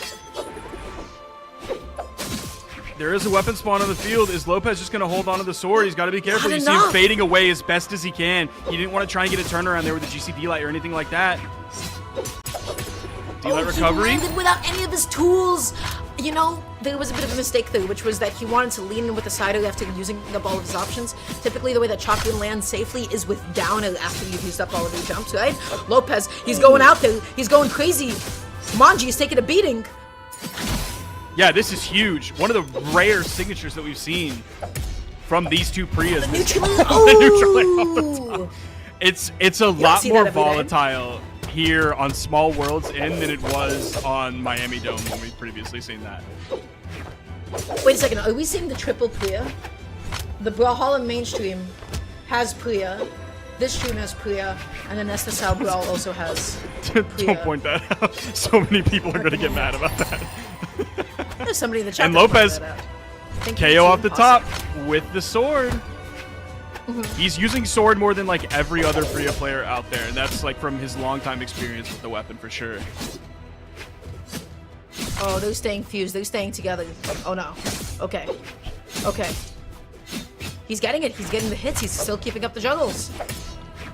The downer ends up getting punished there. Mongji coming in, swooping in with that side sig. Nicely done. Goes for the end sig. Okay. Oh, that's such an easy punish for Lopez. Oh, and he doesn't go for the side air after. He goes for the vertical option. Normally you see down air into side air, but he went for the vertical. He went for the nair, then the recovery off the top. He limited Mongji to under 300 damage. That was complete domination from Lopez. Yeah, Lopez played phenomenal in that game. He is keeping himself in the set. He is making sure that the upset is not going to happen, at least not without a fight. So yeah, Small World's End, I mean, listen, this is a very scary stage because there is none of those like soft platforms to get resets on, but because of how low that ceiling is, you're going to be like losing your stock so quickly off the top. Now, the complete opposite, big stage, tall ceiling. What does that mean? Well, I don't think we'll see those stocks flying off the top anytime soon, my friend. Yeah, I think we're gonna see certainly a longer game here, but we also saw Mongji instantly ban out Small Worlds in, so that wasn't a choice anymore. But we went from like only being soft platform Samuels to now Small Worlds in and then Demon Island, just completely throwing Soft all platform of those soft platforms away. Yeah. I feel like soft platform Sophia's. No, that was I mean that works too. that works better. I think both are acceptable. Okay, Lopez. How do you get back on here? Oh, Gets gosh. the down and Oh, I Mongji. thought the D-Light. If he would have just been ready with the D-Light, I think Mongji might have been popping over the corner. Gets away from that signature. Another one. Oh, he goes high this time. Big commitment. Lopez was able to get a good punish for it. Mongji touching the side of the stage, replenishing all of his resources. Gets back on, punishes the side, gets the recovery. But how does Mongji close? I actually feel like on this stage, Sword is going to have an easier time close. Excuse me. I misspoke. And Well, off that's that, how. I mean, Mongji's it got a was little high bit of a lead damage. here. Yeah. Super close to the ceiling. Mongji just able to flip that around. Even Solid can't contest with Chakram down it. Oh, he just lets Mongji have the weapon. He didn't throw his weapon towards him. He didn't throw out like a neutral light over the weapon spawn either. What was that? Just let him answer? have it. Gets the Where was he KO. going? Who was he hitting?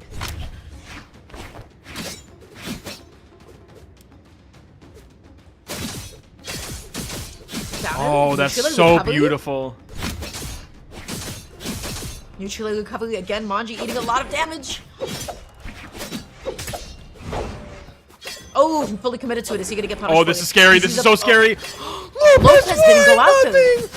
Why did he Oh, drop he it? went for Why was he too afraid? nothing. I don't know. Okay, well, you know what? Mongji just gonna take full advantage of the situation now. Case dodging up, going out there for the recovery, goes for another one. The side sig ends up whiffing. Lopez is the one that is off stage. Mongji goes for an end sig. None of those end sigs have been connecting all game, guys. What's going on? I don't know, but they're letting the signatures fly a lot now. We've seen several down signatures, several side signatures. Of course, the neutral signatures that you just pointed out as well. Dash in D-Sig from Chakram. That's what I'm anticipating. Or dash inside Sig. It's going to happen soon. It's going to happen. Lopez is going to get back down onto the stage, and that is what Mongji is going to be looking for. Lopez. Is it going to be a jump sider from holding- Lopez? No, that's what he did last time. This time he did the fast fall down in the neutral light.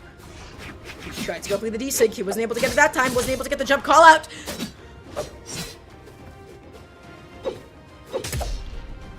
Oh, Okay, there's he the has jump no jump sider. tap. Is he going to be able to... Oh, he doesn't go off Lopez! stage. No, dude! Oh, that hurts to see again, especially after the previous edge guard. Finally, okay. he gets it. He's like, I shouldn't have dropped that. I got it this time around. He was able to close it out. And now it is Lopez with those chakrams. And like, down sliding off the stage, picking up the weapon. The down comes out. The chase dodge going all the way through the recovery. Mongji is not going to be able to find it because Priya, I mean, she's playing MS Paint. You get to just draw, you brush anywhere you want, and that is where you're going to teleport. But Mongji able to scout out that cell. And now the game is exactly even.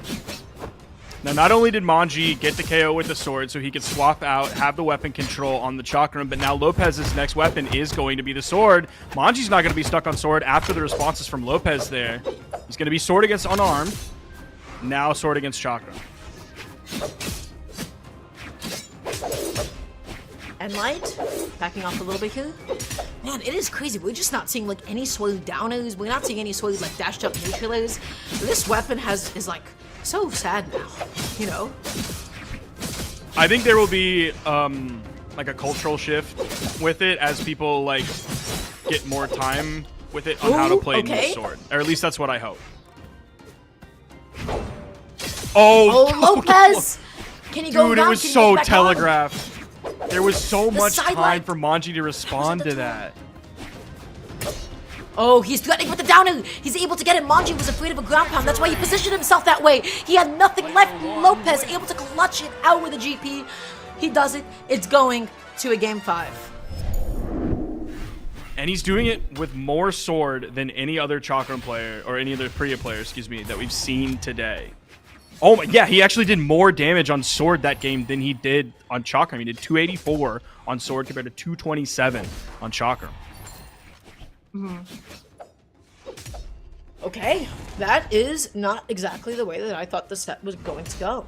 But you know what? Lopez, he was able to find his consistent edge guards. I mean, I guess something that you do have is that, you know, the sword ground pound, that thing is relatively disjointed compared to the Priya recovery. I'd like to see the hitboxes side by side if possible at some point.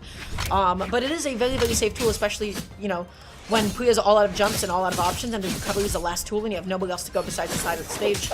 Lopez whittled down those options.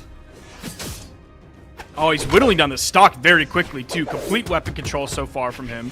And now Lopez has shown that you can't force him onto sword. Like, if he's on sword, like, that's fine for him. Oh, he holds it a little bit longer so that he doesn't get caught with the immediate down air. I wonder if he goes for that one more time, if Mongji will follow up with his own ground pound to chase after him. Jumping in his face, able to get the recovery. Lopez looking for any safe way that he can to possibly land. He dodges in, he gets away with it safely. D-Light Sail is not enough to KO. The downer through the horizontal drift. Waiting, being patient. And then he, oh, that sider, he leaned in, and all that Lopez needed to do was back off. Mongji, he was pressing buttons. He was leaning in, holding forward. And we're continuing to see Lopez play Chakram a little bit differently than everybody else out there. One, of course, is the sword side of things. Oh my gosh. But then also like the down air recoveries. He's done that several times, whereas others will just like, oh my gosh, he's still keeping it going. Others will just like settle for the down air into the side air. Okay. Alright. That's a way to get a stock, sure. Not the side sig with the chakrams, but rather the sword. Mongji is able to partially even us up now. But he has a lot of damage to make up. Lopez hasn't really had time to touch the ground and split just yet. I don't know if that's a conscious decision to stay on fused or not. Okay, he's going to burn his dodge that time for it. Feels much safer, even after he burned his dodge, landing with split so he can use that down air rather than fused down air. He's going all the way out there. He's looking for the side air. Nice. The D-Light Sailor is able to come out. Mongji, how do you make it back on here? It's going to be another ground pound again because he's all out of options. He's all out of tools. He had no other way of getting back on, and Lopez is continuing to hold down this lead. Is this going to be the reverse 3-0 from Mongji? Or from Lopez, excuse me. It'd be very impressive if he did it. Not sure if that was a bait or a misinput. He's keeping the pressure up, though. Lopez, the juggle game. If Lopez forces Mongji on sword, it seems like it goes in Lopez's favor. If Mongji forces Lopez on sword, it doesn't really seem to be that different.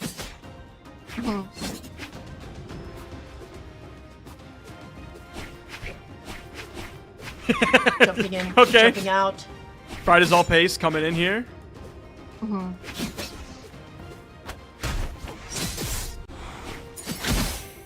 Oh, Sig hitting from behind. finally. It's going to be able to do it.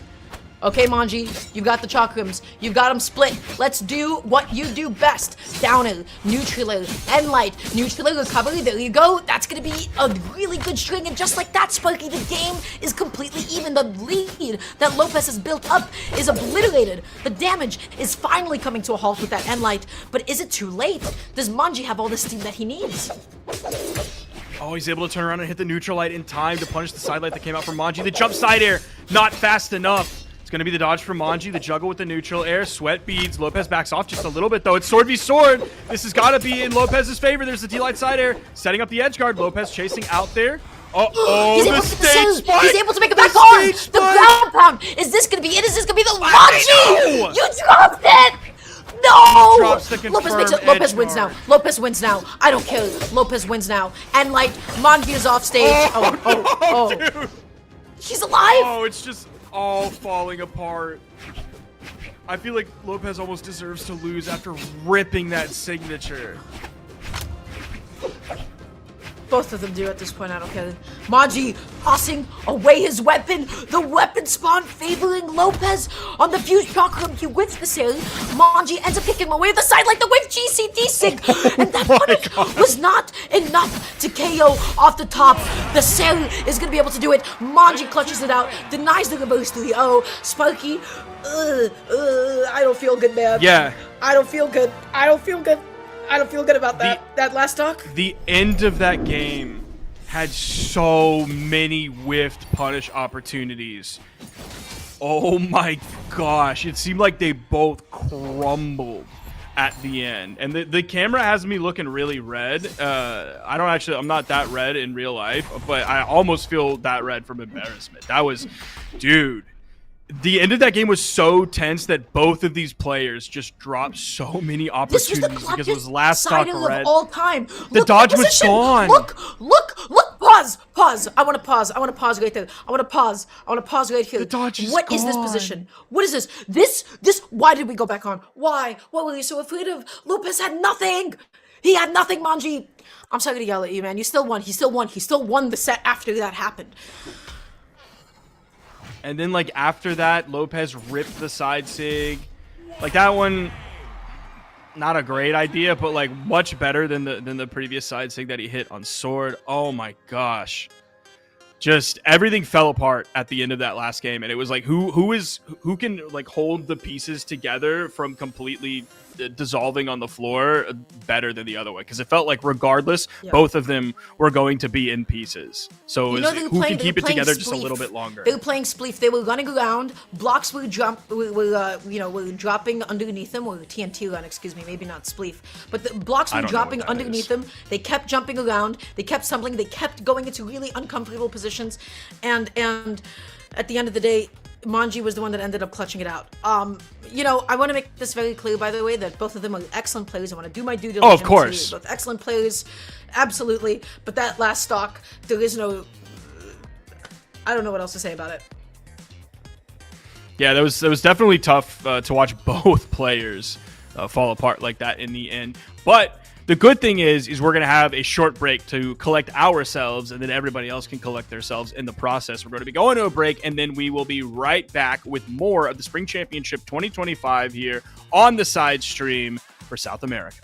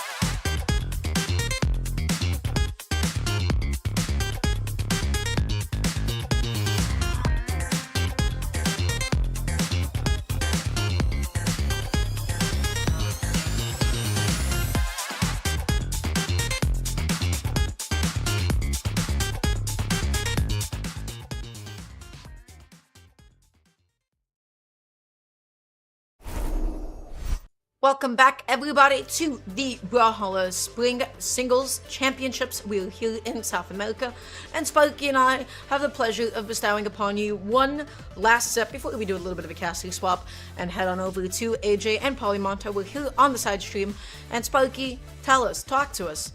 What are we going to watch? What do we have coming up? We have the player that we just saw, Mongji, go up against Lopez, because we are in the elimination side, of course. And then he's going up against RTG, a player that I don't really know too much about. Recent placement in an official tournament, Winter Championship, got 9th place, so just outside of top 8 on that one. Hopefully you can push like into the top 8 here for the Spring Championship. Mostly reported Caspian so far, and then some Lucian in there. We did mention Lucian briefly earlier when talking about people who have like a Lucian in their back pocket would sometimes swap onto the Caspian as well, just because the signatures hit really hard, and some of them are like really tough to punish and come out very quickly. Now, that might be a challenge here. Let's think about Caspian's weapons here for a second. And let's think about how they do into chakrams and the real challenge that we'll be seeing. Right? So Mongji, of course, is going to be probably on the Priya still. The Priya was quite successful. Here's the thing with chakrams. They absolutely mog any weapon that does not have significant disjoints. Axe, what do you have? You have D-Light. Hammer does very, very well. Blasters does very well. Orb does very well. Bow does probably okay as well. Spear is a little bit more complicated. When it comes to gauntlets, when it comes to katars, that's where it starts to get a little bit trickier. With gauntlets, your most important tool in that matchup is going to be sidelight. Why? Because you can intercept downer quite easily. Other than that, though, gauntlets and katars are going to have a terrible, awful, no good time landing against chakrams, and it's going to be very difficult to actually find that initial hit. D-Light on katars as well is a pretty good, ground pound on katars is a pretty good landing option as well because of how quick it is, but we have seen time and time again that these two weapons have been beaten by chakrams quite convincingly as well, so I wonder how RTG is going to navigate that. He also could just be playing Priya as well. We don't really know what he's been playing today because I don't know if you guys know this out there. People who enter the bracket on challengermode.com, they have character reporting. Like, you can do that now. They added it. They added it onto the platform, and then they tweeted it out. And I was like, players aren't going to use it, but thank you. And guess what? Another time where Sparky at 7-8 was right with the predictions. Yet another time. But they don't remember the times that he's right. They only remember the times that he's wrong. You guys can report your characters. Whenever you want. Like, you could do that when you play a set, and that'd be really helpful. I would love. You should do it. It's good. It's good. It's good for stats. It's good for the numbers. It's doing your due diligence. You know, it's like it's a very, very important survey. So for all of you guys competing, for all of you competitors, you should always fill that out, or else, I don't know, you make everybody's life a little bit more difficult. We like stats. We like numbers. We like being able to retroactively go in there and look at things and see how things, you know, happen. So please do that. Okay, so RTG has joined the lobby. We're seeing RTG on the Diamond Head, aka, you know, the Caspian here. Okay, yeah. I don't think we'll be seeing the Priya. I think it's just gonna be the Diamond Head. Yeah, so it's looking like character reports so far. The few times that he's reported his characters is what he's going with here. He's going with the Diamond Head, going with the Caspian right away. We're still waiting on Mongji to get in this room. Though we just saw Mongji go up against Lopez, the Priya versus Priya. This could potentially be a little bit of a change up in terms of how he's going to be used to playing. Although I think he's probably just going to be going in and doing like what we saw them do at max mode and what we saw the other Priya players today in South America specifically, not EU, but specifically in South America. Just throwing out a lot of attacks because it's very tough to punish right now. They can command a lot of space. They can go in, especially if your opponent is above you, they come in at that 45-degree angle. And if you don't have a weapon that can contest the 45-degree angle below you, like Scythe can sometimes. And then there are a handful of other weapons as well that can contest that. But if you can't contest that, then that's going to be a very tough avenue for you to deal with beyond just hitting the ejector seat and getting out. Yeah, it's gonna be tough with both gauntlets and with guitars. I mean, the weapon, it carries you with it, right? So you're always putting yourself in a position, you're putting yourself into the zone of danger, going up against Chakram. So it's gonna be difficult. We're gonna see how RTG is able to navigate that. I don't know if he went up against any other Priyas up until now. Right now, again, the name of the game until the patch comes out is, do you know how to do okay into Priya? Because that will take you very, very far in these brackets at the moment. That's not how you win, because of course you have a lot of other people to fight still, but you have to know at this point in this tournament, if you want to do well, if you want to make it into top 8, you have to know this matchup. And honestly, I do not know if RTG does, because I don't have any of the reference material. So we'll see. We'll see how it ends up going. We'll see if RTG is going to be able to get the dodge reads, is able to get the blender, but the guitar started. We'll be able to see if any crazy like gauntlet edge guards come into fruition, if we're able to get the sidelight dodge read recoveries, or if this is going to be Mongji on the chalk rooms all day. We'll just have to find out. And we're going over to Small Worlds, and I wanted to see what the stage bans were to see if it was different than the way that the two Priya players previously were playing against one another. And we're going over to Small Worlds, and we did see Small Worlds end with like, was it Munir? I can't remember who it was. Priya player earlier that we saw Small Worlds in, and it was very volatile. And I expect it to be like the same thing here, given how South America plays Priya. Maybe this is what RTG wants. See, the soft platforms are gone from here. I think the only option with the soft platform that was available was Fortress of Lions. Trying to get a KO off the top with sword in this day and age, more difficult than it used to. Good luck, buddy. Yeah, RTG. What's it gonna be? Goes okay.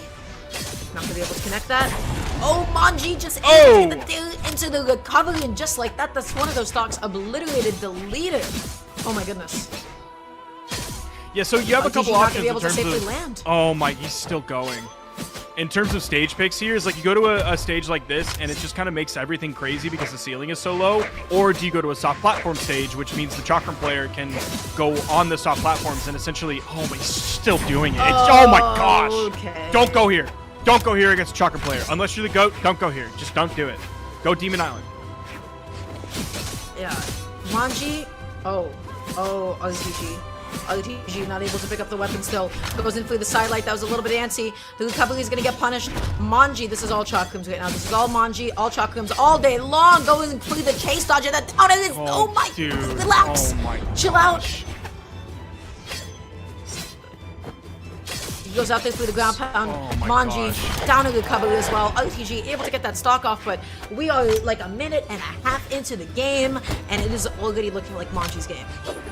Yeah, so going back to the question or the statement that you mentioned earlier, did he run into any Prias earlier today? We at least know that the person that sent him down, or at least I'm guessing that the person that sent him down, Lopez, as he gets the victory there, almost a 3-stock, it was Lopez. So he's probably playing Akaya and into this Caspian and not playing Priya. I could be wrong. I don't know who Lopez is playing today, but that's just like my guess. I think he's not playing Priya. That's really the most confident guess I can make. So that means he didn't do it there, and now he's coming in and going up against Mongji, who like isn't significantly better than him in terms of seed. Even though that was a 2-stock, almost a 3-stock. Like, RTG is seed 14, Mongji is seed 7. We're going back. Why? Don't do it. are Don't we do it. Going back. I mean, like, sidelight recovery and gauntlets on the stage is especially lethal, right? Like, we have seen that be exploited time and time again, but I just feel like with how much more consistently Chakram and Mongji has been setting up the juggles you know, it's tough. It's definitely tough. If I'm betting on a horse in the race to hit more often, do I think it's going to be sidelight recovery on gauntlets, or do I think it's going to be nair recoveries coming out from Chakram? It's going to be nair recoveries every time. 10 times out of 10. 11 times out of 10! The turnaround! He was just waiting! He was waiting. He snuck that one out. He was ready for it. Mongji extended. Mongji got up above him, and then RTG said, hey, I have 2 fists with your name on it. Mongji now holding on to the sword, looking for the GCD light, not going to be able to get it. RTG going out there, going off stage, getting aggressive. I love that he didn't dodge in. He was ready for the ground pound. He now has another chance of making it back onto the stage, and that he does. That was such a smart recovery, Spunky. Yeah. Yeah, it absolutely was. RTG and Mongji just kind of going at it here. Monji's not able to get the stock just yet. There's the D-Light Cider. That's going to do it. But yeah, that turnaround, I wonder if that's something he can use in the future, or if it will just kind of be one thing that happened at one time. It really felt like he's Raylan Gibbons from Justified, where you have to like break 2 of his ribs in the fight with the criminals before he's like, now my power is unlocked and I can actually win this fight. Like, keep hitting me, go ahead. Once you crack 2 of my ribs, it's over for you, brother. Okay, Mongji off stage at the moment here. Now, you gotta be so careful. Right now, this is the fist versus the blender at the moment. And you know what you don't want to do? You don't want to put your hands in the blender, my friends. This is gauntlets up against chakrams. RTG is able to get the recovery. It's not enough to be able to KO. Now, the Katars. The food processing versus the blender. Let's see who's going to be able to get it started. Mongji chase dodging in, looking for the sidelight opening. I'll stop with cooking analogies eventually. The D-Sig for the coverage, the delayed coverage, hitting above RTG out of options. Mongji able to catch the landing. Oh, gets the KO there. Just a little bit of a lead. Sidelight, D-Light. The recovery that came out from RTG almost got the hit on a Mongji, which would have been the KO for sure. I think you can put your fists in the blender if they're made of diamonds, though.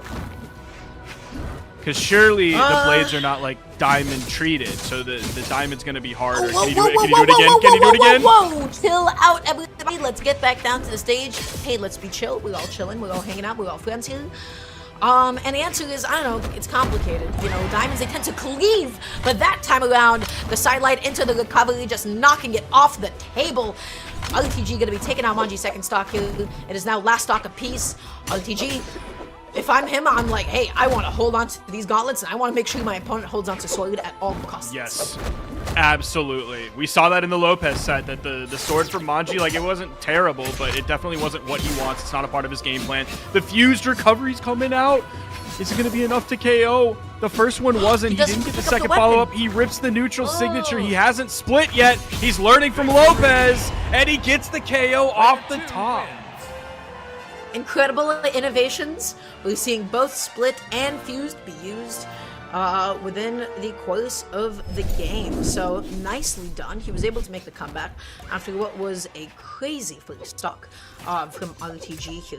I'm trying to think a little bit about what happened here, but honestly, RTG is just struggling to land against Mongji. RTG is now going to be switching off to the Wushang, going for the Gauntlet Spear, and honestly, I have to agree with this. The Katars, they weren't around all that much, and they didn't do all that much. We're sticking to small worlds, and again, Gauntlet sidelight recovery is going to be huge on this stage. It's going to be so important. Spear is going to give you some of the disjoints that you need, but is it going to be enough? I'm not sure. Because this is also his highest level legend in the entire game. He has 2 level 100s. One of them is a Rayman. The second one is a Wushang here. And some people out there are saying like Spear could be potential counter on how to deal with Chakram. Like Spear Nair is a great aerial tool. You can see how much covers. Yeah, definitely. If they're in the air, you can play at that 45-degree angle. Oh, the downer by itself was enough. They were that close to the blast zone. Yeah, that means that they were. That means that they were in the blast zone, and then he was put into hit stun, which means you lose your stock there, even though it was like a down move.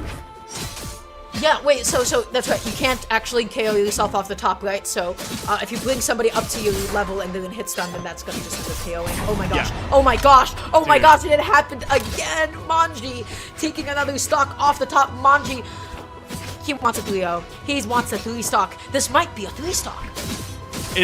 I think it absolutely will be. It's a repeat of game 1, but even more devastating. Okay.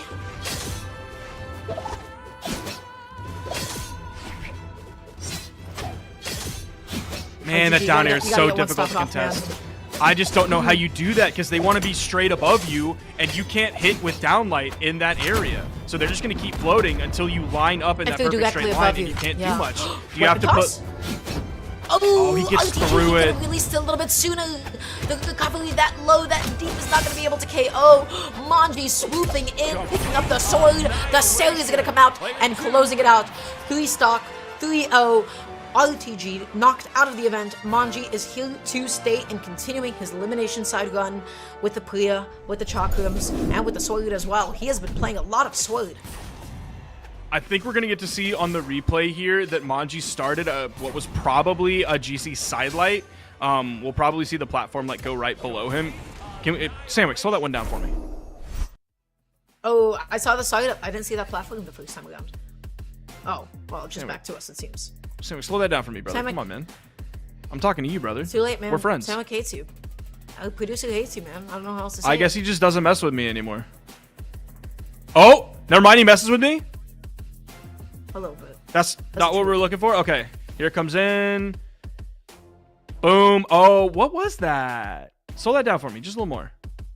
Just a little more. What we was gotta go, that? We gotta go back. We gotta go see that. It almost looked like he was charging up a side sig. But I couldn't tell exactly what he was going for, whether it's a side light, whether it's an in light, or whether he's charging up a side heavy. Let's find out. Right here. Yeah, that was a side heavy. Side heavy. Yeah, I saw you can that see his fist fist start to glow. Yeah, you see his fist start to flash like that. He was going for the GC side heavy, and Mongji faded away and just hit a fantastic Sair. What a great job for Mongji. Complete domination over RTG. Yeah, I don't know how to say it any other way. The KO efficiency was fantastic. 461 damage done in total, which is just a little bit over. It's 154 if we do the math out, a little bit under 154. So sorry for my lack of precision. But that'll be your opponent turns red. The second your opponent turns red, you're ready to KO. Yes. Part of that is good movement and also positioning and then move choice, but also like we were on Small World's End, which is why we kept telling you to not go to Small World's End. So here's why I'm different. I personally would not be taking Priya to Small World's End. I would not do that. I would get KO'd the same way on Demon Island, but at least not that early. That's dangerous. That's a dangerous choice to want to do that. Again, 3 games on Small World's End against Priya. I feel like, Moridex likes to go to that stage a lot, right? Especially with, having Gauntlet sidelight recovery is like so huge for him. But Priya, I feel like that's an immediate ban. You want to strike that. You want to get that out of here. You have no reason to do that. I feel like that, and then maybe Small World's End, Miami Dome, Lions, those are all of the ones that I'm immediately thinking about, and I'm like, yeah, these are so tough. And it feels awkward to say, but like, Triplat somehow, at least conceptually, they feel better to me than any of those other stages, because at least like Priya can't like threaten with downer the same exact way, because like she can't go below the platforms with the downer with how close they are to the ground. So I feel like I would go for any of those stages against Priya, with this current iteration of Priya that is, before I would ever do Small World's End. It is a risky choice. You of course get early sidelight recoveries with gauntlets, but guess what? RTG did not get those. He did not get those. He didn't get a single stock in that last game. So it's tough. It's absolutely tough. So good job to Mongji. He's going to be moving on. RTG is knocked out of the event. And Sparky, is that going to do it for us? Do you have any closing thoughts, my friend? No, I had a great time doing South America. I got to see some players who, like, one I've really never seen on the stream before, players like RTG. I don't know if I've ever seen Mongji on a 1v1 stream before, maybe in 2s, and I'm just not remembering. But I also got to see people I haven't seen in a while, like Fiend. I got to see Lopez as well. The elimination side of the bracket here for South America was fantastic. We got to see Priya played in very different ways than we have seen from some other players. Like, we saw Frydasole play a very slow, very methodical, very like, I have my exact win condition, and if I don't get that, I'm not going to try to throw out a move or anything. And then we also see like more of the Vem 10 kilo side coming out, where like we're throwing out a lot of attacks like Mongji does. But then we also saw like the Lopez shade of Chakram, where he was playing more fused and also playing more sword than any of the other Priya players that we've seen. So we saw like a decent variation in the way to play Priya in this tournament. That's great. But everybody, that is going to do it for Sparky and I today. You have two lovely casters coming in to go ahead and finish off South America for the side stream. Of course, you should be watching the main stream, twitch.tv/Brawlhalla. You can find us online if you wish to do so at your own risk. You can type in ! casters in the Twitch chat if you would like. Everybody, thank you so much for having us. Sparky and I will be back for some North America singles action tomorrow. I believe that will be on at around 5 p.m. Eastern time, something like that. Everybody, hope you all have a lovely rest of your day. Stay tuned for some more Brawlhalla South America side stream action coming your way.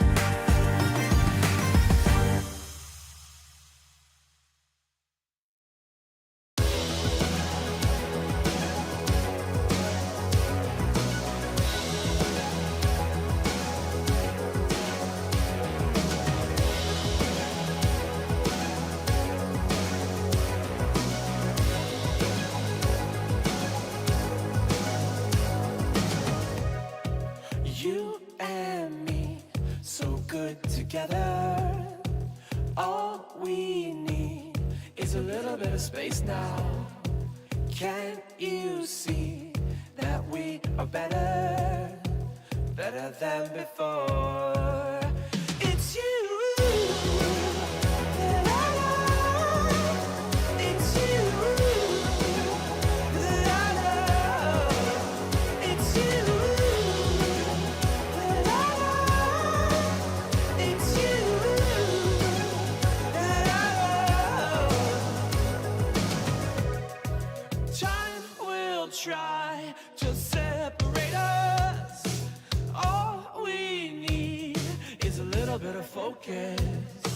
Make sure we respect each other.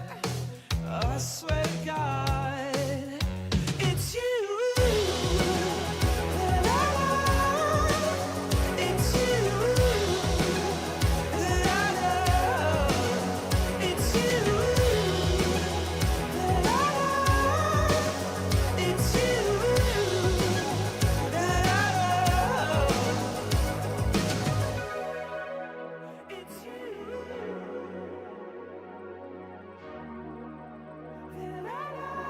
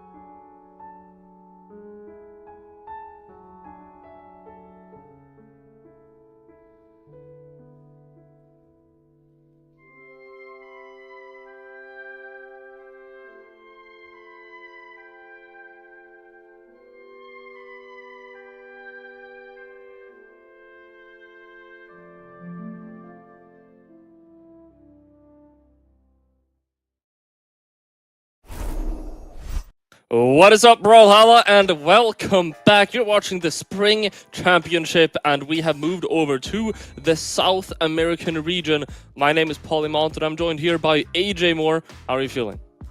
I'm feeling all right, my man. I mean, we get to see some really good matches coming up on stream here, and you know, we get to see kind of how the players are reacting to the meta of the game, and you know, see who really wants to be in top 8 as well.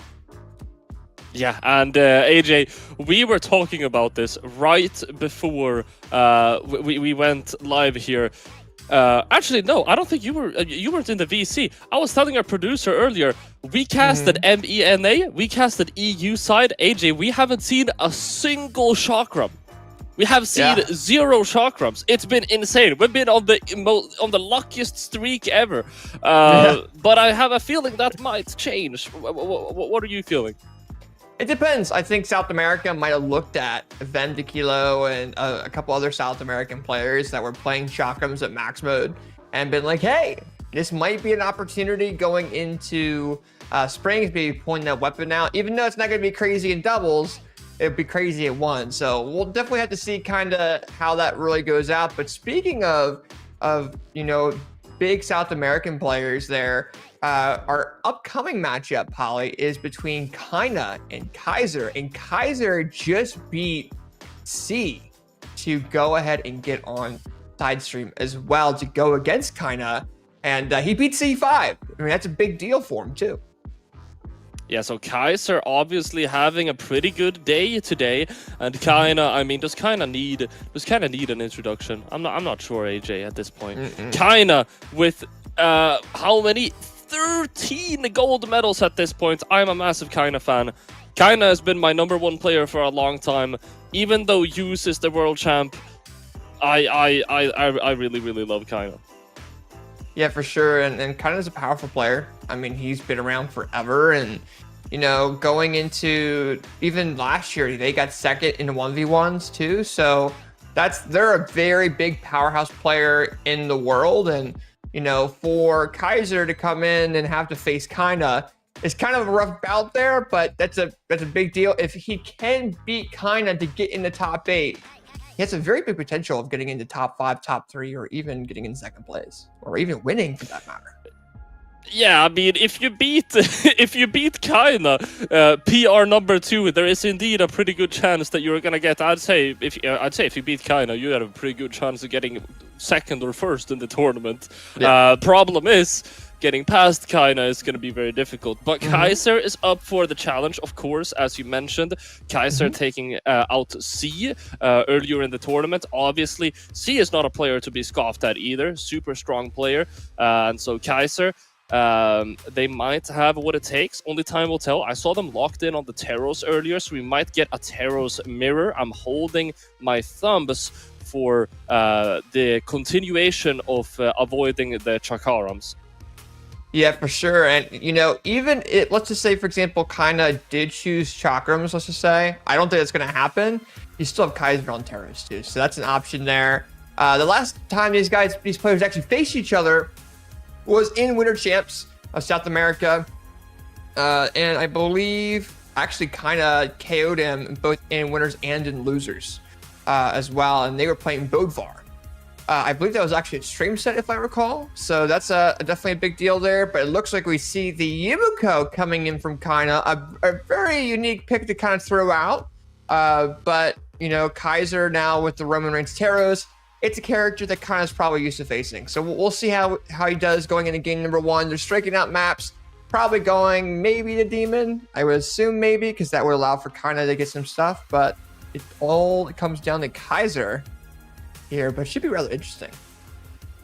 Should be for sure. There's 2 things I want to mention. First off, this is kind of random. Kaina is on the Arctic Fox Yumiko. This is the best skin in the game, and I will stand by that opinion to my grave. And I really love the drip that he's going for. Charged OG colors is super awesome.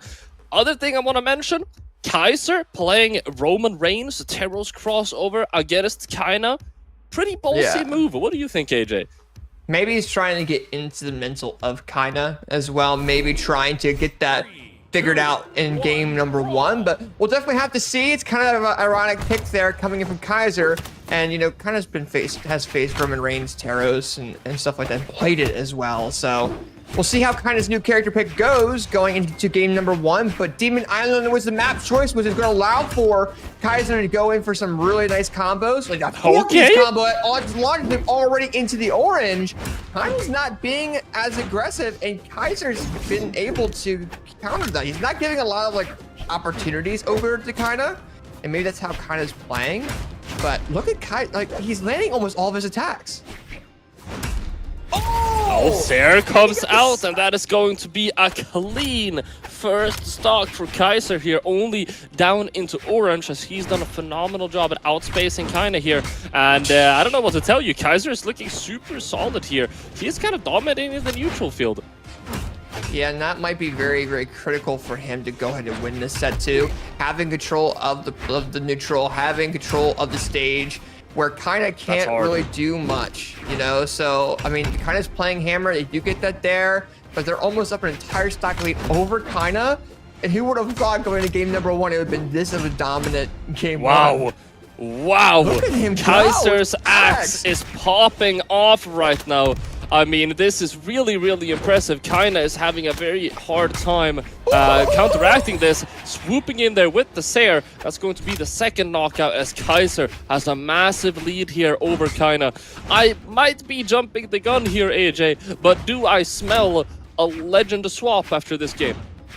Yeah, I mean, I would assume so. If that would have been a smart He's going to need a mental reset. He's going to need a mental reset after this. Mental reset. Look at the control from Kaiser. Sider coming in. He might go in and 3-stock one of the best South American players in the world. And right now, Kaina saying, oh, I'm going to get the Sider. Doesn't knock out. Kaiser having that opportunity. The 3-stock. Oh! Kaina. He doesn't find a combo, and that comes out, and he 3-stocked him.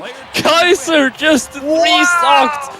The 2v2 world champion from 2024, the PR number 2 in South America. Oh my goodness, AJ. Kaiser might be him, and we see a legend swap, but it's not Taros. Kaina's playing Faith. I think he's playing Faith because of Scythe. His Scythe's such in a good spot, and Orb's a good backup for Silent Sider. That I can understand that pick, but one of the things that I see a lot of players focus on is the strings, but not the accuracy. I know we talk about it a couple times on stream, but the accuracy of your attacks, if you whip them, those recovery frames are so fundamental to your opponent rebuttaling. So if you don't really give the opportunity out as much, like Kaiser is, I mean, yes, he's getting a piece up a little bit now and it's even, but considering the fact that, you know, he's also not on max, he's on hammer, is a little bit interesting. Kind of definitely taking advantage of the opportunities that Kaiser is giving them. They are able to touch, which is smart. They try to go for that risky recovery, and Kaiser's going to punish that pretty hard. Probably going to lead to Kaiser getting the axe 2-piece in, but then Kaina coming in with that Scythe, showing that neutral control and getting that dare KO. And Kaiser's down to second, but that's because Kaina was being aggressive while Kaiser was a little bit vulnerable. Yeah, the Scythe is definitely looking strong right now from Kaina. He is going to get disarmed, though. Kaiser with that side signature swapping over to the axe now. D-Sig is going to find its mark. Going back to the hammer now again. I gotta say, Kaiser heavily favoring the axe in the first game. I'm smelling a lot more hammer-focused gameplay coming out from Kaiser here, trying to keep it funky, fresh. But it looks like the hammer is doing him much better. Sorry, the axe is doing him much better. So I wonder why he decides to stick to it so rigorously when it was going much better first game. I think he can read movement a lot better with that hammer. We're starting to see that a little bit, like the first KO that he just got not too long ago. But when it comes down to neutral control, that hammer is not the best route. Kind of knows that he's maximizing on that. And also Kaiser got a little bit risky there and gave his recovery frames to Kaina to go and knock him out. So if you're Kaiser, you want to go ahead and pick up axe and try to do something with that. But I don't know if he's feeling crazy comfortable with it.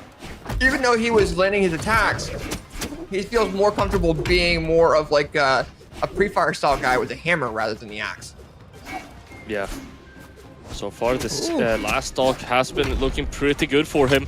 He's not able to find this knockout though. Kinda, is he gonna be able to make it back to the stage? No, the end light was beautifully timed, so he didn't get his options back. No. Okay. Okay, he's on the axe. He's on the axe. We're back. We're back, AJ.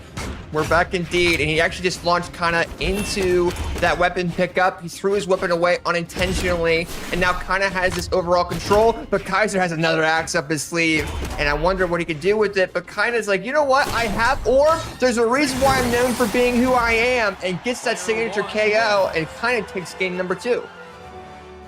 There it is, able to even things out on the board. Obviously, this Fate pick is working out phenomenally for Kaina, especially in the beginning of the game where we're seeing a lot of Scythe. Towards the end, it felt like he was leaning a little bit more into that Orb potentially. Kaiser, gotta say, the Hammer, playing a lot of Hammer into Kaina's Fate, maybe it wasn't working exceptionally well, so Kaiser also has that room to adapt, also swap over, maybe focus a little bit more on the axe going up against Kaina. I think there's definitely still a lot of potential in this matchup, and anything can happen. Yeah, for sure. I definitely don't throw Kaiser out of the window just yet because of that. I think a lot of it was his hammer pick. He felt like he was more comfortable on it. And the issue, though, is he may not be comfortable with axe, but every time he's landing, he's landing 99% of his attacks. Look at this! Down into red Kaiser, play axe! Stick to the axe! Just hold the axe! And he can't throw his weapon out like that, though, because it's such a vital thing for his damage build-up and the KO options. He's not going for anything outside of that. Oh, nice read coming in from Kaiser. There it is. With that dash feature there, jumping right over Kaina's attack and coming back with the recovery and punishing them. Yes! Kaiser is sticking to the axe, AJ, it's happening!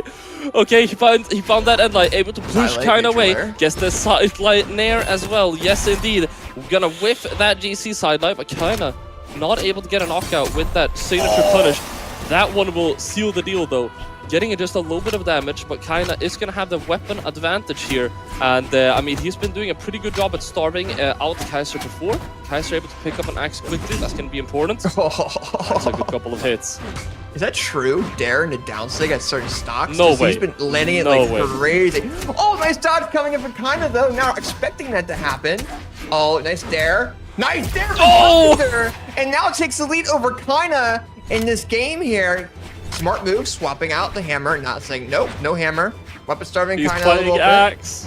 He's playing axe, AJ. I'm so happy right now. You cannot believe. All right, let's see if he's able to do it. Kaina is trying to get this stock off. Both of them scrambling in neutral, struggling to find this hit. We see the first dare come out. Kaina able to move around Kaiser though. Very well played, finding that knockout with the side stare as well to close out that stock. And now it's 1 stock to 1, and this is basically mirrored from what we saw just the last stock with Kaina just barely being yellow whenever Kaiser was respawning. So these guys, they're still completely going even at it, but Kaina setting up an edge guard here. Okay, now this is the stock, ladies and gentlemen, that will set the momentum of the set. Oh! And Kaiser needs to win this. He gets that 3-piece, has the hammer, tries weapon starving Kaina, picks up axe, having the opportunity of KOing. Can he do it? Where's the signature neutral light comes in? And we see that's so close! Kaina's so low! Kaiser comes in. He's right. Afterwards, Kaina takes game number 3 into their name with a fantastic follow-up option after Kaiser barely missed that neutral light. Barely missed it. A lot of the damage built up afterwards. It was so close. That was incredible. That was an incredible game. Kaiser opting to play that axe a bit more, and if you were listening, you already know I was very excited about that, but Kaina was still able to adapt and still able to adjust, really crushing. And yeah, I heard you, AJ. I'm hearing you. We're seeing a bit of a legend swap again, and I agree with your facial expression, but I'd rather agree with your words. What do you have to say? Oh no, not this map! Not this map! I have really bad associations with Kaina on triple platform maps, ever since BCX, man. Yeah, that's why I was confused on why Kaiser left the map open. I don't know, but right now he's playing a little bit more hammer. I think that's great for Kaina because that's what I think, allowed them to go ahead and get that lead. Those platforms are actually starting to catch Kai kind of off guard, but as I say, the axe comes out. Good gameplay for Kai is coming out. Okay. He was playing with his food, it looks like, maybe. I don't know. Now he's starting to go with we don't know yet. We don't know fully just yet, but now Kaina's momentum is based off the last game win. Kaina knows he has that momentum. He's going to go a little bit crazy with that. You see Kaiser. Full stock lead already. Oh, nice off-edge GC neutral sig. And now we see Kaina with neutral control. Kaiser has to take that away. Misses both of those attacks, but gets a jump side air. Oh, having an opportunity. Misses a stomp, but gets a second stomp side air. And it's now 2 stocks all. Kaiser, his main goal right now is to use the axe, and he knows that, but goes back over to hammer to kind of confuse Kaina a little bit, try to get him in a weird momentum, get some damage build up on it, and then Kaina does pick up those gauntlets. Again, double neutralizer, grab from Kaina, and now Kaina's up an entire stop. If Kaiser wants to win, he needs to go back over to axe and beat Kaina's gauntlets. He had that hammer primed. He finds a side light, but Kaina finding a true combo. Goes down for the nair. He sets up the offstage. He goes for the recovery. Not able to find that nair, though. The nair would have been devastating. Kaiser able to go offstage. Wants to go for the ground pound, but Kaina able to space it out. Yeah, it's a very smart move from the Kaina. Finishing blow here. Side sig that knocked out. Kaina was like orange mid-stage. Kaiser's very comfortable in that hammer. He does not want to go over I gotta to see that on the axe. replay. And at the moment, kind of comes with his gauntlet neutralites. Kaiser whiffing an attack and kind of gets the punish, and he gets the movement read as well. Kaiser going back over to hammer again because he weapon started the axe. Now dealing with this 1v1 situation. Oh, gets the silent read, gets it again, but it's not gonna last for long because kind of comes in with these gauntlets and gets that neutralite. And there you go. There it is, just like that. Kaina able to close out the set 3-1 with a victory here on the Mordex to finish things off. I want to see that second replay. The second stock from Kaina. How early did that knock out? That was absurd. Second stock knockout was right afterwards. Double nuclear ground pound at 6 minutes and 36 seconds. And then and then this is the second stock from Kaina that Kaiser KO'd. It's this one. Look at the HP. Yeah. Look at the HP. That's like light orange, literally mid-stage. Well, it has so much force with that side stick with Terrorist, so that's the problem. It has so much potential with that. I mean, that was smart of Kaiser to use, but he just went back to hammer. If he stuck with that axe, I think he could have beat Kaina. Yeah, for sure. Dude, Kaiser played incredibly well, and they definitely surprised me. They definitely surprised me. They overachieved my expectations of them. I don't know. For someone to go ahead and beat C5 like that, though, I was expecting some crazy gameplay, but to be down just that was pick. crazy gameplay. It was the crazy first game. No, I'm not saying it wasn't crazy. That's why I said it. That's why I expected that. But the adaptation to go back over the hammer compared to the axe when they were landing almost every single attack. When they went over the hammer, they gave so many opportunities to kind of to punish as well. So that's a big deal. But we're going to go ahead and get into our next game, Mr. Polymonto, and we're going to have Lopez versus Fiend. Ooh. Okay, and we are seeing Dusk versus Queen Nai right now, so we're seeing a very interesting legend picks. Queen Nai, of course, you don't get to see all too often. Dusk, I mean, we saw Kinger previously on the EU side of things. Other than that, not a lot of Dusk representation either. I think Godly was playing Dusk a little while, if I'm not completely mistaken. I've seen Godly on that pick, I'm pretty sure. I gotta mention yet again, no Chakrams. Chakram check, Chakram check, AJ, no Chakrams. Yeah, a lot of people, I don't think, practice it because they know it was going to get nerfed before doubles, and they didn't want to loot. They want to be able to practice that character pick that they're going to choose for both days as early as possible. So a lot of these players are going with the different character picks, you know, and you were right. I mean, bringing up the Dusk coming in from Lopez, we don't really see a whole lot of players out in other regions play it. In North America, I think the only player I can really recognize is Java when he played it for a bit. But right now, Lopez, I mean, they got 4th at max mode. They're ready to go into this. I mean, they won or they got second in the Winter Championship for South America of this year. I mean, they're a powerhouse for a reason. There's a reason why they qualified for max mode. Let's see how they do against Fiend. But Fiend right now on the 9 does have a lot of defense on that and a lot of damage. Yeah, for sure. But Lopez is coming in. I'm loving these legend picks because Oh, no! Oh, he made it back! He made it back! He's still chilling. I was just about to say that one of the things too, Fiend is like one of the Queen Eyes, dude. I really love that he is still sticking to this legend pick as well. The only other like infamous Queen Eye players, I guess, would be like Hermison and Fozy, and neither one of them we're really seeing in competitive play anymore. And neither one of them play Queen Eye anymore. Dude, and Fiend had just like a couple different options to punish Lopez, but gave too many options for Lopez to step back. And Lopez went ahead and took full advantage of that and knocked out Fiend's first stock. But then Fiend's unarmed, being a little bit floaty with Queen Eye, trying to get some satellite unarmed gameplay knockouts. But it actually goes back to guitars. Goes for a dare. Lopez is going to go and get some more punishes. Oh, let's try to go for it. Let's see. Goes for yet another one. But Fiend isn't going to be falling for that one. Second stock spear? orange here. He needs to find that knockout. He's swapping over to the guitars. Potentially, yeah, I think he might want those signatures, but maybe at this point what you need to look for is maybe a Sair or something on the spear instead. Loris, I mean, he's making these signatures work, man. Sidelight comes out, sidelight Sair. That could be enough. I mean, yeah. There it is. GC downlane the ground pound. Definitely working for Chase Lopez. dodge, I think. Yeah, chase dodge, absolutely. And, you know, we're seeing Fiend go back to the guitars, but Spear can knock out way easier sometimes than guitars.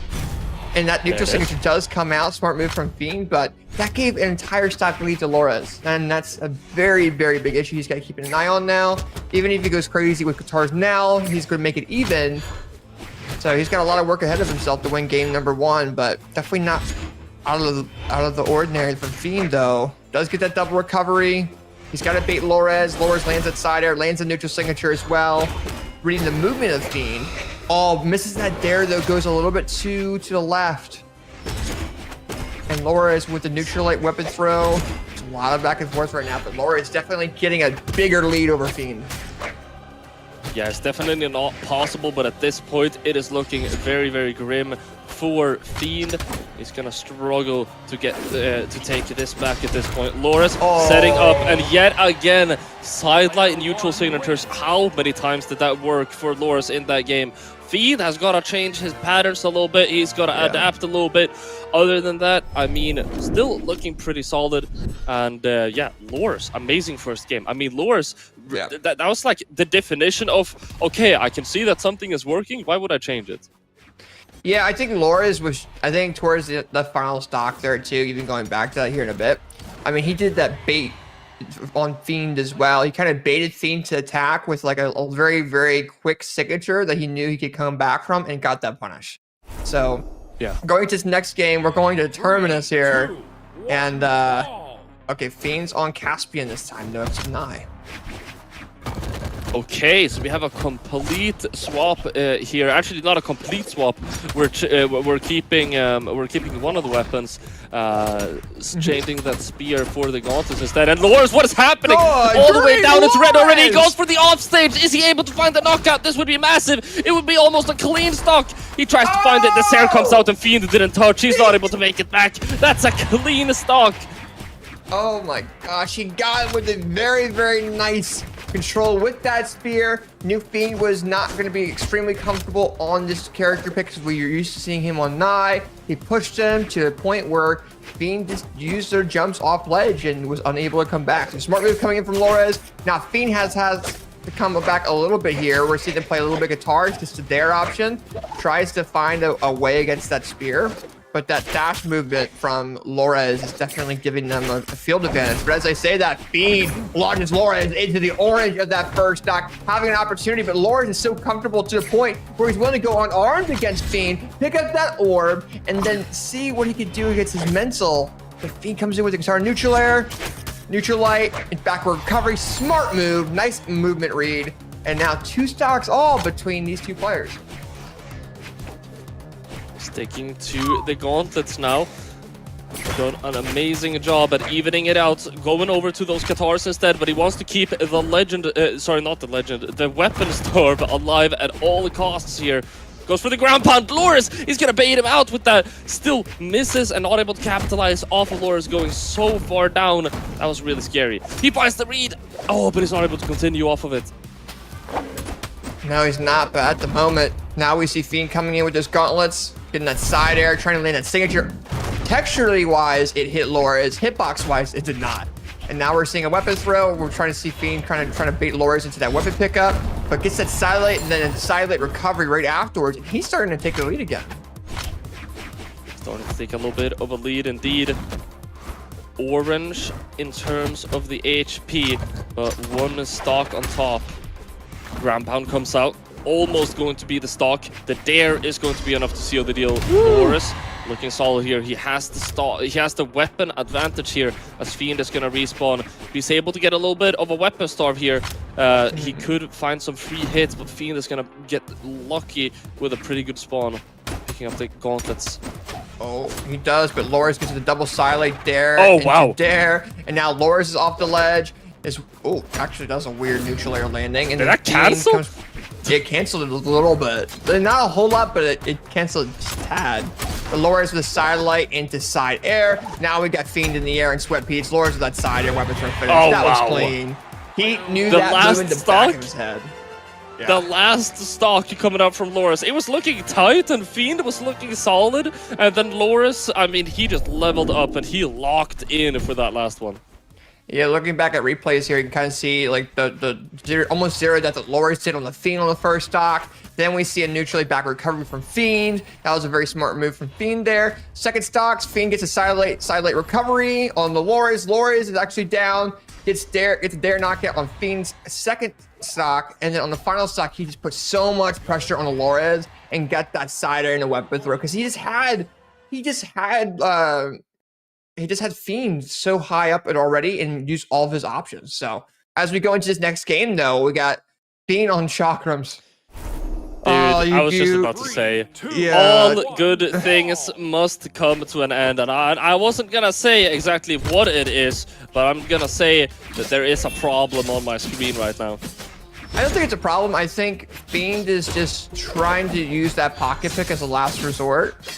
And I mean, it looks like his guitar gameplay will start to transfer a little bit over to chakrams too because of how close it is. But he's got to find his movement around Loris with these weapons.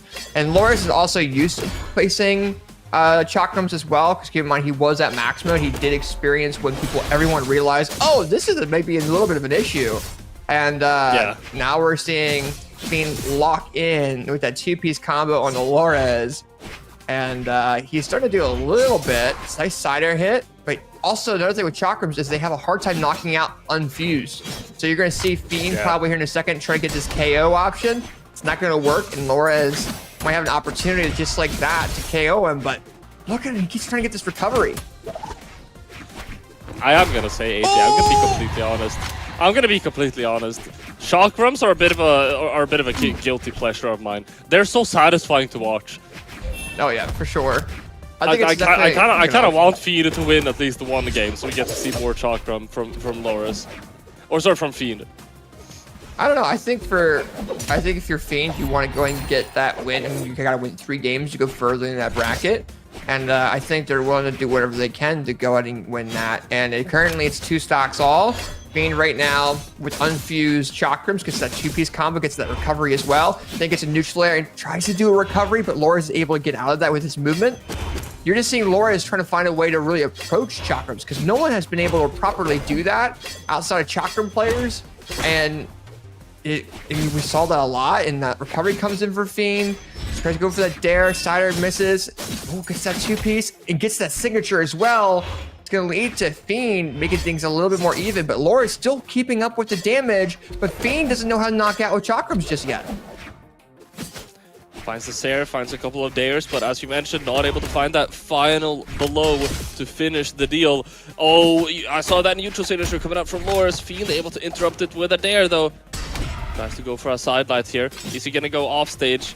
He is trying to stay careful. He swaps over to the Fuse now for the first time. Oh, and that's gonna allow for him to get the signature. He usually go ahead and use the unfused version, gets that 2-piece, but the signatures with the unfused do not knock out as badly, but that Dare Cider does KO. Even though it's very hard to do so, it does KO, and Lores is down just a tad bit, but there goes the chakrams. There they go. Oh, the down signature. Fiend completely locked in his movement there from the end light. Wasn't able to get out of that down signature. Sair comes out and Fiend getting knocked out with the chakrams. I actually don't know. Does he have chakrams primed here? No, I don't think he does. I think he just threw out. Oh, well, he threw out a sword, I think. I think he does. Oh, no, he picked This up is a chakrams. problem, dude. He's down into orange, too. Yeah, he's gotta keep Laura's back with sword, which might be good enough because it might catch Laura's off guard a tad bit, but I don't think it's gonna be just enough. That Dare does come in, but the Cider from Laura's land, he gives the respect for Fiend to be able to touch that ledge, come back. The Cider comes in, another Cider comes in, another Cider comes in with sword. We have a triple. Are we gonna get grabbed down? We are. Laura gets weapon through. Sinks down like ground, and Fiend wins game number 3 to his name in a very fashionable way with sword. It looks like that sword was the way to do it. Yeah, it looks like he's gonna humble the casters and make it happen on the sword instead of the chakrams. There you have it. Fiend able to get himself on the board and not knocked out just yet. We are moving into game 4 here, and Fiend is still in it to win it. He is, and I really have to give some credit there to Fiend on taking that momentum with stride. I think he's been playing since 2019. I mean, he's won majors before back then, and now coming back and dealing with that pressure again. When he's in that moment, he's really good. But I think Aloris just was so confused on how to be able to rebuttal because his one jump that would give him the advantage was removed, and now we're going to game 4. We'll have to see what Loris can do to make sure he doesn't get back in that situation again. I mean, main thing, of course, I feel like Loris was really struggling against those chakrams, which is, of course, understandable. Yeah. But then again, Fiend kind of popping off with that sword toward the end, showing that he is not just all about chakram cheesing. He's still got that fundamental underlying skill, of course. Let's see if he's going to be able to put it to good use here, potentially push a game 5, or is Loris, the neutral signature extraordinaire, going to be able to still win? A ground pound comes out. Fiend, did he get that touch? Yes, he did, actually. Yeah, double recovery does come in, but that neutral signature does come out from Loris to go ahead and get that KO. But, I mean, if you're Fiend, like, Fiend's movement's not too bad. You know, they were able to get around Loris quite a bit. But I think they just have to be careful with how they use their jumps in the air against Loris, because I mean they went to sweat beads, and once you go to sweat beads, it shows on your character. Star? He does not want him to get chakrams, dude. He does not. He does not want him to get chakrams. The weapon storm is insane. He hasn't had a weapon for like 40 seconds, AJ. I know, and he's taking full stride with that. He weapon storming again, missed the signature though. He's like, you know what? Since you chose chakrams to go ahead and try to beat me, you're not getting a weapon for a little bit. That Cider does come in clutch for Fiend. That weapon throw misses though. GC down signature misses. What? Wow. Okay, barely able to get away from that. Oh, Jesus. This weapon stuff is crazy. Okay, finally, Fiend is able to pick up those chakrams, and the cruelty of the matter is, Fiend's probably not gonna keep them for that long. Okay, he's actually willingly trading those up because, I mean, as we all can see, look at Fiend's HP. He's gonna go down on this stock pretty quickly. Well, and also he's got to get the chakram anyway.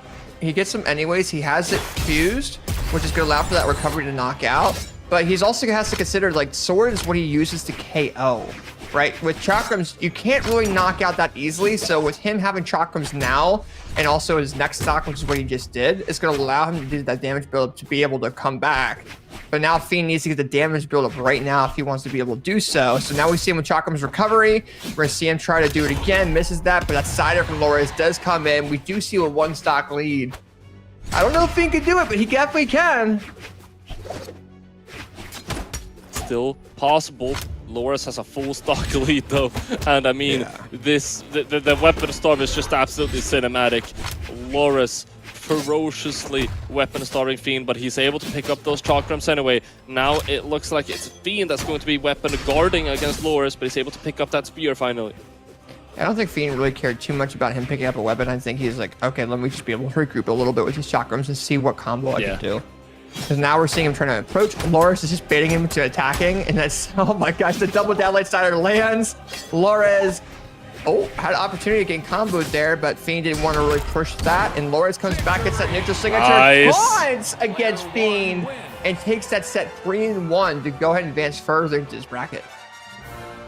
Insane way to finish it as well, and that is going to be Loris, as you mentioned, advancing in the bracket after Fiend. Really good performance, but unfortunately not good enough. Loris coming out here and proving why he's one of the best. Yeah, for sure. And right now, I mean, we saw Kaina go further. Now we saw Loris go further. So we're actually going to have a little bit later, I believe on mainstream, they're going to have Kaina versus Loris in loser side of top 8, technically, which is actually kind of insane to think about. But before we go ahead and do our next matchups up here up on stream there, we do have to go to a quick break. Is there anything you want to say, Paul, before we go ahead and hop on out?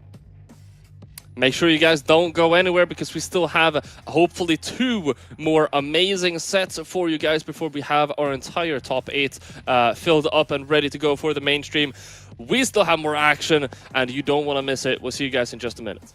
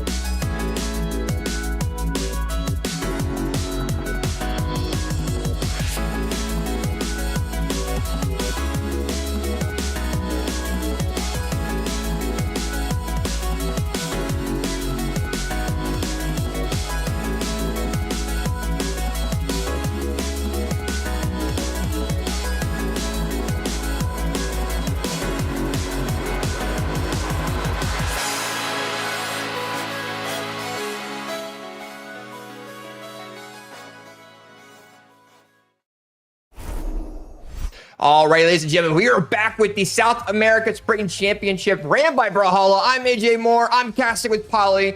And we've had some amazing sets on stream so far from the likes of Loris and Fiend, Kaina and Kaiser. And now we're going into some crazy sets. Polly, how you feeling tonight there, my man? I'm feeling very good. It's starting to get late over here in Sweden, but this gameplay is definitely keeping me energized so far, and we have 2 more amazing sets for you guys. Yeah, for sure. And how can you go to sleep without seeing the matchup of Power and Reaper Black coming up on the side stream here? This is going to be really, really cool. Power is one of those players that we've seen for a while within the South America scene. And then kind of, I think Reaper Black kind of showed up a little bit later. But both these players are facing each other to get into top 8 of this event. And this is a very big deal for both players. For sure. As you mentioned, Reaper Black, a bit more of a recent name. Not that much at this point. Been in the competitive scene for 5 years, since 2020. But comparatively to Power, I think Power goes way back. Yeah, Power's been around for a very, very long time, all the way back to 2017. You know, Power has been playing for a very long time, and he's been consistent with his gameplay overall. Reaper Black, I mean, started back in 2020, but we started seeing him up in that top 16 range, probably like around like 2023, 2022. So them coming back and going crazy, and we get to see them a lot on stream, which is great. I mean, they've gotten top 8 once before, they've gotten 14 top 32s, or PR 16 for a reason, and Power is playing necessary more than likely tonight with being at PR number 8. So some really powerful players. Power's been a champion before, so both players ready to go ahead and get into it and really show what they're made of. But based off the last time they faced each other, Holly, they faced each other in Sgrape. Yeah, they've faced each other many times in a lot of community tournaments, and looking at their matchup history, I'm going on ahead, I'm scrolling through it very quickly. I actually think, yeah, they've never faced in a major before. They have only faced in community tournaments, and they've faced 4 times in community tournaments, and Power has won each and every single time. But, I mean, you see this all the time over Twitter, AJ. That was just a community tournament. It doesn't really matter. Maybe Reaper Black is one of those players. Maybe he's gonna lock in now for the major. Yeah, I think a lot of players tend to downsize the community events compared to majors, but a lot of these these community events have gotten to the size of majors, especially recently. So a lot of these players are getting a lot of really good practice in those community events as if they were majors. But it looks like the last community event Power played against Reaper, they got a 3-0. And, you know, I'm basing it off of that. I mean, we'll definitely have to see. But based off Winter Championships, Power got 9th, Reaper Black got 13th. So we'll see definitely what happens going forward. But right now, we got Reaper in the room, having that lovely Valhallan avatar with the eternal Brawl Ball champion of 2025. Anything still possible for both of these players. Reaper Black, as we mentioned, statistically speaking, definitely the underdog here in the matchup. With Power, Power having at this point 37 top 32 finishes. That's insane, man. That's more tournaments than most of the newer gen players haven't played that many tournaments in total. Yeah. Without a doubt. So he's been around for a while. I mean, I've known him since before I even got in the game too. So he's a powerful player. Definitely one of the faces of South American Brawlhalla. And Reaper Black being that technically the up-and-coming player between these two, but still PR 16, still has a lot of reputation within the scene. Heck, just got 4th in the highest event, and then I believe got 9th in the Sgrape 80 event as well. So, I mean, he's powerful. He's still being consistent. But this will be his 2nd time getting top 8 if he beats Power. So that's a very big deal. He definitely wants to keep that. He wants to have the momentum going. And I can't wait to see what... I'm wondering what Reaper's going to choose. They have played Val 7 times. They played Mordex once. I think we've had a Scythe meta realistically for this patch as well. So I'm wondering if we're going to be seeing more Scythe come out of Reaper against Power's sword and guitars, more than likely. Yeah, Reaper was playing that Val already in the Winter's Championship, but as you mentioned, they have also been dipping their toes into the Mordex pick. I would be inclined to think that we're probably going to see a Mordex coming out in that case, just considering that Sword isn't in the best spot right now. I mean, I say that, but at the same time, Fiend was able to make some great things happen on the Sword, and even prior to that, I mean, we saw CoolJ in the EU side of things really popping off on that Asuri. How do you feel about Sword right now? Are people, me included, kind of down playing it? I don't know. I think Swords definitely has had a nerf fairly recently, so you kind of have to be a little bit more worried about it as well. One thing I will say, though, is from what I saw, and this is probably going to be, might be incorrect, but when Power faced C, when they faced them, it was Ada. And then when they faced West, I gotta see if that score is popped up here. Let me see the score there. They didn't report legends, so I'm just trying to think if there's gonna be any character swaps, but I'm just looking back through the brackets because when players report their scores, they can also report legends as well. Then you can actually see them through the community page as well. But I don't know. Sword's definitely in a spot where it's not been that back to the basics weapon recently because of that recent nerf. So we're seeing a lot more sights. We're seeing a lot more, axe because it can counter chakrams. Chakrams being in a fantastic spot this patch as well, and it has so much neutral control, and I think the axe can kind of counter that out. We saw we were talking about it earlier. EU's leaderboard for ranked was all axe because they were kept on running into chakrams, and like, we don't want to deal with this anymore. See ya. So we'll see what happens. I mean, it's kind of up in the air. We're waiting for, I believe, Power to hop in the room, but Reaper just beat Vicina, who was C10. I mean, we know who Vicina is. Vicina is a powerhouse within themselves, and also a content creator that's been going around the community for South America too. So Reaper just beat them. They're against Power. Power just lost to West 3-1, and which I believe was also on mainstream as well. So we'll kind of see what happens going forward, but that is it's gonna be a very, very good match. I want to very quickly go over also some developments over on the EU side of things. We have right now, we're playing the Elimination side finals. It's going to be Frydasole versus AMG. So I think that's probably going to be our Chakra mirror. And then in the grand finals, we have right now Godly chilling.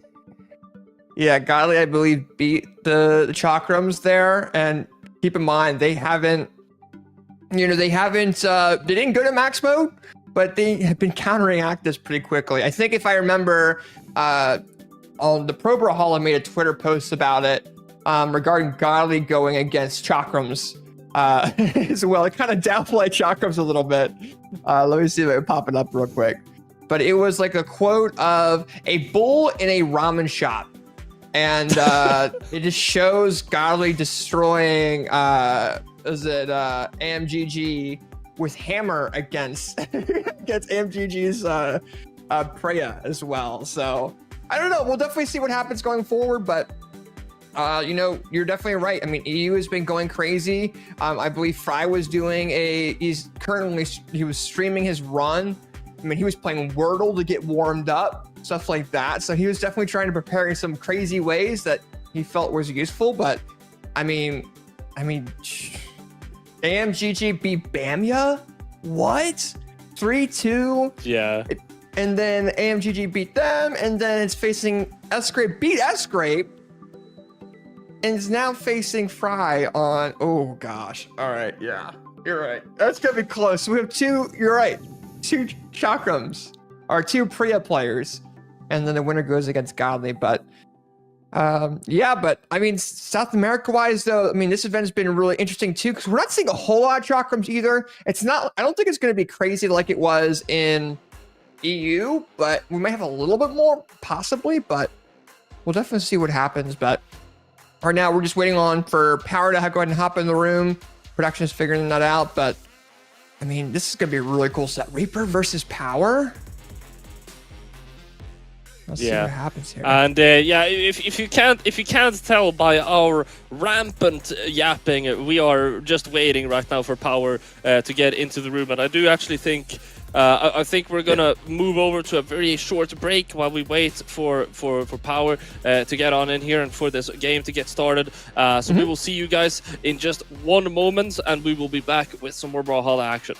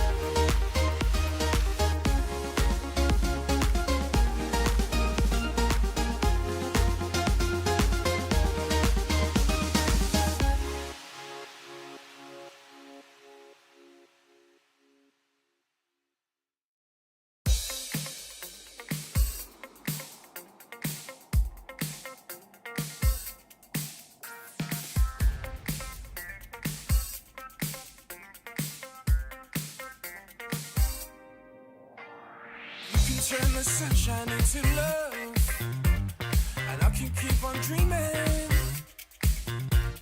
Something like a spaceship from above, and you give me that feeling, yeah. I feel I'm so excited. I feel so good, yeah. I can't describe it. I feel I know the music will keep me dancing, yeah, keep me moving. I'm gonna tell you something just for free. I hope you catch my meaning. I'm not here to waste nobody's time, so we should both be leaving. Now you turn my world upside down. I'm bouncing off the ceiling, yeah. Can't get no better than this right now, so let's enjoy the ride. I feel I'm so excited. I feel so good, yeah. I can't describe it. I feel I know the music will keep me dancing, yeah, keep me moving. I feel I'm so excited. I feel so good, yeah. I can't describe it. I feel I know the music will keep me dancing, yeah, keep me moving. I feel so good.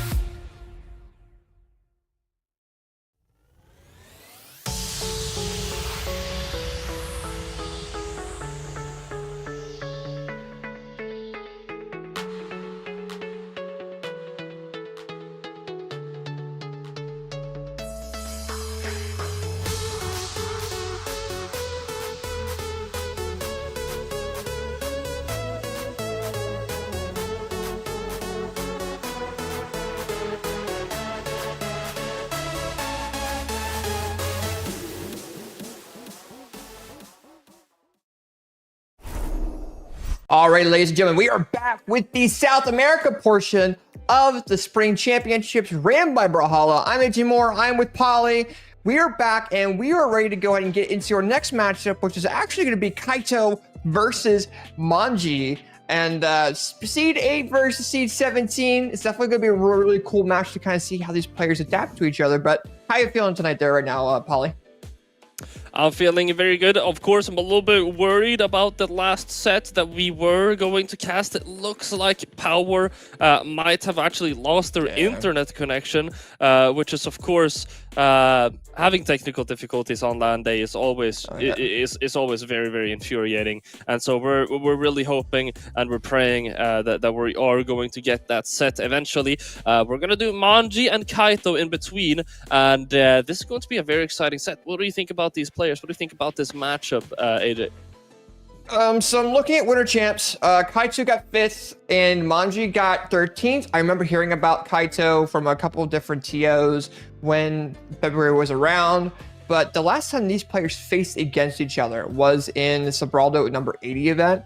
And they actually faced each other and Mongji actually beat Kaito.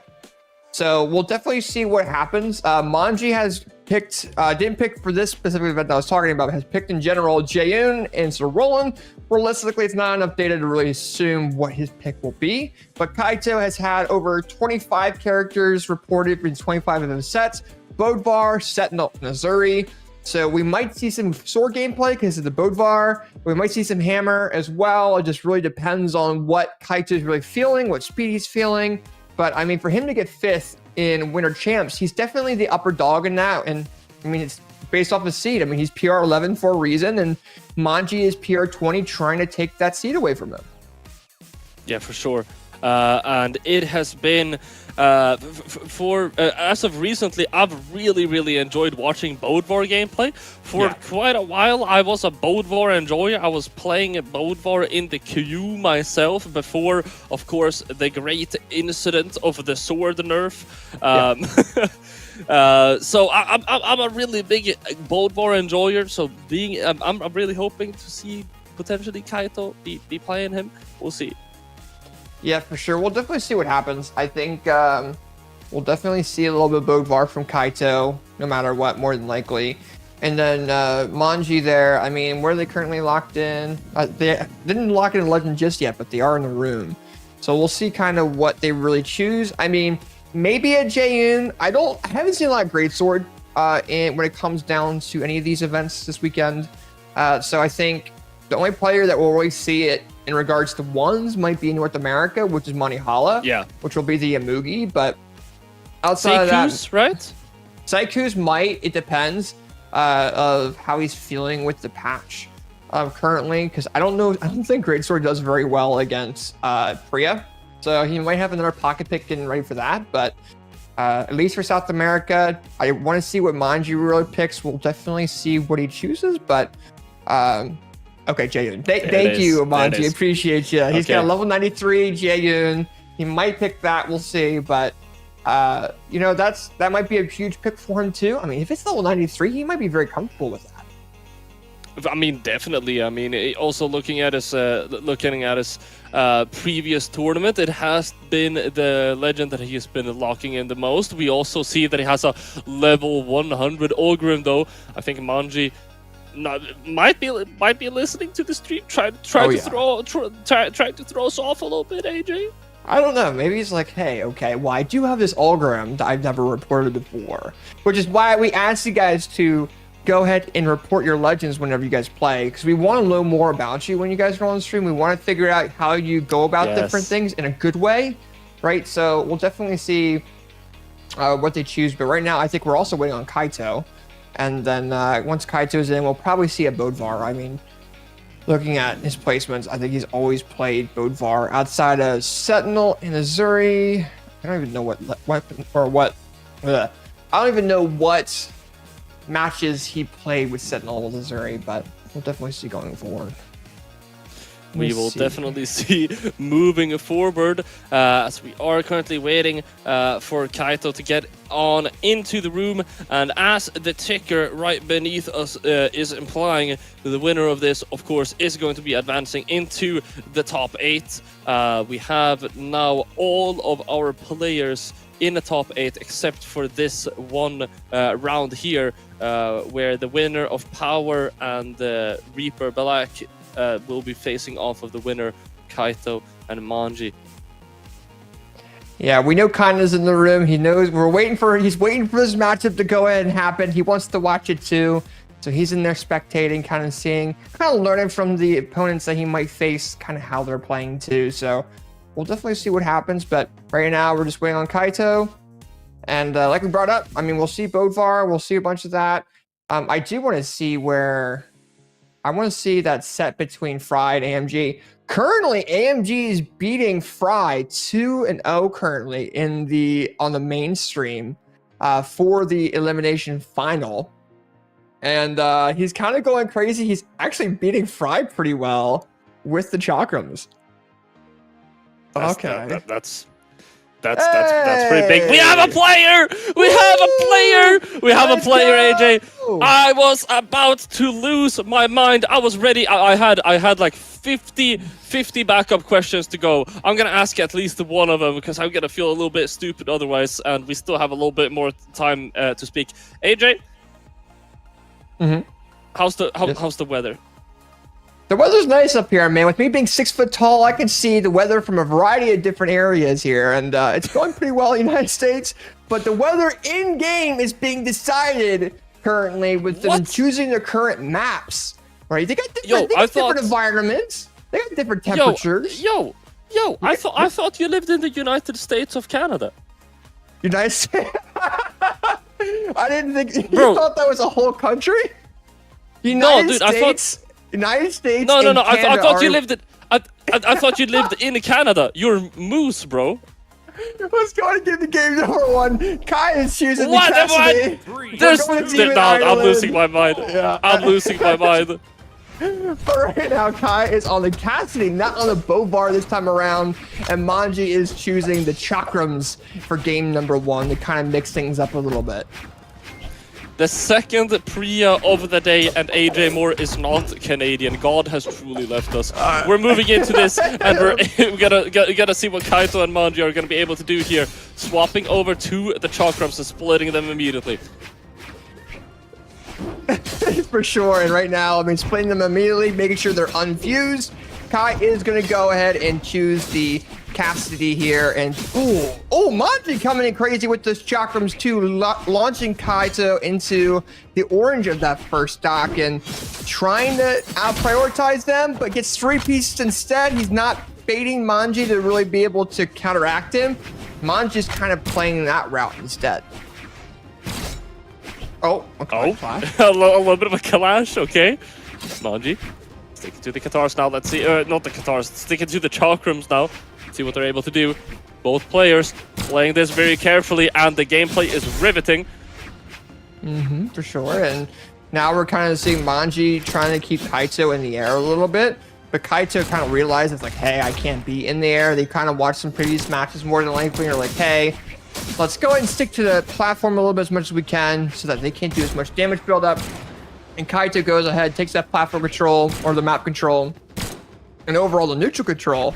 And Mongji now takes it away, tries to go for a dare.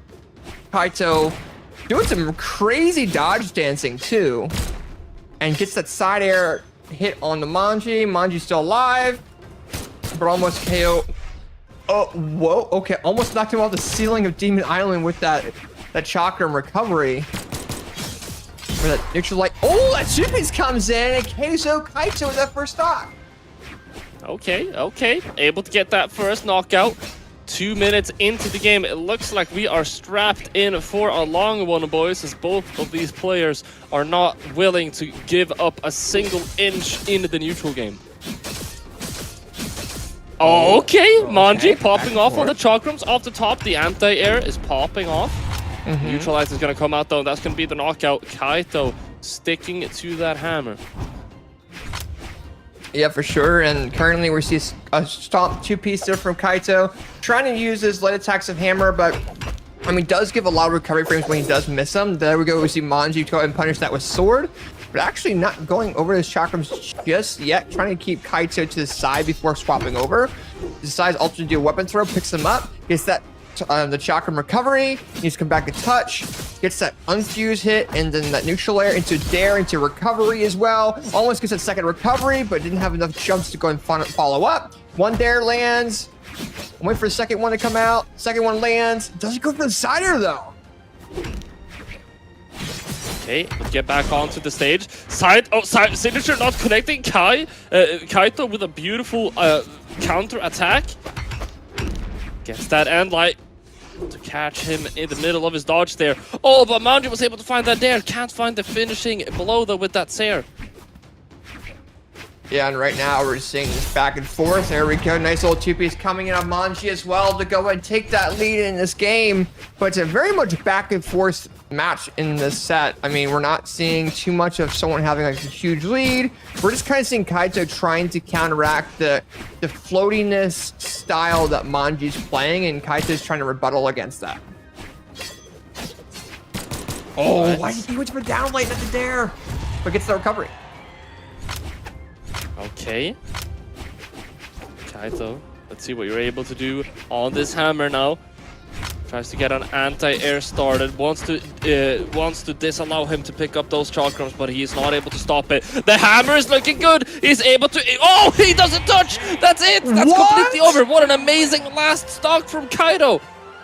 Dude, that was a flash too. These players, I mean, I don't think Kaito was really expecting that. I don't think Mongji was expecting that to land like that, but picks game number 1 in a nice little fashion here. But like I said, it was a lot of back and forth initially. Chakram 2-piece there, knocking out Kaito, and then so Kaito get the knockout. But overall, I mean, it was very back and forth into that final stock. All right, now moving forward, we're seeing the same linen picks here from both of the players.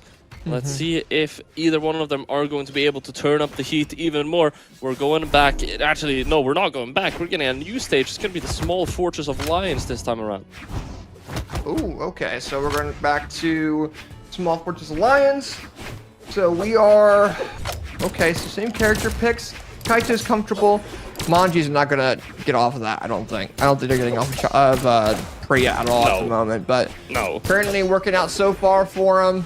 Lots of back and forth. Nice side air. Tries to go for a dare, but Mongji with the unarmed recovery. Picks the chakrams up. Gets it unfused to do some damage build up. The down late Cider lands because of the recovery frames that Mongji gave. Nice Cider as well. Comes out. Oh, missed the recovery. Oh, Mongji didn't have any no. jumps to come back. Yeah, really quite unfortunate position for the recovery there. Could have been something really great. Is Kaido going to be able to find this knockout? Mongji on the chakrams is starting to build up even more damage. Kaido, you need to find the finishing blow. A D-Light is going to do the trick. Or, let's see. Oh. Right now, Mongji. swapping over to the sword. Ground pound is a little bit greedy. I just got no weapon, picks up hammer. Neutral air lands. And that Flamingo comes in and smacks Mongji down into that second stock. Sticking to the hammer now as well. The hammer has been working out very well for Kaido. Tries to apply some extra damage here. He finds that nair into the recovery. Can he get something started? No, Mongji able to bounce back. Some great chakram hits in the split mode. And that is going to be enough to get that stock off. Yeah, for sure. But Kaito does pick up that hammer. The Flamingo hammer there. Probably not feeling very great that Mongji did that to him. So he's going to try to get some damage back there on the Mongji, but Monji's movement is just coming in. A dare from Kaito, almost knocking him off the ceiling. But at the moment, it's a lot back and forth. We're just seeing Mongji trying to throw stuff, but when they whiff, Kaito's been punching very well. Oh! That two-piece combo. There's the revenge with the Flamingo. Can he get the KO, though? And at the moment, oh, no, it's back to Chakrams. Weapon throw GC Talent misses, but the Silent lands. It's relatively close still. Uh-oh. Will he find it? Flamingo's gone! Oh! Flamingo! You needed it! The You really turnaround. came off the ceiling, bro! No! The turnaround! Mongji is still in it to win it, but Kaido is able to get a knockout unarmed, and that is going to be now completely evened out on the last stock here. AJ, I gotta point out, this is so much more fast-paced than the first game. Well, for sure, and I think Kaito is starting to feel that aggression. He's like, I'm tired of dealing with the pace that Mongji's playing. I'm trying to find a way to really approach. That hammer has been a great way to really approach because it's catching Mongji off guard a little bit. And now, we're seeing some attacks coming in from Mongji, expecting that weapon to land, but now going back over to that sword. This might give them the opportunity of rebuttaling against that hammer, but I don't know. I think that Flamingo is not very happy at the moment, so we'll see what happens with Kaito with his weapon here, but comes in, tries to get the jump cider, lands that, has a lot of power, and the second cider comes in, and that is the power of Kaito's Flamingo coming in action. And there it is. That's going to be 2-0 on the board, shutting it down. Mongji's Priya right now. As you mentioned, man, Flamingo power. Yeah, Flamingo power. That's the way to do it. We have a change. We have a swap. We have a swap up. Mongji is playing Kaya. Hey, I don't know why the Flamingo thing's sticking with me so much, but I mean, I guess it's a good counter against Chakram. So I think we'll be seeing a lot more. Maybe it's in NA tomorrow or even later today in South America. We'll see more hammer gameplay going forward against that weapon. I mean, it's a long-range weapon for a reason, but we're going into game our next game here with Mongji currently choosing that Kaya pick, which you brought up, and maybe the spear could do stuff. Maybe he's thinking bow can do the extra range. Yeah, I'm actually not too familiar with Mongji's Kaya. I'm sorry. They were whiffing back and forth. Like, they went to like 10 different attacks in the beginning before they started attacking each other. They're just floating each other, throwing these late attacks out. They're starting to do it a little bit now. Look at it. All right, there we go. Titan gets the down lane to recovery, but oh my god. There we go. Nice signature coming in for Kaito. Threw away the Flamingo. How could you do that? Now Manji's going to get some revenge on you for that. Oh no. He's got the blaster still though, so it's not over just yet. Able to get the D-Light recovery though. Mongji able to swoop in there. Finds that dare into Sair. Kaido able to get that stock off. 3-2 right now as he's orange, sticking to the blasters.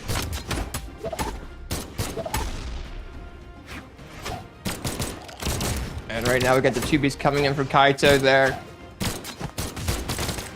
And we're seeing Kaito have that neutral control, trying to see that their option as well, but Silate down late and Sire lands from Mongji and makes things 2 stocks all. And Monji's weapon started a little bit, make sure he can get that spear when he comes back. Kaito picks up that hammer. That two-piece hit combo there on the Mongji. Launches Mongji actually into orange. But a triple recovery to neutral air lands on the Kaito. Launches it into the yellow. But this power Caspi is just so powerful. The power of the Flamingo is coming in clutch. But the gameplay. Oh! Mongji comes in better clutch. And he takes that lead with stride. Yeah, looking really good right now on this Kaya pick. Better than the Priya pick, if I'm going to be completely honest. And it's definitely working out super well. Able to find that 3-piece as well. Not able to find that there, though. Kaido taking the stage control back. Swaps over to the blasters. And, man, Mongji, this is just domination. Why didn't you play Kaya earlier? That's him winning. Yeah, he's winning right now currently. I mean, Kaito's got to go and unlock his demons there. But straight into Mongji's signature. And Mongji takes game number 3 into their name, but making it 2-1. It's still in favor of Kaito, but it allows for Mongji to kind of realize, I found a counter with that Kaya. But will Kaito choose Cassidy next game? This is going to be the real question. And he looks like he is. Espresso Bovar. Okay. We're thinking. Oh, sword. We're thinking. We're cooking. We're cooking and we're thinking. So far, I gotta point out, AJ, not a single Chakram victory on the side stream whenever you and me have been casting. We have seen a couple of Chakrams, but there's not been a Chakram victory just yet. God might still be alive. All right. Either way, Mongji on this Kaya playing exceptionally well, and he's doing a really good job at taking this set back. Let's see if he's able to continue riding this wave and potentially push it to a game 5. I mean, that would be huge for Mongji as well. He wants to be able to come back. He wants to take that lead, and I think now is the best way of doing it. But right now, Kaito's blasters are definitely showing its worth. And I mean, I understand why Kaito's choosing Cassidy. The blasters he's really good with. He's got experience with Hammer, with the Bodvar and Sentinel. So, I mean, he's got the power behind it, but he just needs to be able to make sure his attacks are a lot more accurate than just pre-firing them, because Monji's going to take full power over that. Definitely, yeah. But, I mean, Kaido did have an amazing start in the last game. Looks like he is having a pretty good start now. Very clean blasters. GCD lights here all the way down below the stage. Swapping over to the hammer now. Flamingo power. Let's see what he's able to do. Yeah, for sure. We'll definitely see what happens going forward. And at the moment, nice GC signature coming in from Mongji, launching Kaito off the ledge, but not KOing him. Nice counteractive hit there, making sure that it's not a problem. Right, here we go. We have the hammer. He's starting to use the Flamingo power a little bit, but will he be able to land his attacks here is the real question. That Silent lands. It gets a 2-piece. Monji's off that ledge. Oh, there was an opportunity. Kaito realized that the dare to recovery lands, but the dare for Mongji goes and power overs Kaito's movement. And Mongji goes ahead and gets that first stock KO onto Kaito. But, I mean, Mongji was up and he was up 2 stocks last game. It definitely can come back again, but now we're seeing Kaito back on those blasters. And getting a 3-piece. There we go. Down late in the recovery on Demon Island does knocked out. Kaido doing a great job so far, but Mongji is still in the game. Able to get the Sair out. Not able to find this knockout though. Sair comes out. Kaido is going to be able to push him off. Kaido is so good on the edge, man. Oh no, that's so sad. Oh, that is so sad indeed. And Kaito now having a little bit of a lead here over Mongji at the moment. Just downlight dare lands, but that dare from Kaito also lands. Doing like Kaito still has a little bit of power there. Flamingo's out still. He can still do a little bit more damage build up, but oh, misses that side light, almost gets punished. That dare comes out. Monji's not taking advantage of these whiffs that Kaito's really throwing out. Lands a second whiff with that neutral air, but swaps over the spear, has an opportunity, but side light stop into double stop side air lands on the Mongji, and Mongji gets dared, and he's oh off my the god. ledge, and Mongji 2K off the ledge. Oh, he tries to go off the ledge to that neutral signature, but Mongji comes in with that spear recovery. And Kaito now still having a 3/4 of a stock lead. Can Mongji do it? Kaito's hammer is absolutely incredible, and he's been able to pull off so many amazing things this set with it. Let's see if he's able to close out the set with it as well. He tries to go for the recovery into the snare. It's not going to connect, but the neutral signature will be the thing to seal the deal, and that is going to be Kaito advancing to top 8. Yeah, for sure. And it kind of shows as well of like there are players that are really, really good with their characters that can counteract that meta that, you know, Mongji was taking advantage of in the beginning. You know, they were playing chakrams and Kaito, you know, was counteracting it very, very well. The power of Flamingo kind of came out a little bit too. We saw the blasters as well and did very, very well against that. And Mongji actually went over to the Kaya pick after the chakrams or after the Preya and kind of showed his spear ability, got one game, but was so close. It was one stock all. They could have had an opportunity, but he was so low in that red on that final stock. It was going to be really difficult for him to come back. Yeah, it was going to be really, really difficult indeed. But very, very well-deserved victory for him. We'll be advancing further throughout the bracket, and that means we now have a completed top 8 short of one game, and that is going to be Power versus Reaper. Now, I'm not 100% sure if the technical difficulties have been resolved yet for Power. We're going to get word for you guys on that in just a moment. Yeah, for sure. And right now, I mean, Kaito and Mongji did very, very well. And, you know, I think now if we have Power versus Reaper up on stream, it's going to be really, really cool. But it looks like, I think, Power's internet did die initially, and they're going to give him like a minute or two to kind of come back there because he is technically now on stream. Reaper is being very sportsmanlike on doing that. So shout outs there to Reaper, and we'll kind of see what happens. But to kind of give you guys a recap of Power and Reaper, give us a little bit more information about those players there, Polly. Power and Reaper, I mean, I don't know what information to give you at this point. We talked a lot about these players previously. One thing that we didn't go that much into is we were seeing Power on potentially the Asuri pick later and a Reaper potentially on the Vala pick. And I was saying maybe people are like underplaying Sword a little bit because Sword is obviously very strong. We saw XJ CoolJ able to play Sword. We're seeing a lot of Sword, even though it's had these very heavy nerfs. How are you feeling about Sword? Is it viable? It's definitely viable. We saw some players choose it a lot when they were playing as like KO options for damage buildup. Probably not. It's more so because it's fundamentally better for KOing. It's a great thing to have. But at the moment, we're seeing a lot of players going over to different characters. Like Reaper maybe going to Mordax. They still have that Val, but we were even talking about earlier. They showed on stream they have a level 93 Jayun, and they also have a level, I believe, 100 Ulgrim, if I recall. So, I mean, definitely a powerhouse there.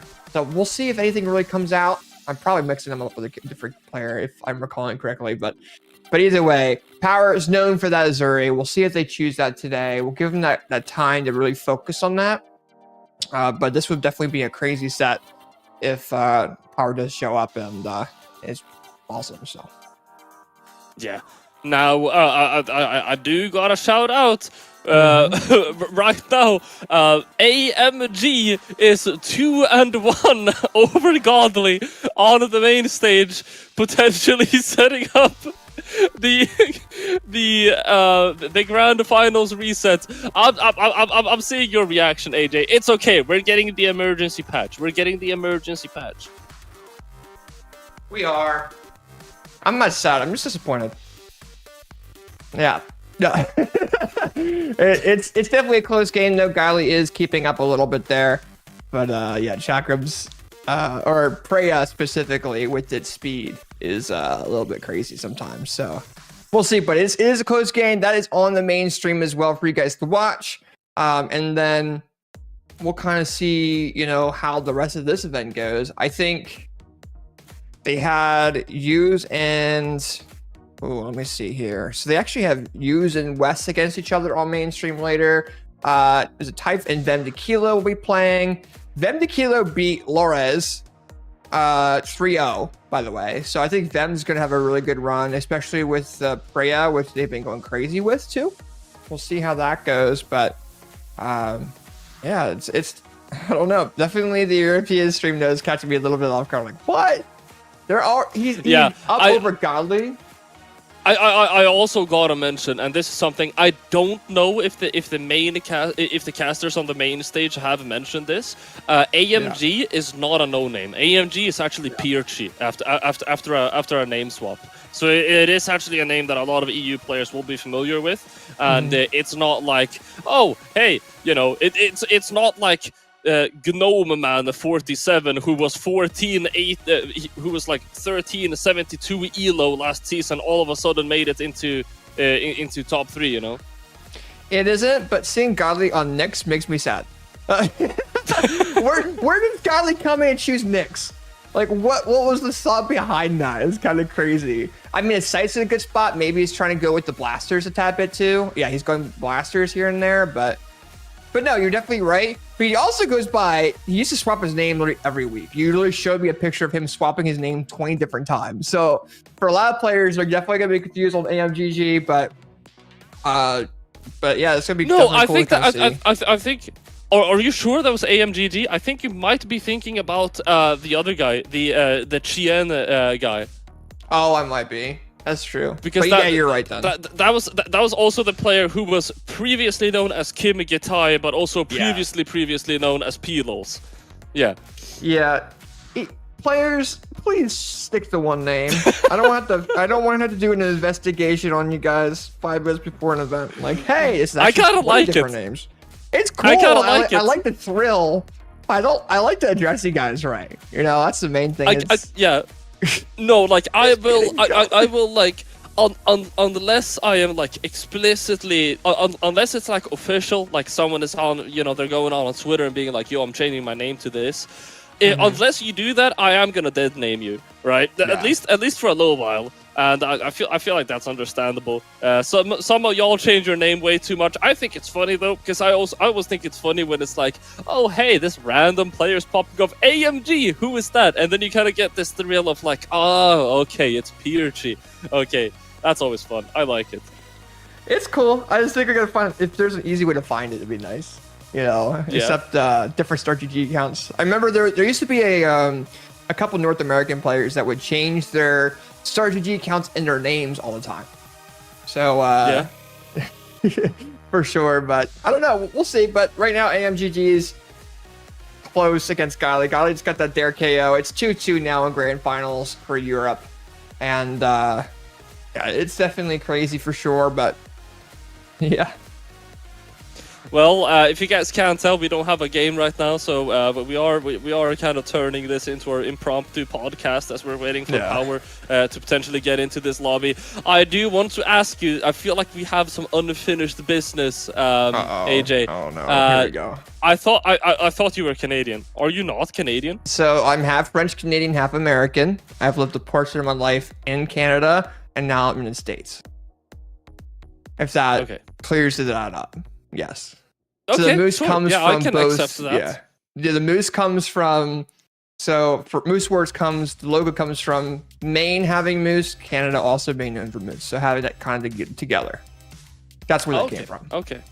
But all right. But yeah, that's where that comes from. Yeah, because you're flipping out. Like, I thought you were in Canada for the entirety I've known you. I'm like, nah, not exactly, not exactly. Yeah, and then you also struggled with me calling it the United States of Canada. Well, so the United States and Canada are under North America. Canada has provinces. The United States has states. Okay. The United Provinces of Canadian. Yeah. But either way, one thing we have been given some info regarding the Reaper versus Power matchup. The official disqualification has been given to Power. They have not shown up at all to play their matches, probably due to power issues. Ironically, that Power had power issues. But either way, though, I mean, it has happened. So we'll be seeing Reaper advancing further into this bracket. They will be facing Kaiser, who we just had on stream a little bit later on mainstream.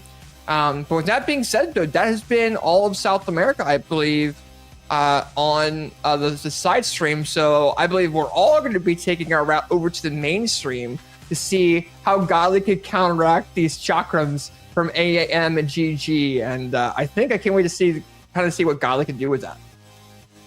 Yeah, and I'm definitely going to be in the chat for that one. I might look at a bit of the SA. Other than that, we will, of course, be back for more action tomorrow. Me and AJ will be joining you guys for the North American side of things. How are you feeling about the weekend so far, AJ? I've been feeling pretty good. We haven't seen a lot of chakrams. As much as we were expecting. We were expecting like a bunch more players to choose it. So it's kind of cool to seeing these players adapt to that and adapt to the patch coming up for doubles. But with that being said, though, I mean, North America is going to be great tomorrow. That's my home turf. Those are my guys that I know very well. And I can't wait to see how well they do, especially with what you brought up earlier. I don't know if it's on broadcast or off, but the elimination side qualifiers for top 8 is where a lot of new players really show their worth and getting into their first top 8. So it'll be really cool to kind of see who's going to prevail in that. But with that being said, though, Polly, is there anything you want to say before we hop on off tonight, my man? I've had an amazing time, and I'm going to be very excited for tomorrow. You guys have an amazing night, and we will see you tomorrow.